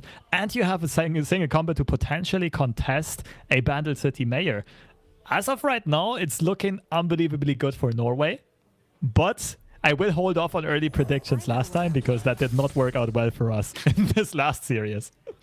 No, not at all. Yeah, that was also the case. They had like a bazillion champions, they had bazillion Namis, and did not work out. So yeah, we should probably be a bit more hesitant here. That said, though, this is probably the fantasy you have in your head when you play this deck.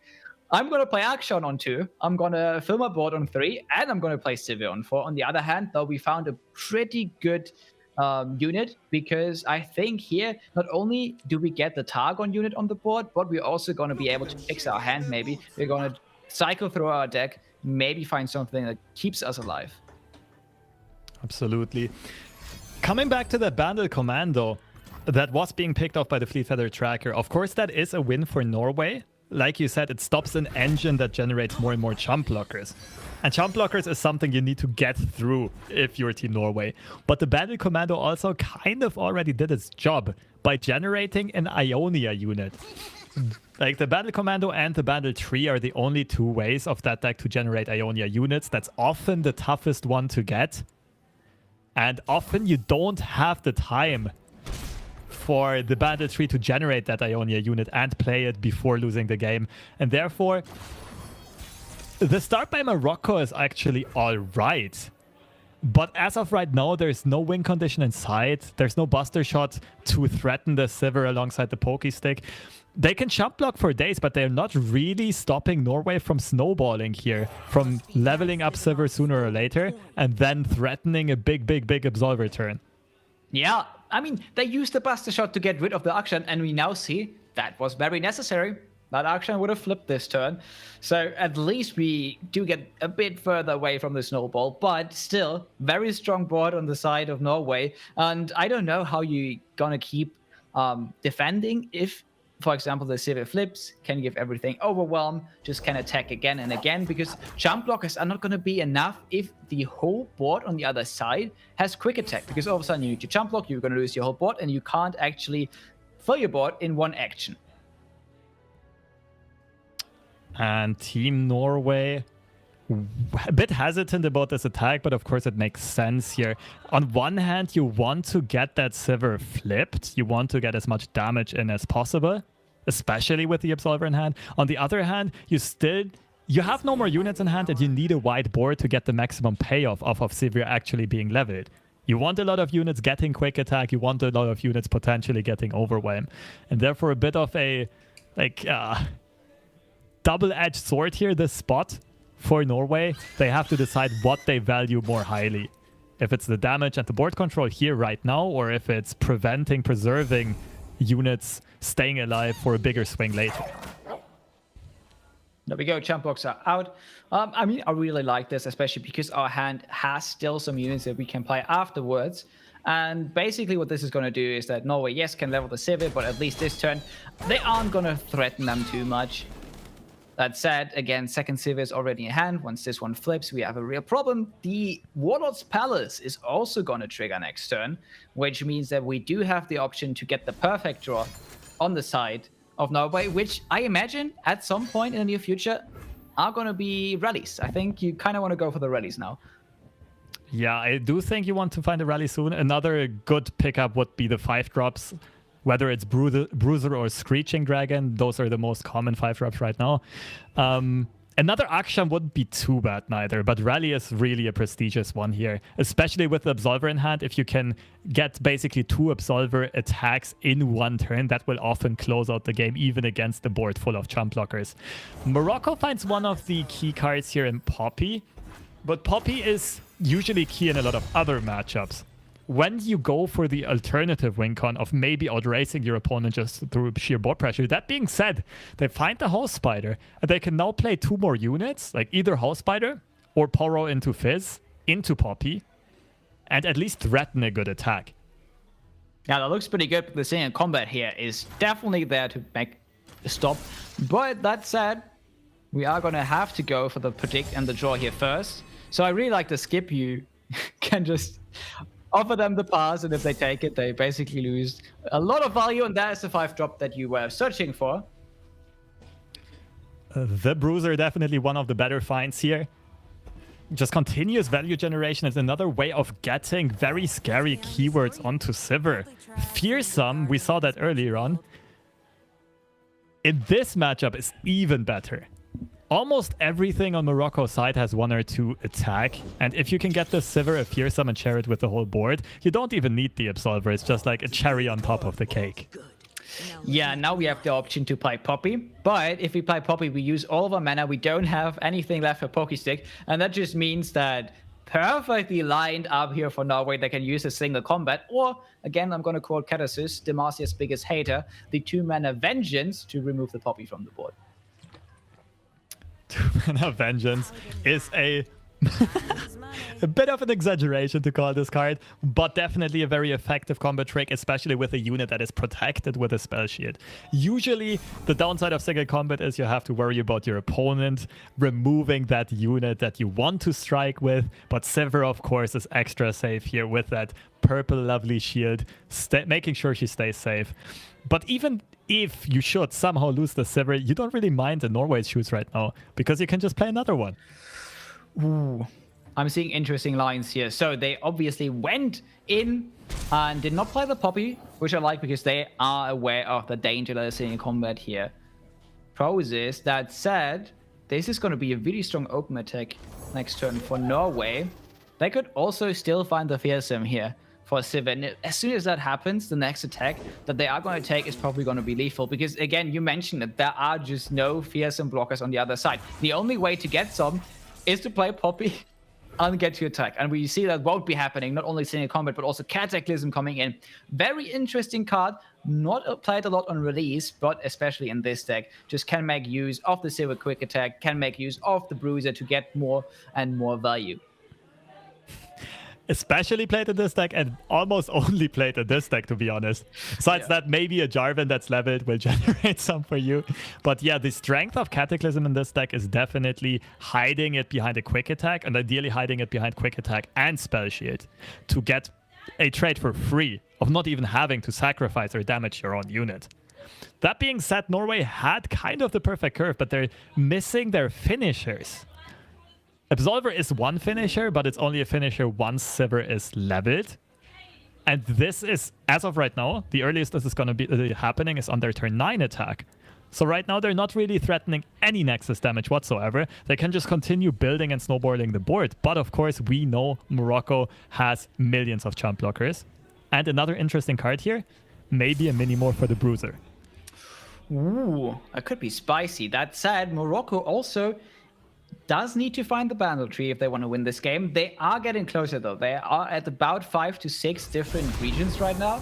So if they are able to survive a couple more turns, they could actually get there. And as you mentioned, right now, they're just too much jump blockers. We're not getting through. So this attack, what it's going to do is it's going to clear the board, which again, for Morocco, not that big of a problem. And they do have ways to fill up the board again. They do have ways to just refill on jump blockers. This is going to take a while, actually. I hope this was over a bit faster.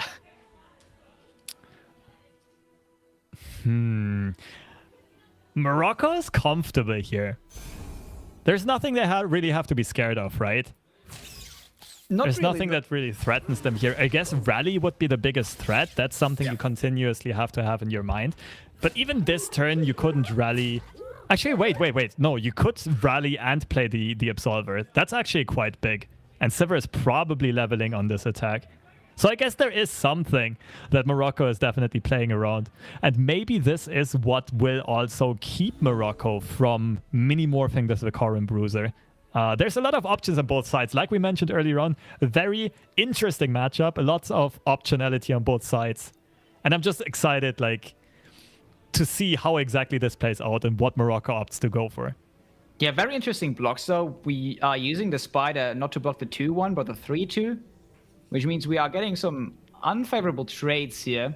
This is especially scary if we do think of a rally. I'm failing to see why the blocks are ordered that way. Maybe Sivir already levels and the quick attack is coming through. Yeah, probably. On the 3-2. That's probably going to be the reason. Otherwise, I could not see any reason myself neither.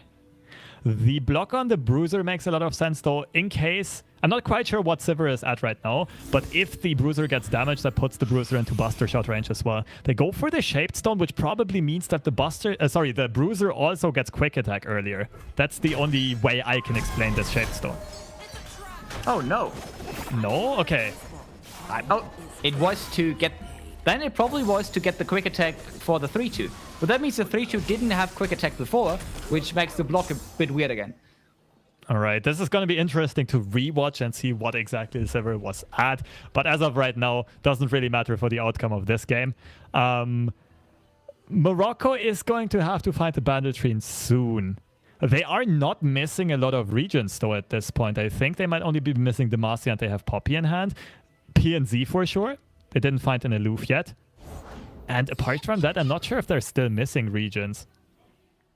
They are getting super, super close. I don't think they have Demacia right now, but the Poppy is in the hand. Oh, Fearsome, we found it. Ooh. Oh, they don't go for it. Wait. I am so surprised. That is wild to me that they don't go for the Fearsome here. I mean, Fizz could flip and they have one Fearsome blocker, but still, this deck does not play a lot of units that can block Fearsomes. But we don't have a rally right now, so it's not going to be giving us lethal this turn or next turn. Maybe they are thinking ahead for the future. Just want this Sivir safe and cozy. Maybe Norway just has the right read on this hand as of they might be holding Pokestick plus Buster Shot, something along those lines. And right now, Norway doesn't want to invest any more defensive combat tricks, right? Exactly, because their only defensive combat trick is also their best offensive combat trick. Exactly. So the Absolver is definitely not something you want to use to keep your unit alive. But even, yeah, I'm a bit surprised by that pick. But maybe they're saying, okay, we have a win condition in hand already with the Absolver. We don't additionally need Fearsome.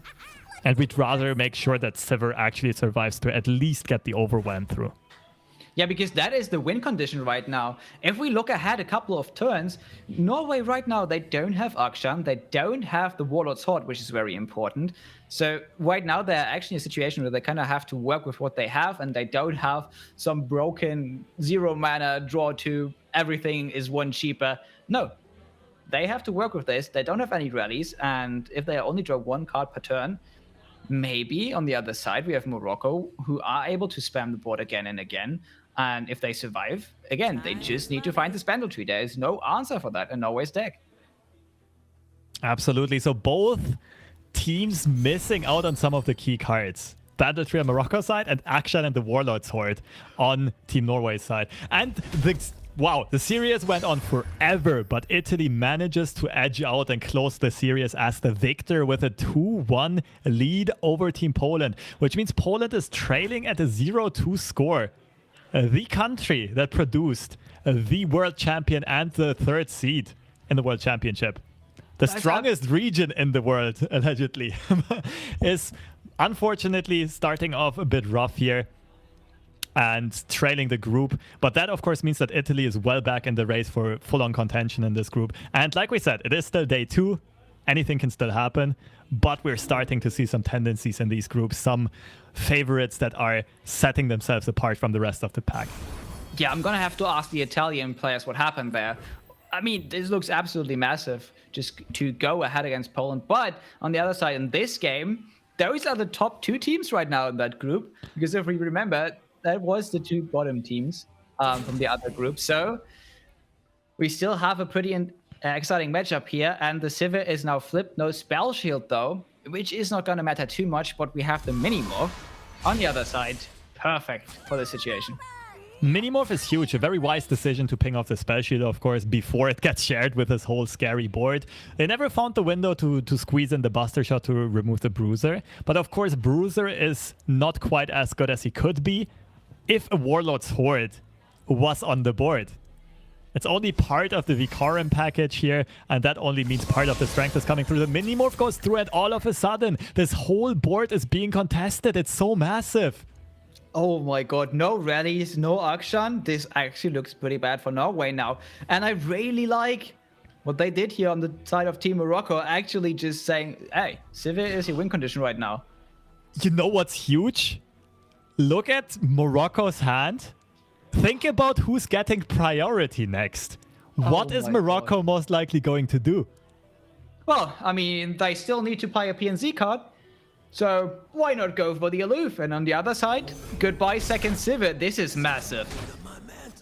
These Sivirs have been showing up very consistently and so far have been edging out the games very consistently. But they go for a pass instead. Oh, they're still afraid of rallies probably.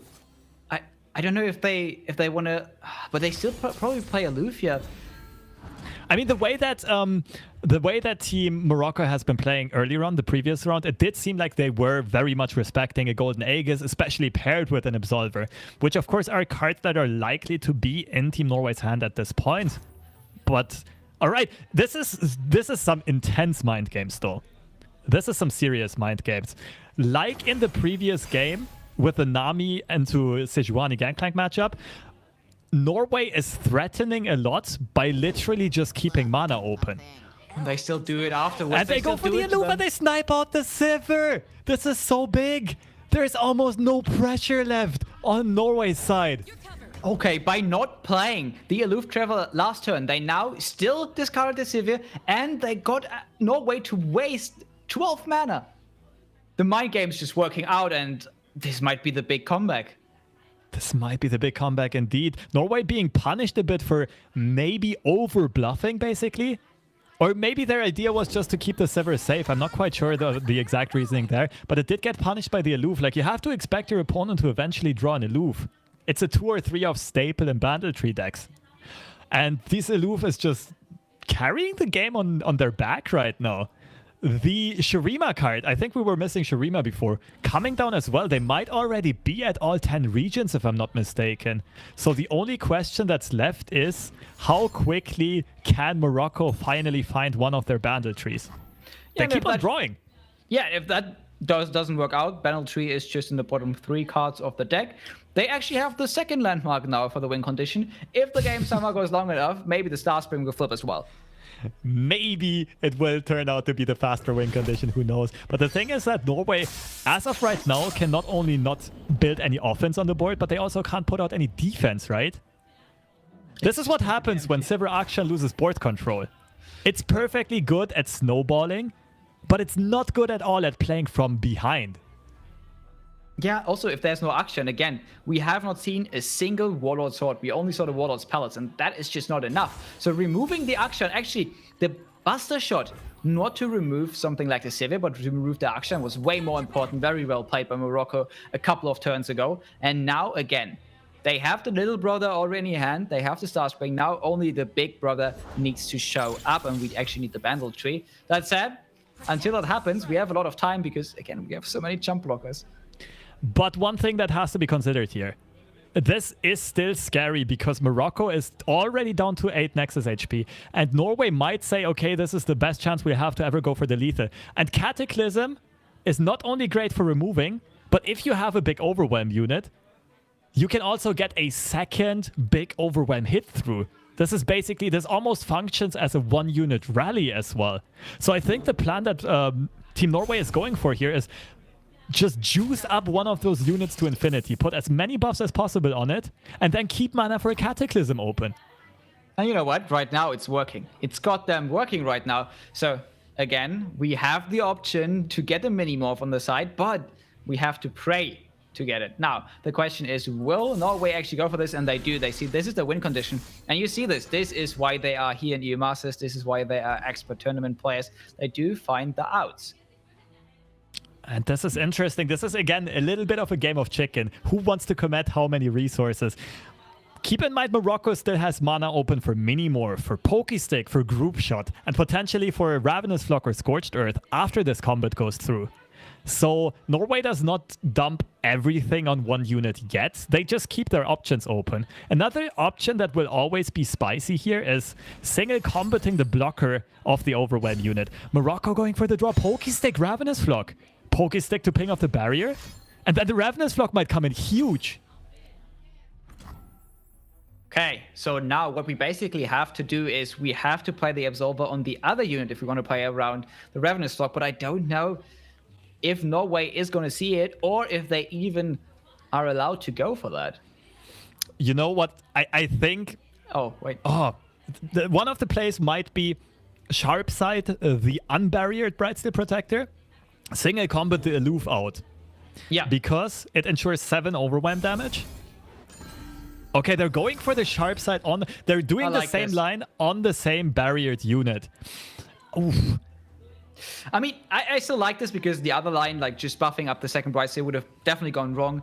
We see Buster Shot and we see the Ravenous Flock. So, basically, there's a lot of removal in the hand that can't be used on this stack. And that is the important thing. You want to win on the stack, and they are doing everything they can to go for that.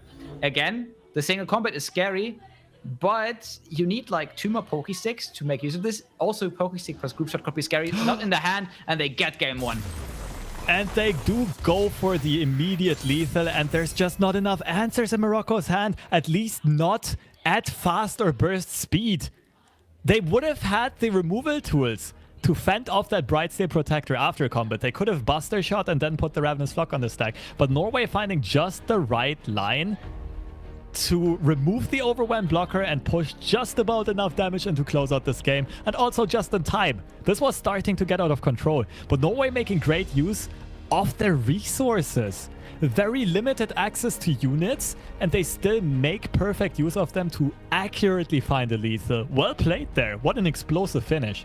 Yeah, I feel like this was a masterclass from both teams, but now we have to see what are the next picks. Are we going to see Runeterra's strongest natural bodybuilder, Cyan? Or is he going to hide? I don't think Sion is a good pick here, unfortunately. Like, Zoe Nami is a devastating matchup. Banditry is a devastating matchup. Darkness can be tough.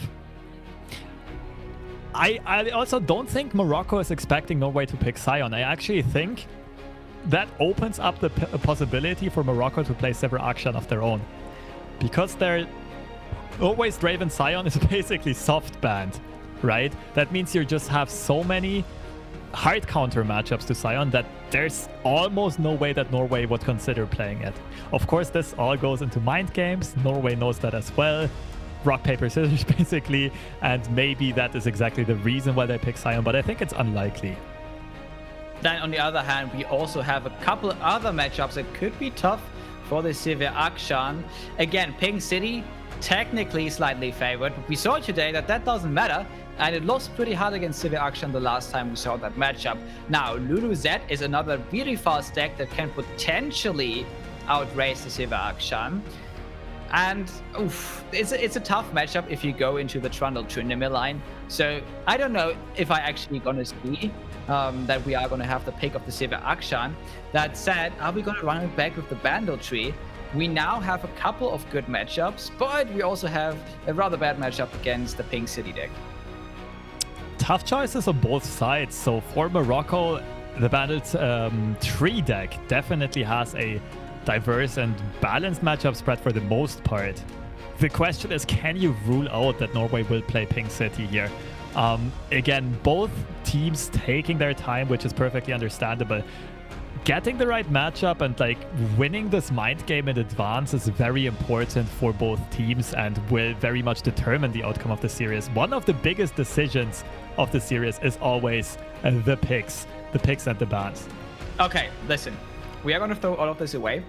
We are going to just pick the strongest deck, Zoe Nami, and we're going to try to come back on Morocco's side. Actually, Zoe Nami or Sivir Akshan, just two of the strongest decks in the meta. We take heads for Zoe. Oh my god, I'm a genius. You called the Zoe Nami. It makes... Oh, it's a high risk pick. It kind of makes sense. Here, it does get punished. Like, maybe Morocco thought too far and thought Norway would go for the Sion. I mean, all three of the other matchups are a bit problematic. We expect the Trundle Tryndamere to be tagged for the Nami deck with the spares and so on. The Lulu Z is a rough matchup for sure. Pink City can be a very rough matchup as well. It looks like Norway did get the better of this pick ban phase here with what we expect to be an elusive rally deck. Yeah, this is basically what Norway expected Morocco to do. And I mean, in the end, Morocco maybe was afraid of Sion. I mean, it makes sense. My man is choose to the guilds. He's taking them special vitamins. He's winning the Tour de France right now. If Morpheus would offer him the blue or red pill, he would take both. So I would probably be a bit afraid of that matchup too. Well, we get the other deck that is very much centered around some key finishers, except that these key finishers are much smaller than Sion would be and a bit less juiced as well. A bit cuter on Lulu's side as well. Nonetheless, they can spiral out of control very quickly. And the reason why this deck is so effective is because of the immense amount of efficient protection for these two key champions. You run insta-concede. Easiest game of the series. Let's go. I don't even know whose side that was on. Probably some technical difficulties, but I do assume these bans and these picks will remain locked in. I do think it's just a matter of time until we see this matchup unfold. And yeah, this is going to be a very interesting one, and I do expect Norway to be like strong favorites here. Yeah, as we mentioned, this was mind gamed by Norway a bit, or maybe they just said, okay, this Lulu Z pick, this Zulu pick might be good against a lot of decks, and we kind of can play it. I mean, now, in hindsight, it's probably pretty solid against Darkness. It's probably okay into Sivir Akshan. Might not be that good with the new tech choices against Trundle Tryndamere, especially, as you mentioned, the box and something like Icewear Archer is pretty good against Lulu Z, but probably pretty good into Zoe Nami. So we have a couple of good matchups. Let's just pick it. And I'm excited to see it because I haven't actually seen Lulu Z in quite a while. It's been Lulu, Poppy everywhere, or Poppy and Z. So those two weren't able to team up in quite a while. Good point, but it does make more sense in this format, of course, right? Because you can split your strong champions across multiple decks, and therefore, what we already touched on earlier, have multiple decks that are not the best form of themselves that they could be, but they are still very good at achieving their purpose. Like this elusive rally deck, whether it's played with Zed or Poppy, is scary nonetheless and has polarized matchup tables, which means it is very favored into the matchups that you want it to be very favored in. And Norway just manages to snipe out to hit one of those matchups on Morocco's side and might get rewarded for it. They do find Lulu, but no other early game. I wouldn't call this rewarded because we don't have a 1-drop, we don't have a 2-drop, and on the other side, we don't have a Nami yet, but I think in this matchup, we have a Zoe already, and more importantly, we already have the double trouble to present jump blockers to save mana. And especially if you see this paths on one, you're always playing the Zoe, you know, you can get the open attack, you can get the star shot. I think Morocco is pretty happy about this whole situation. And we see a very common alternative line from Morocco, which happens if you don't find the Nami, is you kind of count on Zoe to carry you through the early and mid game. That being said, just in time, they do pick up their first Nami. And this is a card that this deck by Team Norway cannot efficiently remove. It's just counting on outracing it. There is one way, and that is Fleet Feather Tracker into juicing it up with Lulu. And then you can contest the Nami. But that's usually a bit on the slower side. What Team Norway wants to do here is, of course, end the game around turn 4, 5, 6 as already ideally. But they're just having way too slow of a start to be able to get there, I believe. Yeah, it doesn't look like it's going to end on turn 4, 5, or 6 right now. They haven't pushed a single point of damage on turn 3. All they have to show is a 2-1. And we see Moonglow, Equinox. Equinox in this matchup also very, very strong, especially for elusive units. The Charger, I don't think I would go for the Charger here. You're not in any hurry. So like in other matchups, you don't need the Charger to push some overwhelm damage. You already have targets you can buff up this Nami, for example, this Zoe or this Shelly. So it's fine. I think you just want to go for the defense here. Equinox, I really like it. Equinox makes a lot of sense because one of the biggest threats of that deck besides the champions is rather two of the biggest threats are Fleet Feather Tracker and Green Glade Duo. Fleet Feather Tracker for board control and Green Glade Duo as an actual finisher because it can grow to big attack, like to immense heights very quickly, and especially paired with a rally and some protection, it is a very, very scary card to face.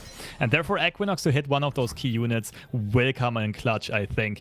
Double Trouble, we continue with the game plan of eventually finding Nami, and the Double Trouble finds a Challenger and an Elusive. What a good roll by Morocco. Okay, no, wait, this is not your game.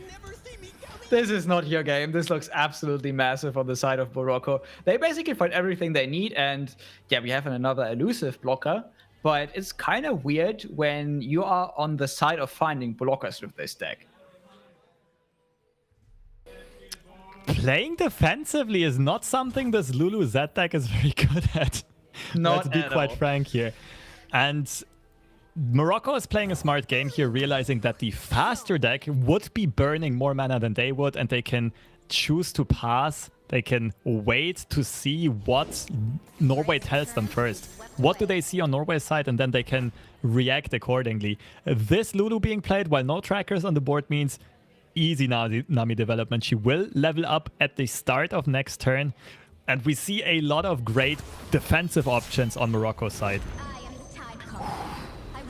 There she is, a little mermaid. This is looking really scary, but maybe we can find some creative lethal on the side of Norway if they find a Z, if they find some way to push the pace. I'm not seeing it right now, especially in this matchup. The 3 copies of Shadow Assassins are not really helping. You don't need value in this matchup, you need tempo. Perfectly said. And you need your champions. The thing is, you found Lulu, but you found nothing that can like benefit from the Lulu buff. You didn't even play the Lulu on turn 3. This is absolute disaster here for Norway. Usually, like, everything looked perfect. You had the matchup you wanted. You have the attack token on odds, which means on your potential Z turn, you could already attack. But right here, just nothing going for Team Norway. And you can see them scratching their heads. You can see them trying to find any way of pushing through before this Nami makes the board on Morocco's side snowball out of control.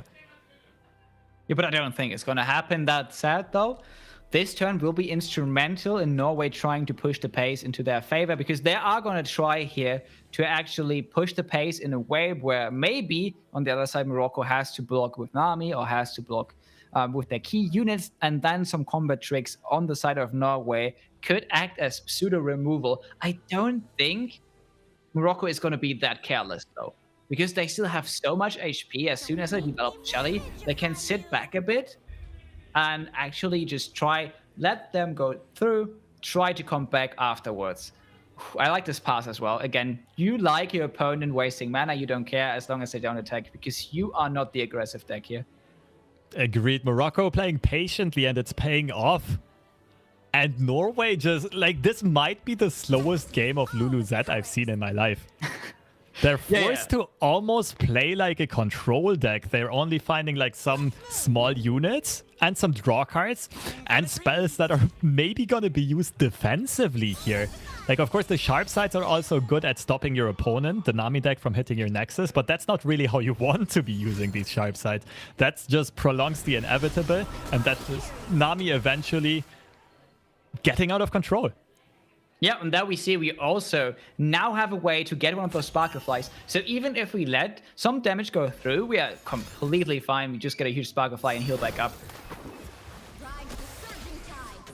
Line him up. Burst speed is being played just to get the buff, just to get better blocks here. Morocco is looking to just kind of deal with as much of the board as possible without having to invest too many units. The one downside of Morocco's hand is they're a bit short on units that want to receive these buffs.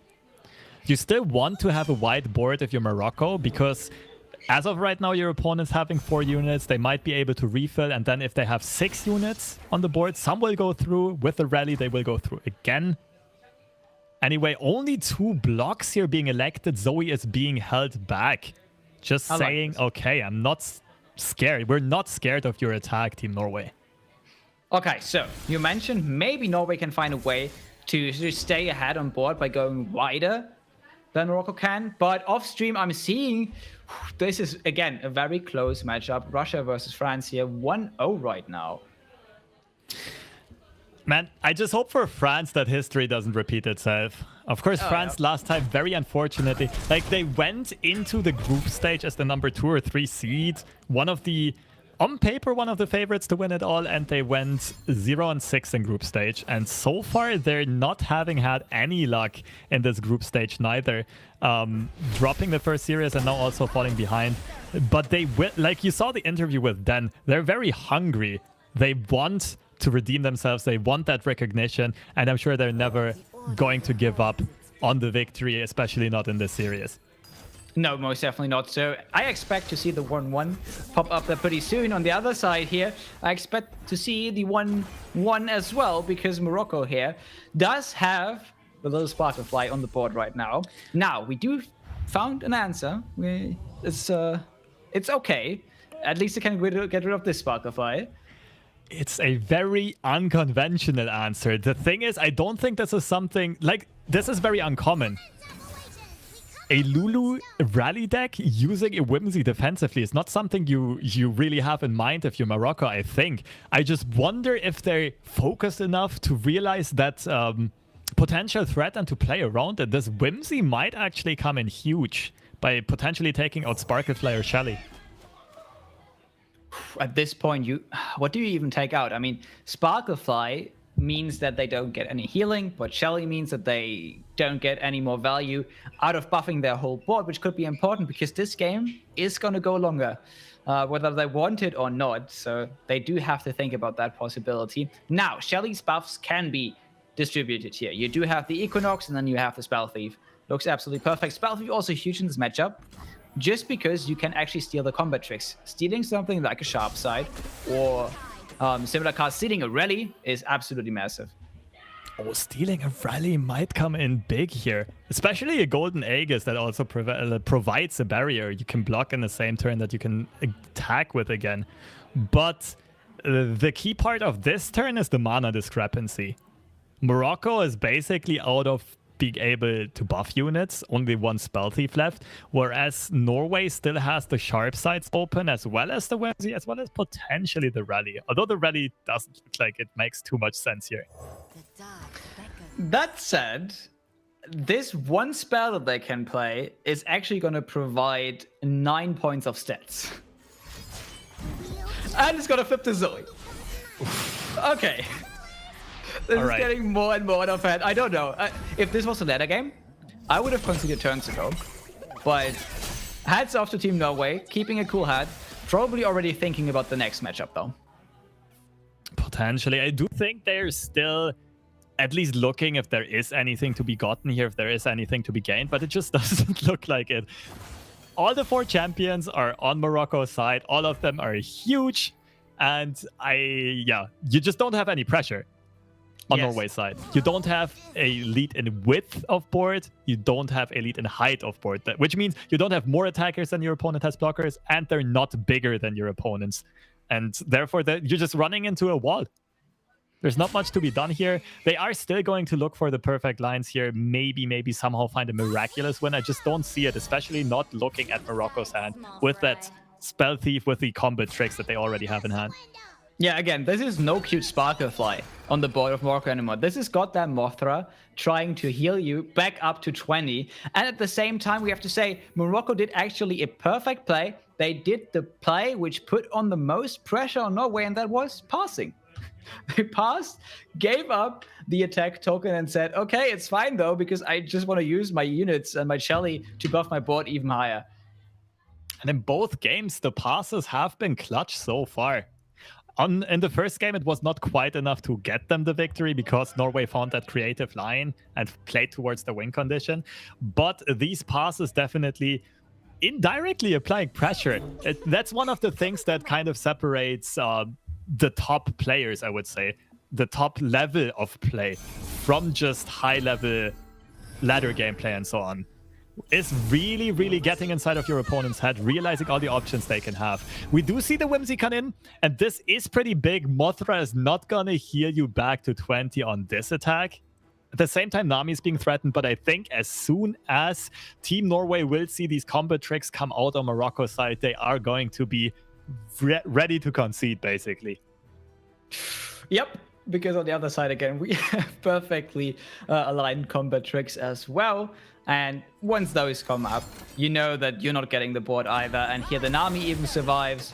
And that also means the Sparklefly could survive at the end of this. No, not could. It is going to survive at the end of this because the Lulu Silence or the Lulu Transform is only going to last for 1 turn. So after it survives this turn, it is going to turn back. It doesn't keep the stats though, I think, right? That's a good question. I do think in a transform it should keep the stats, but it's an interaction I haven't seen because very rarely does it happen that anything gets whimsied, and if it gets whimsied, it's usually to make sure that thing dies.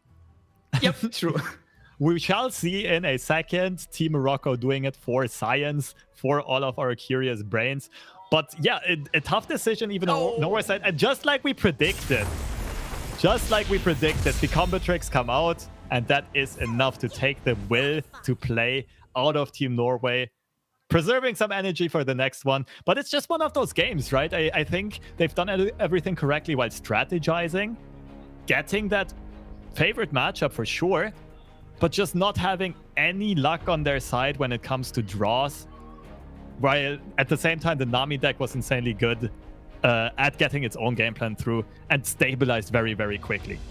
It's a card game, but then again, for Morocco, the strategy of just picking the best deck in their lineup, yeah, it worked. It worked. Just like in the World Championship, because I think in that tournament it worked quite a bunch of times, because countering Zoe Nami, especially if they have a strong curve, is super, super hard. And even if you have a technically favored matchup, you find yourself on the back foot once they do play the Nami on turn 4 or on turn 3. I mean, here we saw Nami hit the board, leveled immediately after, and was just able to snowball everything.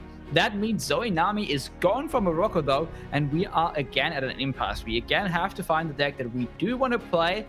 Now, how are opponents going to pick Lulu Z again? This is always the question. Does Norway run it back? Are they afraid to pick it because they just got burned by the deck and might not even have the good matchup in Zoinami anymore? And another interesting factor here is that on Morocco's side, I think the comfort picks are already gone. So we already mentioned that Gouda basically claimed and kept the top ladder spot mainly through Zoinami and discard aggro. That being said, of course, he is a very versatile player, but those have to be the comfort decks alongside the Bandletree deck, probably the three most played ones. Now the question is, will Morocco revert to this Bandletree deck that has a somewhat interesting matchup spread? There's a good possibility. And just because it's a comfort pick, and that might lead Norway to playing the Pink City deck, expecting exactly that. Pink City here would be one of their best matchups against the Bandletree deck, just because the Bandletree deck also does not run any healing, and that is perfect for Pink City because they can just close out the game because they have plenty of time to do it. They get on the board at the same time, so they just don't get overrun by all the chump blockers that can be put on the board from the Bandletree deck, and can just put in their little points of burn every turn until they find like a level GP and just close out the game immediately. So Pink City, pretty interesting pick here. Obviously can run against Darkness, which could be a problem, and it can also run into Trundle Tryndamere, and that is one of the worst matchups for Pink City.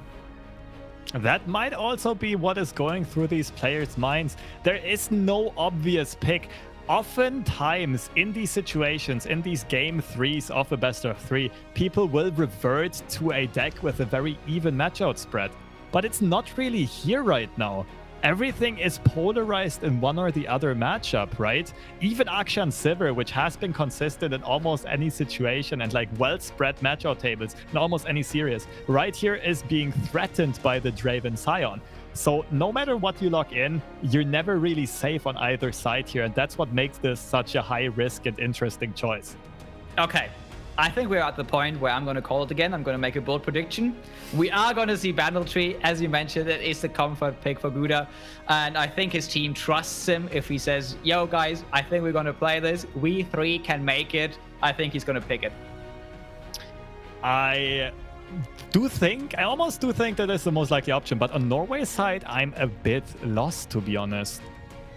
There are a lot of options. There are a lot of approaches, a lot of different mind games you could go for. I would not be surprised to see them go for the Pink City. I think out of their options, that is still the most versatile, the most balanced one. But you need to have that threat at the back of your mind of potentially running into Trundle Tryndamere. Yeah, and you don't want to do that. At least one of the other bad matchups is gone. But no, we see Cyan Draven against Darkness. Those are two picks we did not predict. And that's going to be pretty interesting because Cyan Draven does not have the best matchup into Darkness. That's actually high risk, high reward on both sides, both teams deciding to go for it. That's probably also why this pick phase took so long.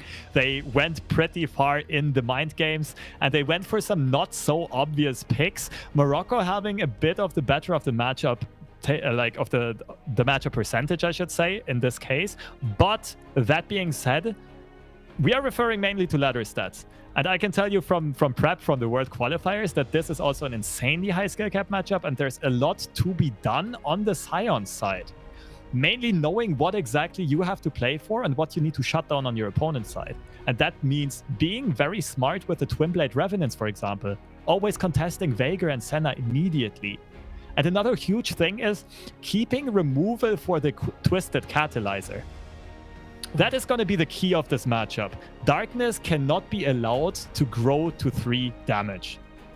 Yeah, exactly. Because definitely Morocco does not want to show us that Team Norway is going to give us the signal that size isn't everything. But, in this case, like the bigger the Darkness gets, the more problems you have. Especially because in some cases, you don't even need Veigar. We saw it in the World Championship. Yamato actually using the Ixtali Sentinel to be able to burn down the opponent without having Veigar on the board. Expertly piloted, of course, by him. I don't know if Team Morocco can pilot the deck quite as good, but if they can, we have an absolute insane matchup in front of us. This is going to be very strategic again. I'm very excited about it, but again, the mulligan is going to be a very key part here. And so far, Norway has not really gotten the best of it, but we will... Oh, double catalyzer! Double catalyzer. This is so huge. But we see Norway playing Mystic shots, first of all. Also teching in Whirling Deaths. They might have the right tools in their deck to never let these Twisted Catalyzers connect and keep the darkness at 2 damage. Also, Zonite Urchin lost soul already. This is absolutely huge. Both hands look amazing. That said, now that I see this matchup and all the mind games that went into it, never mind. We have to stop. 2-0 for Russia. Oh, that is so unfortunate for France. They are continuing to fall behind here. And even in yesterday's game, if I recall correctly, France also lost 0-2. That means they have not won a single match in this whole tournament. That cannot be good on the morale. Like France as a country, even though the 3 players are new, they are now on a 0-8 streak. Even 0-9 because they, of course, lost the finals in the previous in the first LoR Masters Europe. But yeah, that is unfortunate. That has to put a dent into the morale of Team France. And I just hope they stay focused and they can recuperate and maybe come back. Yeah, definitely. But before we get into the game, real quick, I want to make a point. These mind games are why I want to see tournaments like Masters EU in real life. As soon as the pandemic is over and we can get something like this rolling, that would be absolutely amazing, because I want to see both teams maybe trash talking or maybe playing the mind games on stage in front of each other.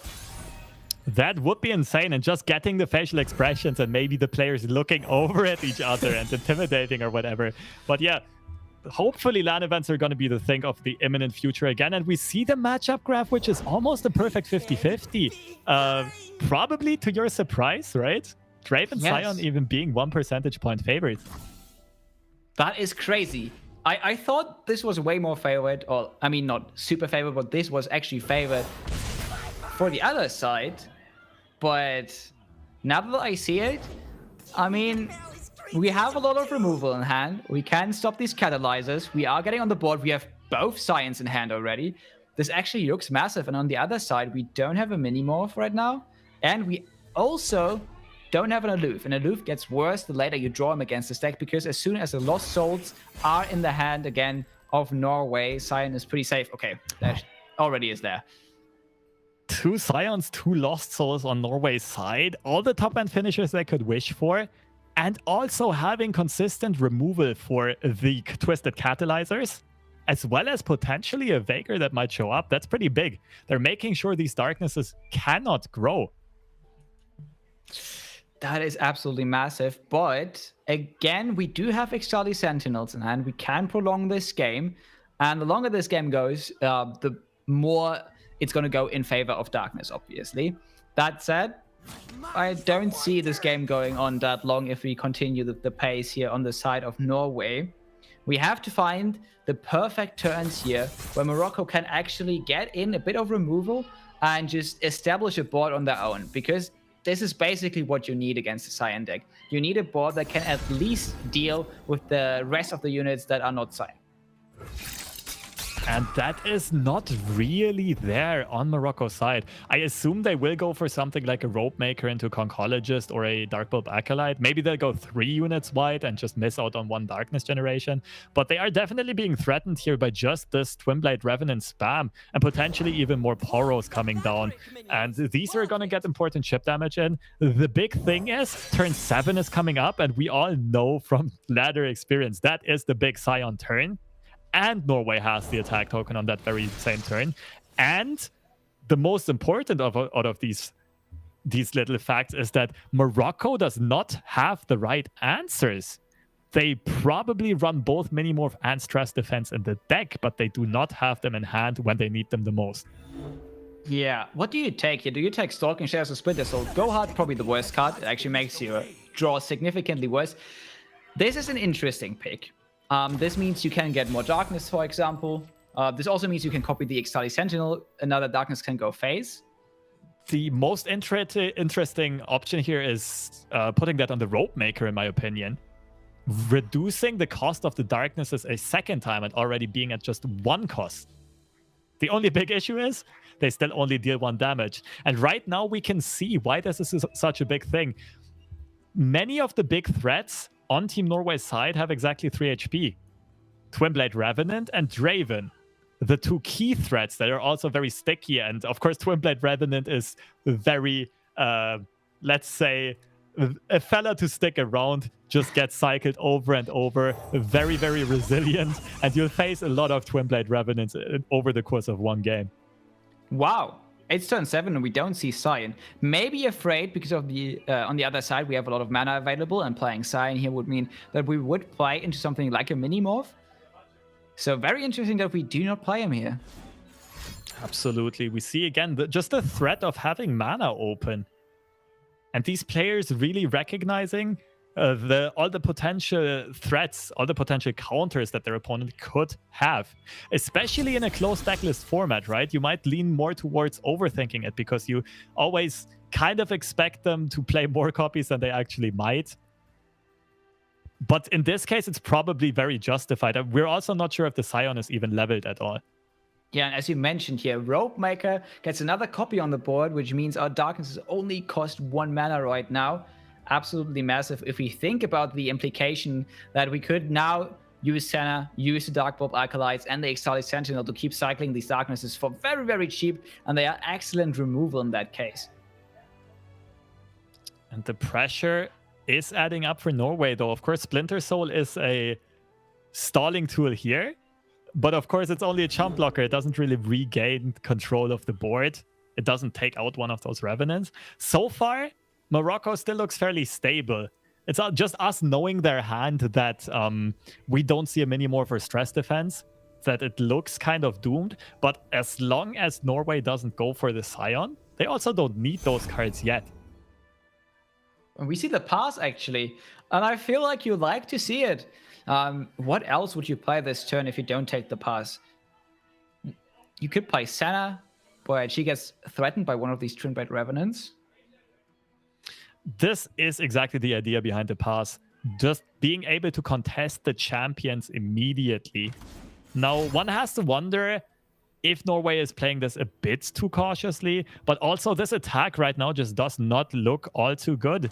You're not really pushing enough damage to justify the swing, and you're also not really gaining enough board control to justify the swing. Morocco feels forced to use a Poké Stick here to regain a bit of board control. Finds a Withering Wail, a good defensive card, but not exactly the right card for this current board state.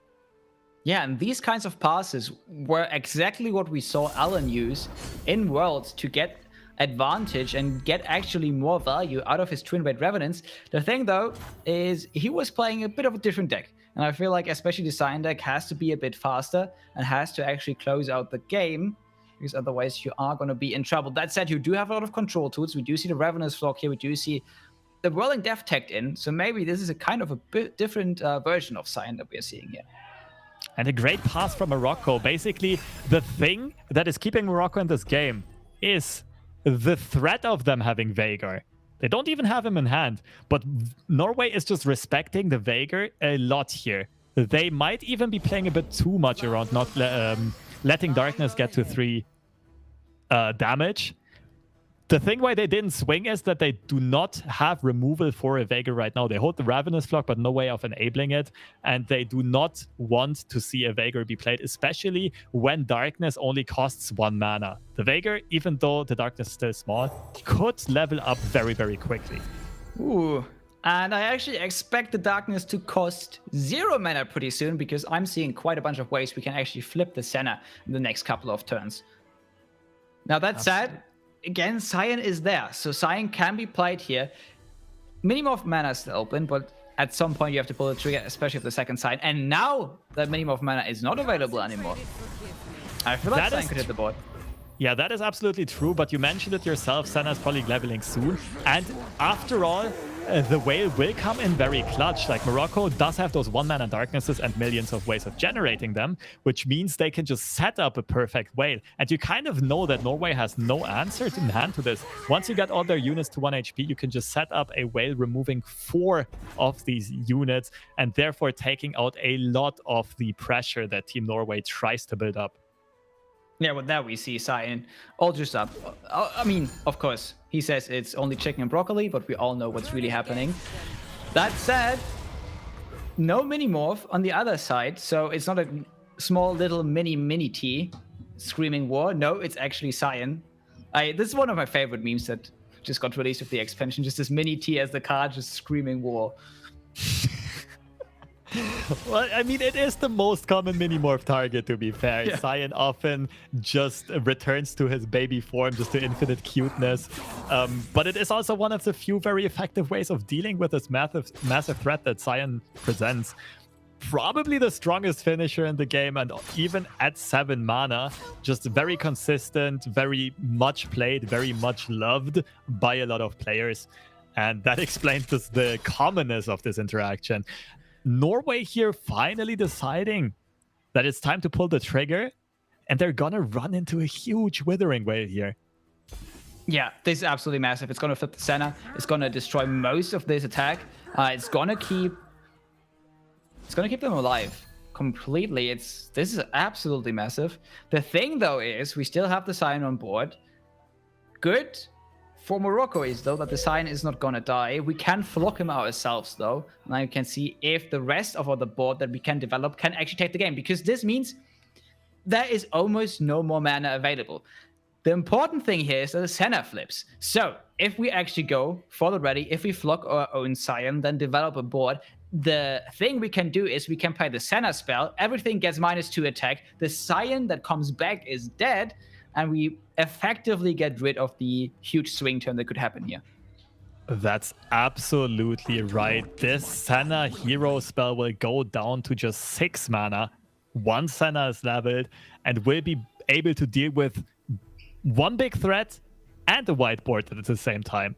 One of the better, maybe one of the best champion spells in this Senna package right here, and it is giving this Darkness deck something that it is otherwise missing a bit, which is very effective and mana efficient ways of dealing with wide boards. But Norway recognizing this threat, thinking that their opponents might not have any pings anymore. This read is huge. It's massive, because the intuitive thing, right? The obvious thing would be to Whirling Death the Scion into the Senna. But they think Morocco might still hold a mini-morph, and they think Morocco would not hold another ping, and they get rewarded big time here. As you mentioned, that was 5 ahead on the side of Norway. I did not expect them to go for it. I was like, hey, this would be the perfect play. But I mean, we have caster vision, we are seeing both hands, and maybe as a player you don't go for that. But they actually see it, they go for it, and now they can develop the board again. Let's see though if they are actually going to flock their own Cyan, because I don't know if the attack is looking too good. Right now we can develop another Senna, which means we do have another Darkness on the side of Morocco, because we remember Darkness right now, only 1 mana, exactly what we need. Also though, Senna is again far from being leveled. Morocco could even go for a Mist's Call and a Dark Bulb Acolyte here, just if they want to have 4 blockers instead of 3. You're right, Senna is also an absolutely legitimate option here. And yeah, Norway might be delaying that rally turn into the next turn. Of course, you have the option of going, for example, Rummage, discard the Grenadier and the Fallen Rider, play the Fallen Rider, see what you draw, and then you'll still have mana for Ravenous flocking your Scion. But you're just not pushing a lot of damage right now. That being said, it might still be a worthy investment, because you know you have the second Scion in your hand and you want to get it onto the battlefield soon. Let's see what happens here. Again, you have a lot of mana to work with on the side of Norway, and they basically know all the plays that are going to happen on the other side. They know Darkness is the only thing that can be done, and they decide to draw, get a Draven, get a Survival Skills. Interesting. See a lot of spicy techs on Norway's side. Of course, Survival Skins one of the more common ones, but Mystic Shot and Whirling Death definitely more optionate. And they do go for it. They go for the Ravenous Flock on the own Scion after building a big board, immediately contesting the Senna. That's a big thing. And at the same time also threatening quite a bit of Nexus HP here. Oh my god, wait. So, Wait, we're going to kill the Senna. We're going to pull away the 3-4. Then we only have a 2-2 that can...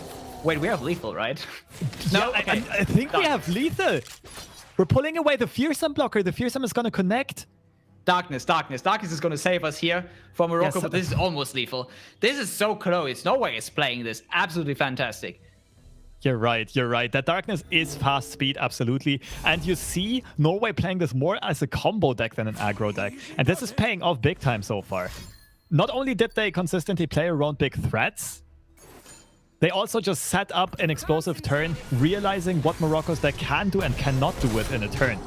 They're being rewarded big time so far, down to 2 HP, and we know they play quite a bunch of burn. There are for sure more copies of Get Excited. There might also be more copies of Mystic Shot. And you have another Scion up. Oh, Mystic Shot top deck! No way, you just called it. You just called it Exciting Sentinel, but it's too late. Yeah, there's no Vile Feast, there's no Withering Wail, there's no fast speed healing. Of course, Norway can take a bit of time. They don't have to lock in the Mystic Shot immediately.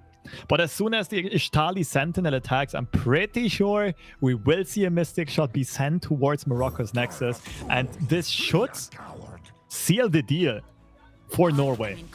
I also really like the Scion. Obviously, Minimov was not there last turn, but it's also now not again 6 mana available. Perfect here. And yeah, as you mentioned, we are going to see the Mystic Shot here. Just because, why not go for it? And Vile Feast is the only card they can have right now. Veil is 5 mana at this point. Oh, okay. Well, I mean, I guess we don't go for the Mystic Shot. There's also another option. You can... Mystic Shot the Scion? Mystic Shot the Scion? Maybe. Maybe that's a thing for next turn. So, Team Norway very much respecting the potential of a Vile Feast on Morocco's side. I'm almost a bit surprised because earlier on they played around, like they played into Morocco not having pings, right? When they used that Whirling Death. And at this point they are playing around them having a Vile Feast. But I guess they might have top decked it. Maybe it's worth holding on a bit longer here. And it makes sense because there's literally no threat on Morocco's side. It will take them forever to close out this game. And with a Scion refill, you just have continuous pressure. You also have other ways of getting an overwhelming attack, a huge board of just shutting down your opponent and punching them for like 20 damage. That said, I think they're going to regret it now because we are going to see another Extali Sentinel if they do play. Oh, I think Norway is going to regret this after all. Potentially. We still have the Darkness coming out. Now the question is, do they take out the Scion Rally? And I think they do. This is the best opportunity they'll get to have a low pressure rally. This is actually Oh, they don't go for it. They don't Sentry! go for it. Sentry! This is the perfect top deck. They should have gone for it last turn. I mean, there are so many things. But here, the Sentry is going to be huge to stun the Exali Sentinel. Absolutely, this is such a good tech choice for this situation specifically, and it pays off so big. I just don't understand, like, Morocco was not threatened by the rally anymore. 0 mana on Team Norway's side. The Ishtali can easily block the Scion and you're very stable on Nexus HP. And they don't go for it and are gonna get punished big time here. Is there any way out? You can't play Ruination because you haven't played the Darkness last turn, so Scion would still come back and just absolutely demolish you. How are you going to play this? Again, you can play Senna, for example, then you have the Darkness for Scion, so the first Scion is not going to get through.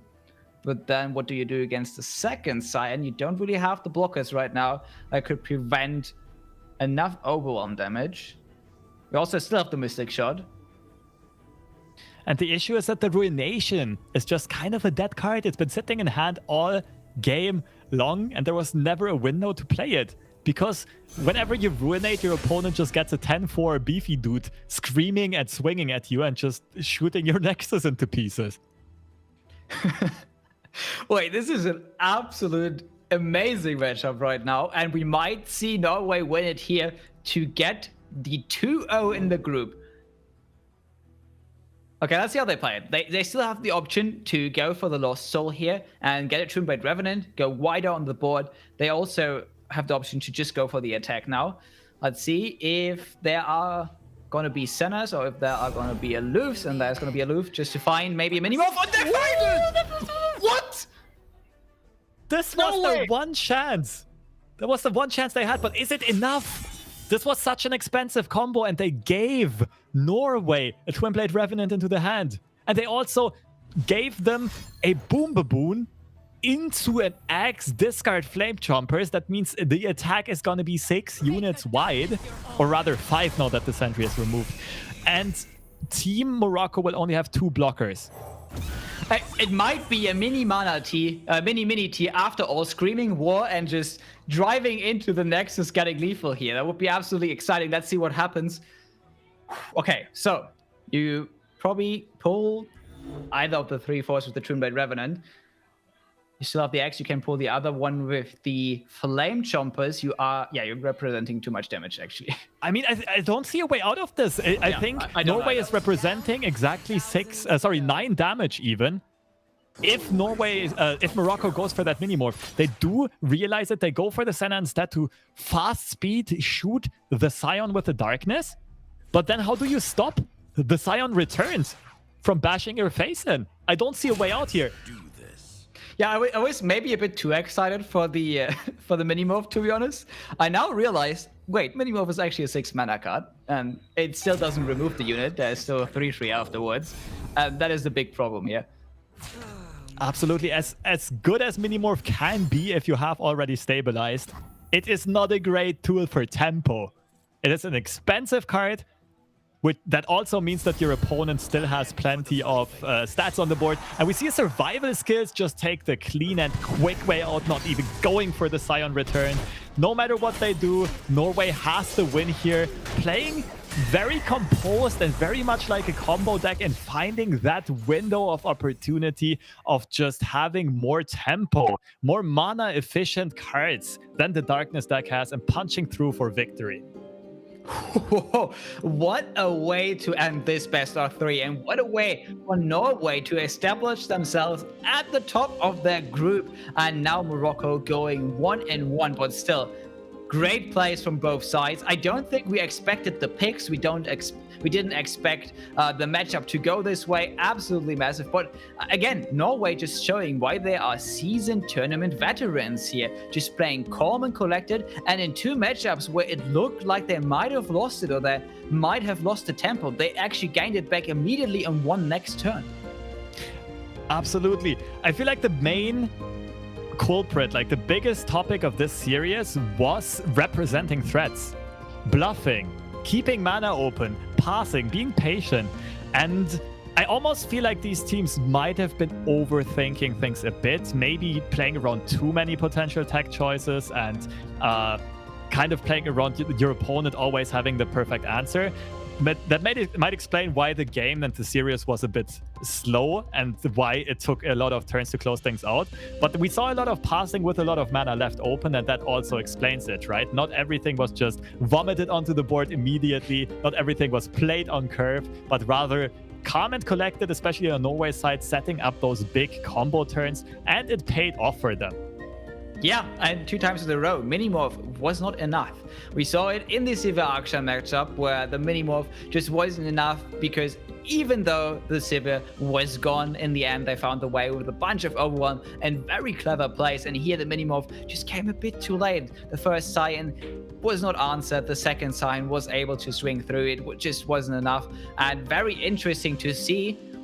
Again, in slightly unfavorable matchups, still Morocco played very well, because technically, as we saw via the stats, they should have lost this anyways, but I think they fought bravely, and I don't know if I trust the ladder stats that much, because I feel like the way Morocco played actually showed that maybe there was an avenue to win this game.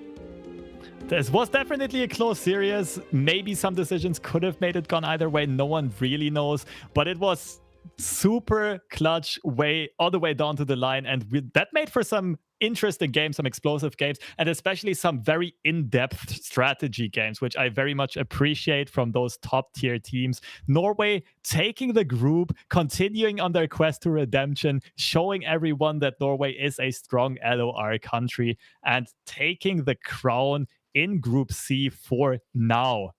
That being said, we are going to go on a short break, and we'll be back in a minute.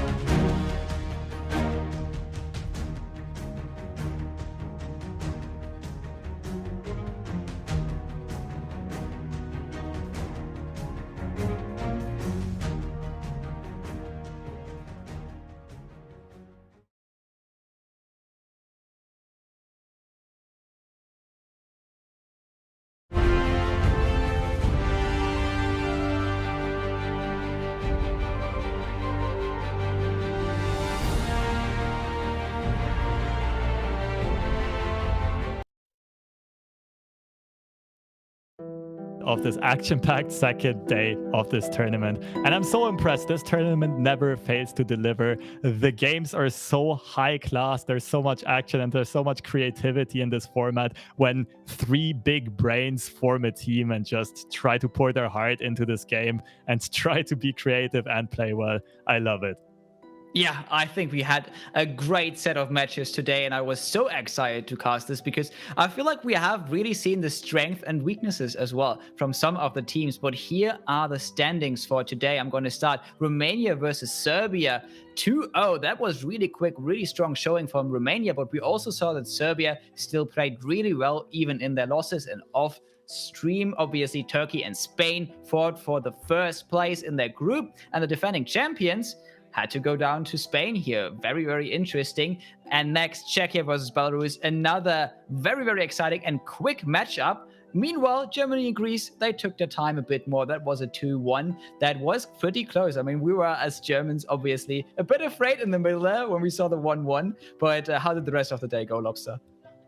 Sweden, to the surprise of many, deemed themselves worthy of taking the #1 spot in Group B, taking down the powerhouse of Belgium in a nail-biter series with a 2-1 score. And at the same time, Italy managed to take down Poland, which of course represents some of the World Championship players. Good job by Italy. I'm going to be very curious to see and to hear what exactly the matchups were and how it went down.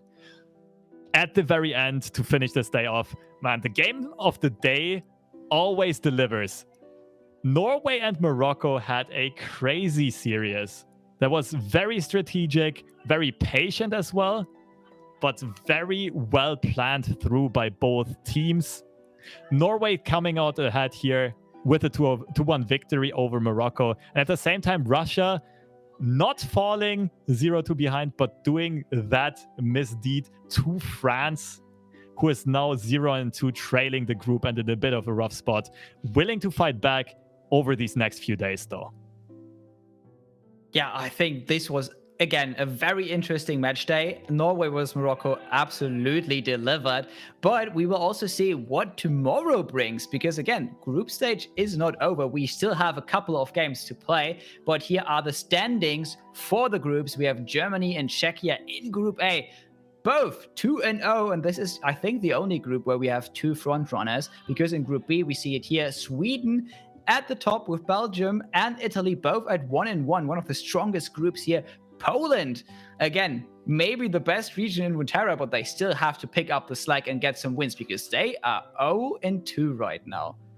And in Group C and D, we see a similar dynamic to Group B.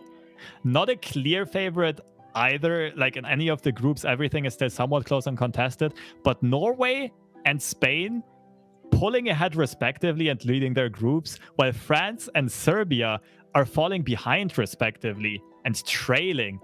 That being said, we saw Serbia's play. It was pretty clean, and they did show they can get creative in these in this format. They did show that they can bring some smart lineups. I'm still not sure if people are going to call it smart or trolly. This is going to be up to other people to decide. But definitely having the guts to get experimental here and try to get an edge in this format. France, we also saw on stream yesterday. No success yet, but don't count them out yet. And we see a lot of middling 1-1 results here. Morocco, Russia, Turkey, Romania, all of them still fighting for some safety, some security, and pulling ahead in this group. What I find very interesting about the standings, I think most of the tournament favorites are actually managing to get a good start. And that has been very uncommon so far across LoR Masters Europe's history.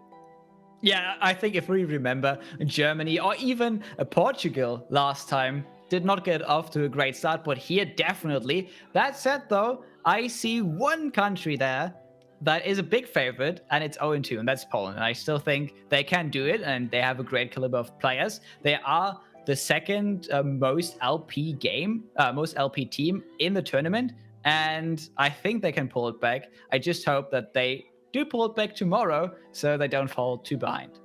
Yeah, they will still have plenty of time. We are only through 2 of the 6 group stage days. Keep in mind, it's a double round robin. Every team will play each other twice. And this is the action that we will have tomorrow. France versus Norway, 2-0 versus 0-2 in scores. Gonna be an interesting one. This is almost France's last chance to make a real run to get out of group, because if you fall 0-3 behind, the chances are almost null. Same time, Russia versus Morocco off stream. This is going to be a bit more streamlined, 1-1 on both sides. But of course, each team wants to secure that number 2 seed behind Norway. Then Turkey versus Romania. So Romania, of course, convincing today. Going up against previous champion Turkey might also be a very interesting matchup. And Spain versus Serbia off stream. I'm unfortunate for Panda and Mogwai, who will be casting tomorrow, that they still cannot shoutcast a game of Spain, especially against the creativity of Serbia. Would surely be an interesting one to watch, but we'll have to see this one out. Don't be too disappointed though. Once the second round robin starts, we will see Spain versus Serbia on stream instead. They might not get to cast Spain, but they are going to get to cast Germany versus Czechia. And those are the only 2 teams in that group that are 2-0. So it's going to be a really, really exciting matchup to see who finally gets ahead in that group. At the same time, though, Greece and Belarus are playing against each other. And those are 2 teams that with 0-2 right now have to fight for their life. So this is also a very interesting off-screen matchup, but obviously if you want to see one of the best games in Ruterra's history, you should watch Germany versus Czechia tomorrow. At the same time, Poland versus Belgium right after sounds really good, especially because it's Poland who needs to get this win to stay in the group and stay in contention. Meanwhile, Belgium, they lost today and they want to get back desperately. They want to get this win. Same, Italy does also want to get this win really, really badly to get ahead in the group. And meanwhile, Sweden can solidify themselves as the clear front runner and already kind of secure themselves like 1 place out of the groups. And although it's just the middle of the group stage starting right now, lots of high stakes. There's a lot of the line and a lot of determination going forward for these groups. But that's it for this day. Tomorrow is going to be brought by, the action tomorrow is going to be brought to you by Impetuous Panda and Mogwai. That's why it's time for us to say goodbye. Fresh Lobster and Sparkling Iced Tea signing out for today. And I will be back on Sunday casting with Caster Gems, and Sparkling Iced Tea will be back next week if I'm not mistaken. So stay tuned. Tomorrow the action starts at noon. Keep that in mind. On weekends, the action starts at 12 p.m. CET. On weekdays, 5 p.m. CET. Don't miss it, and we will see you around soon.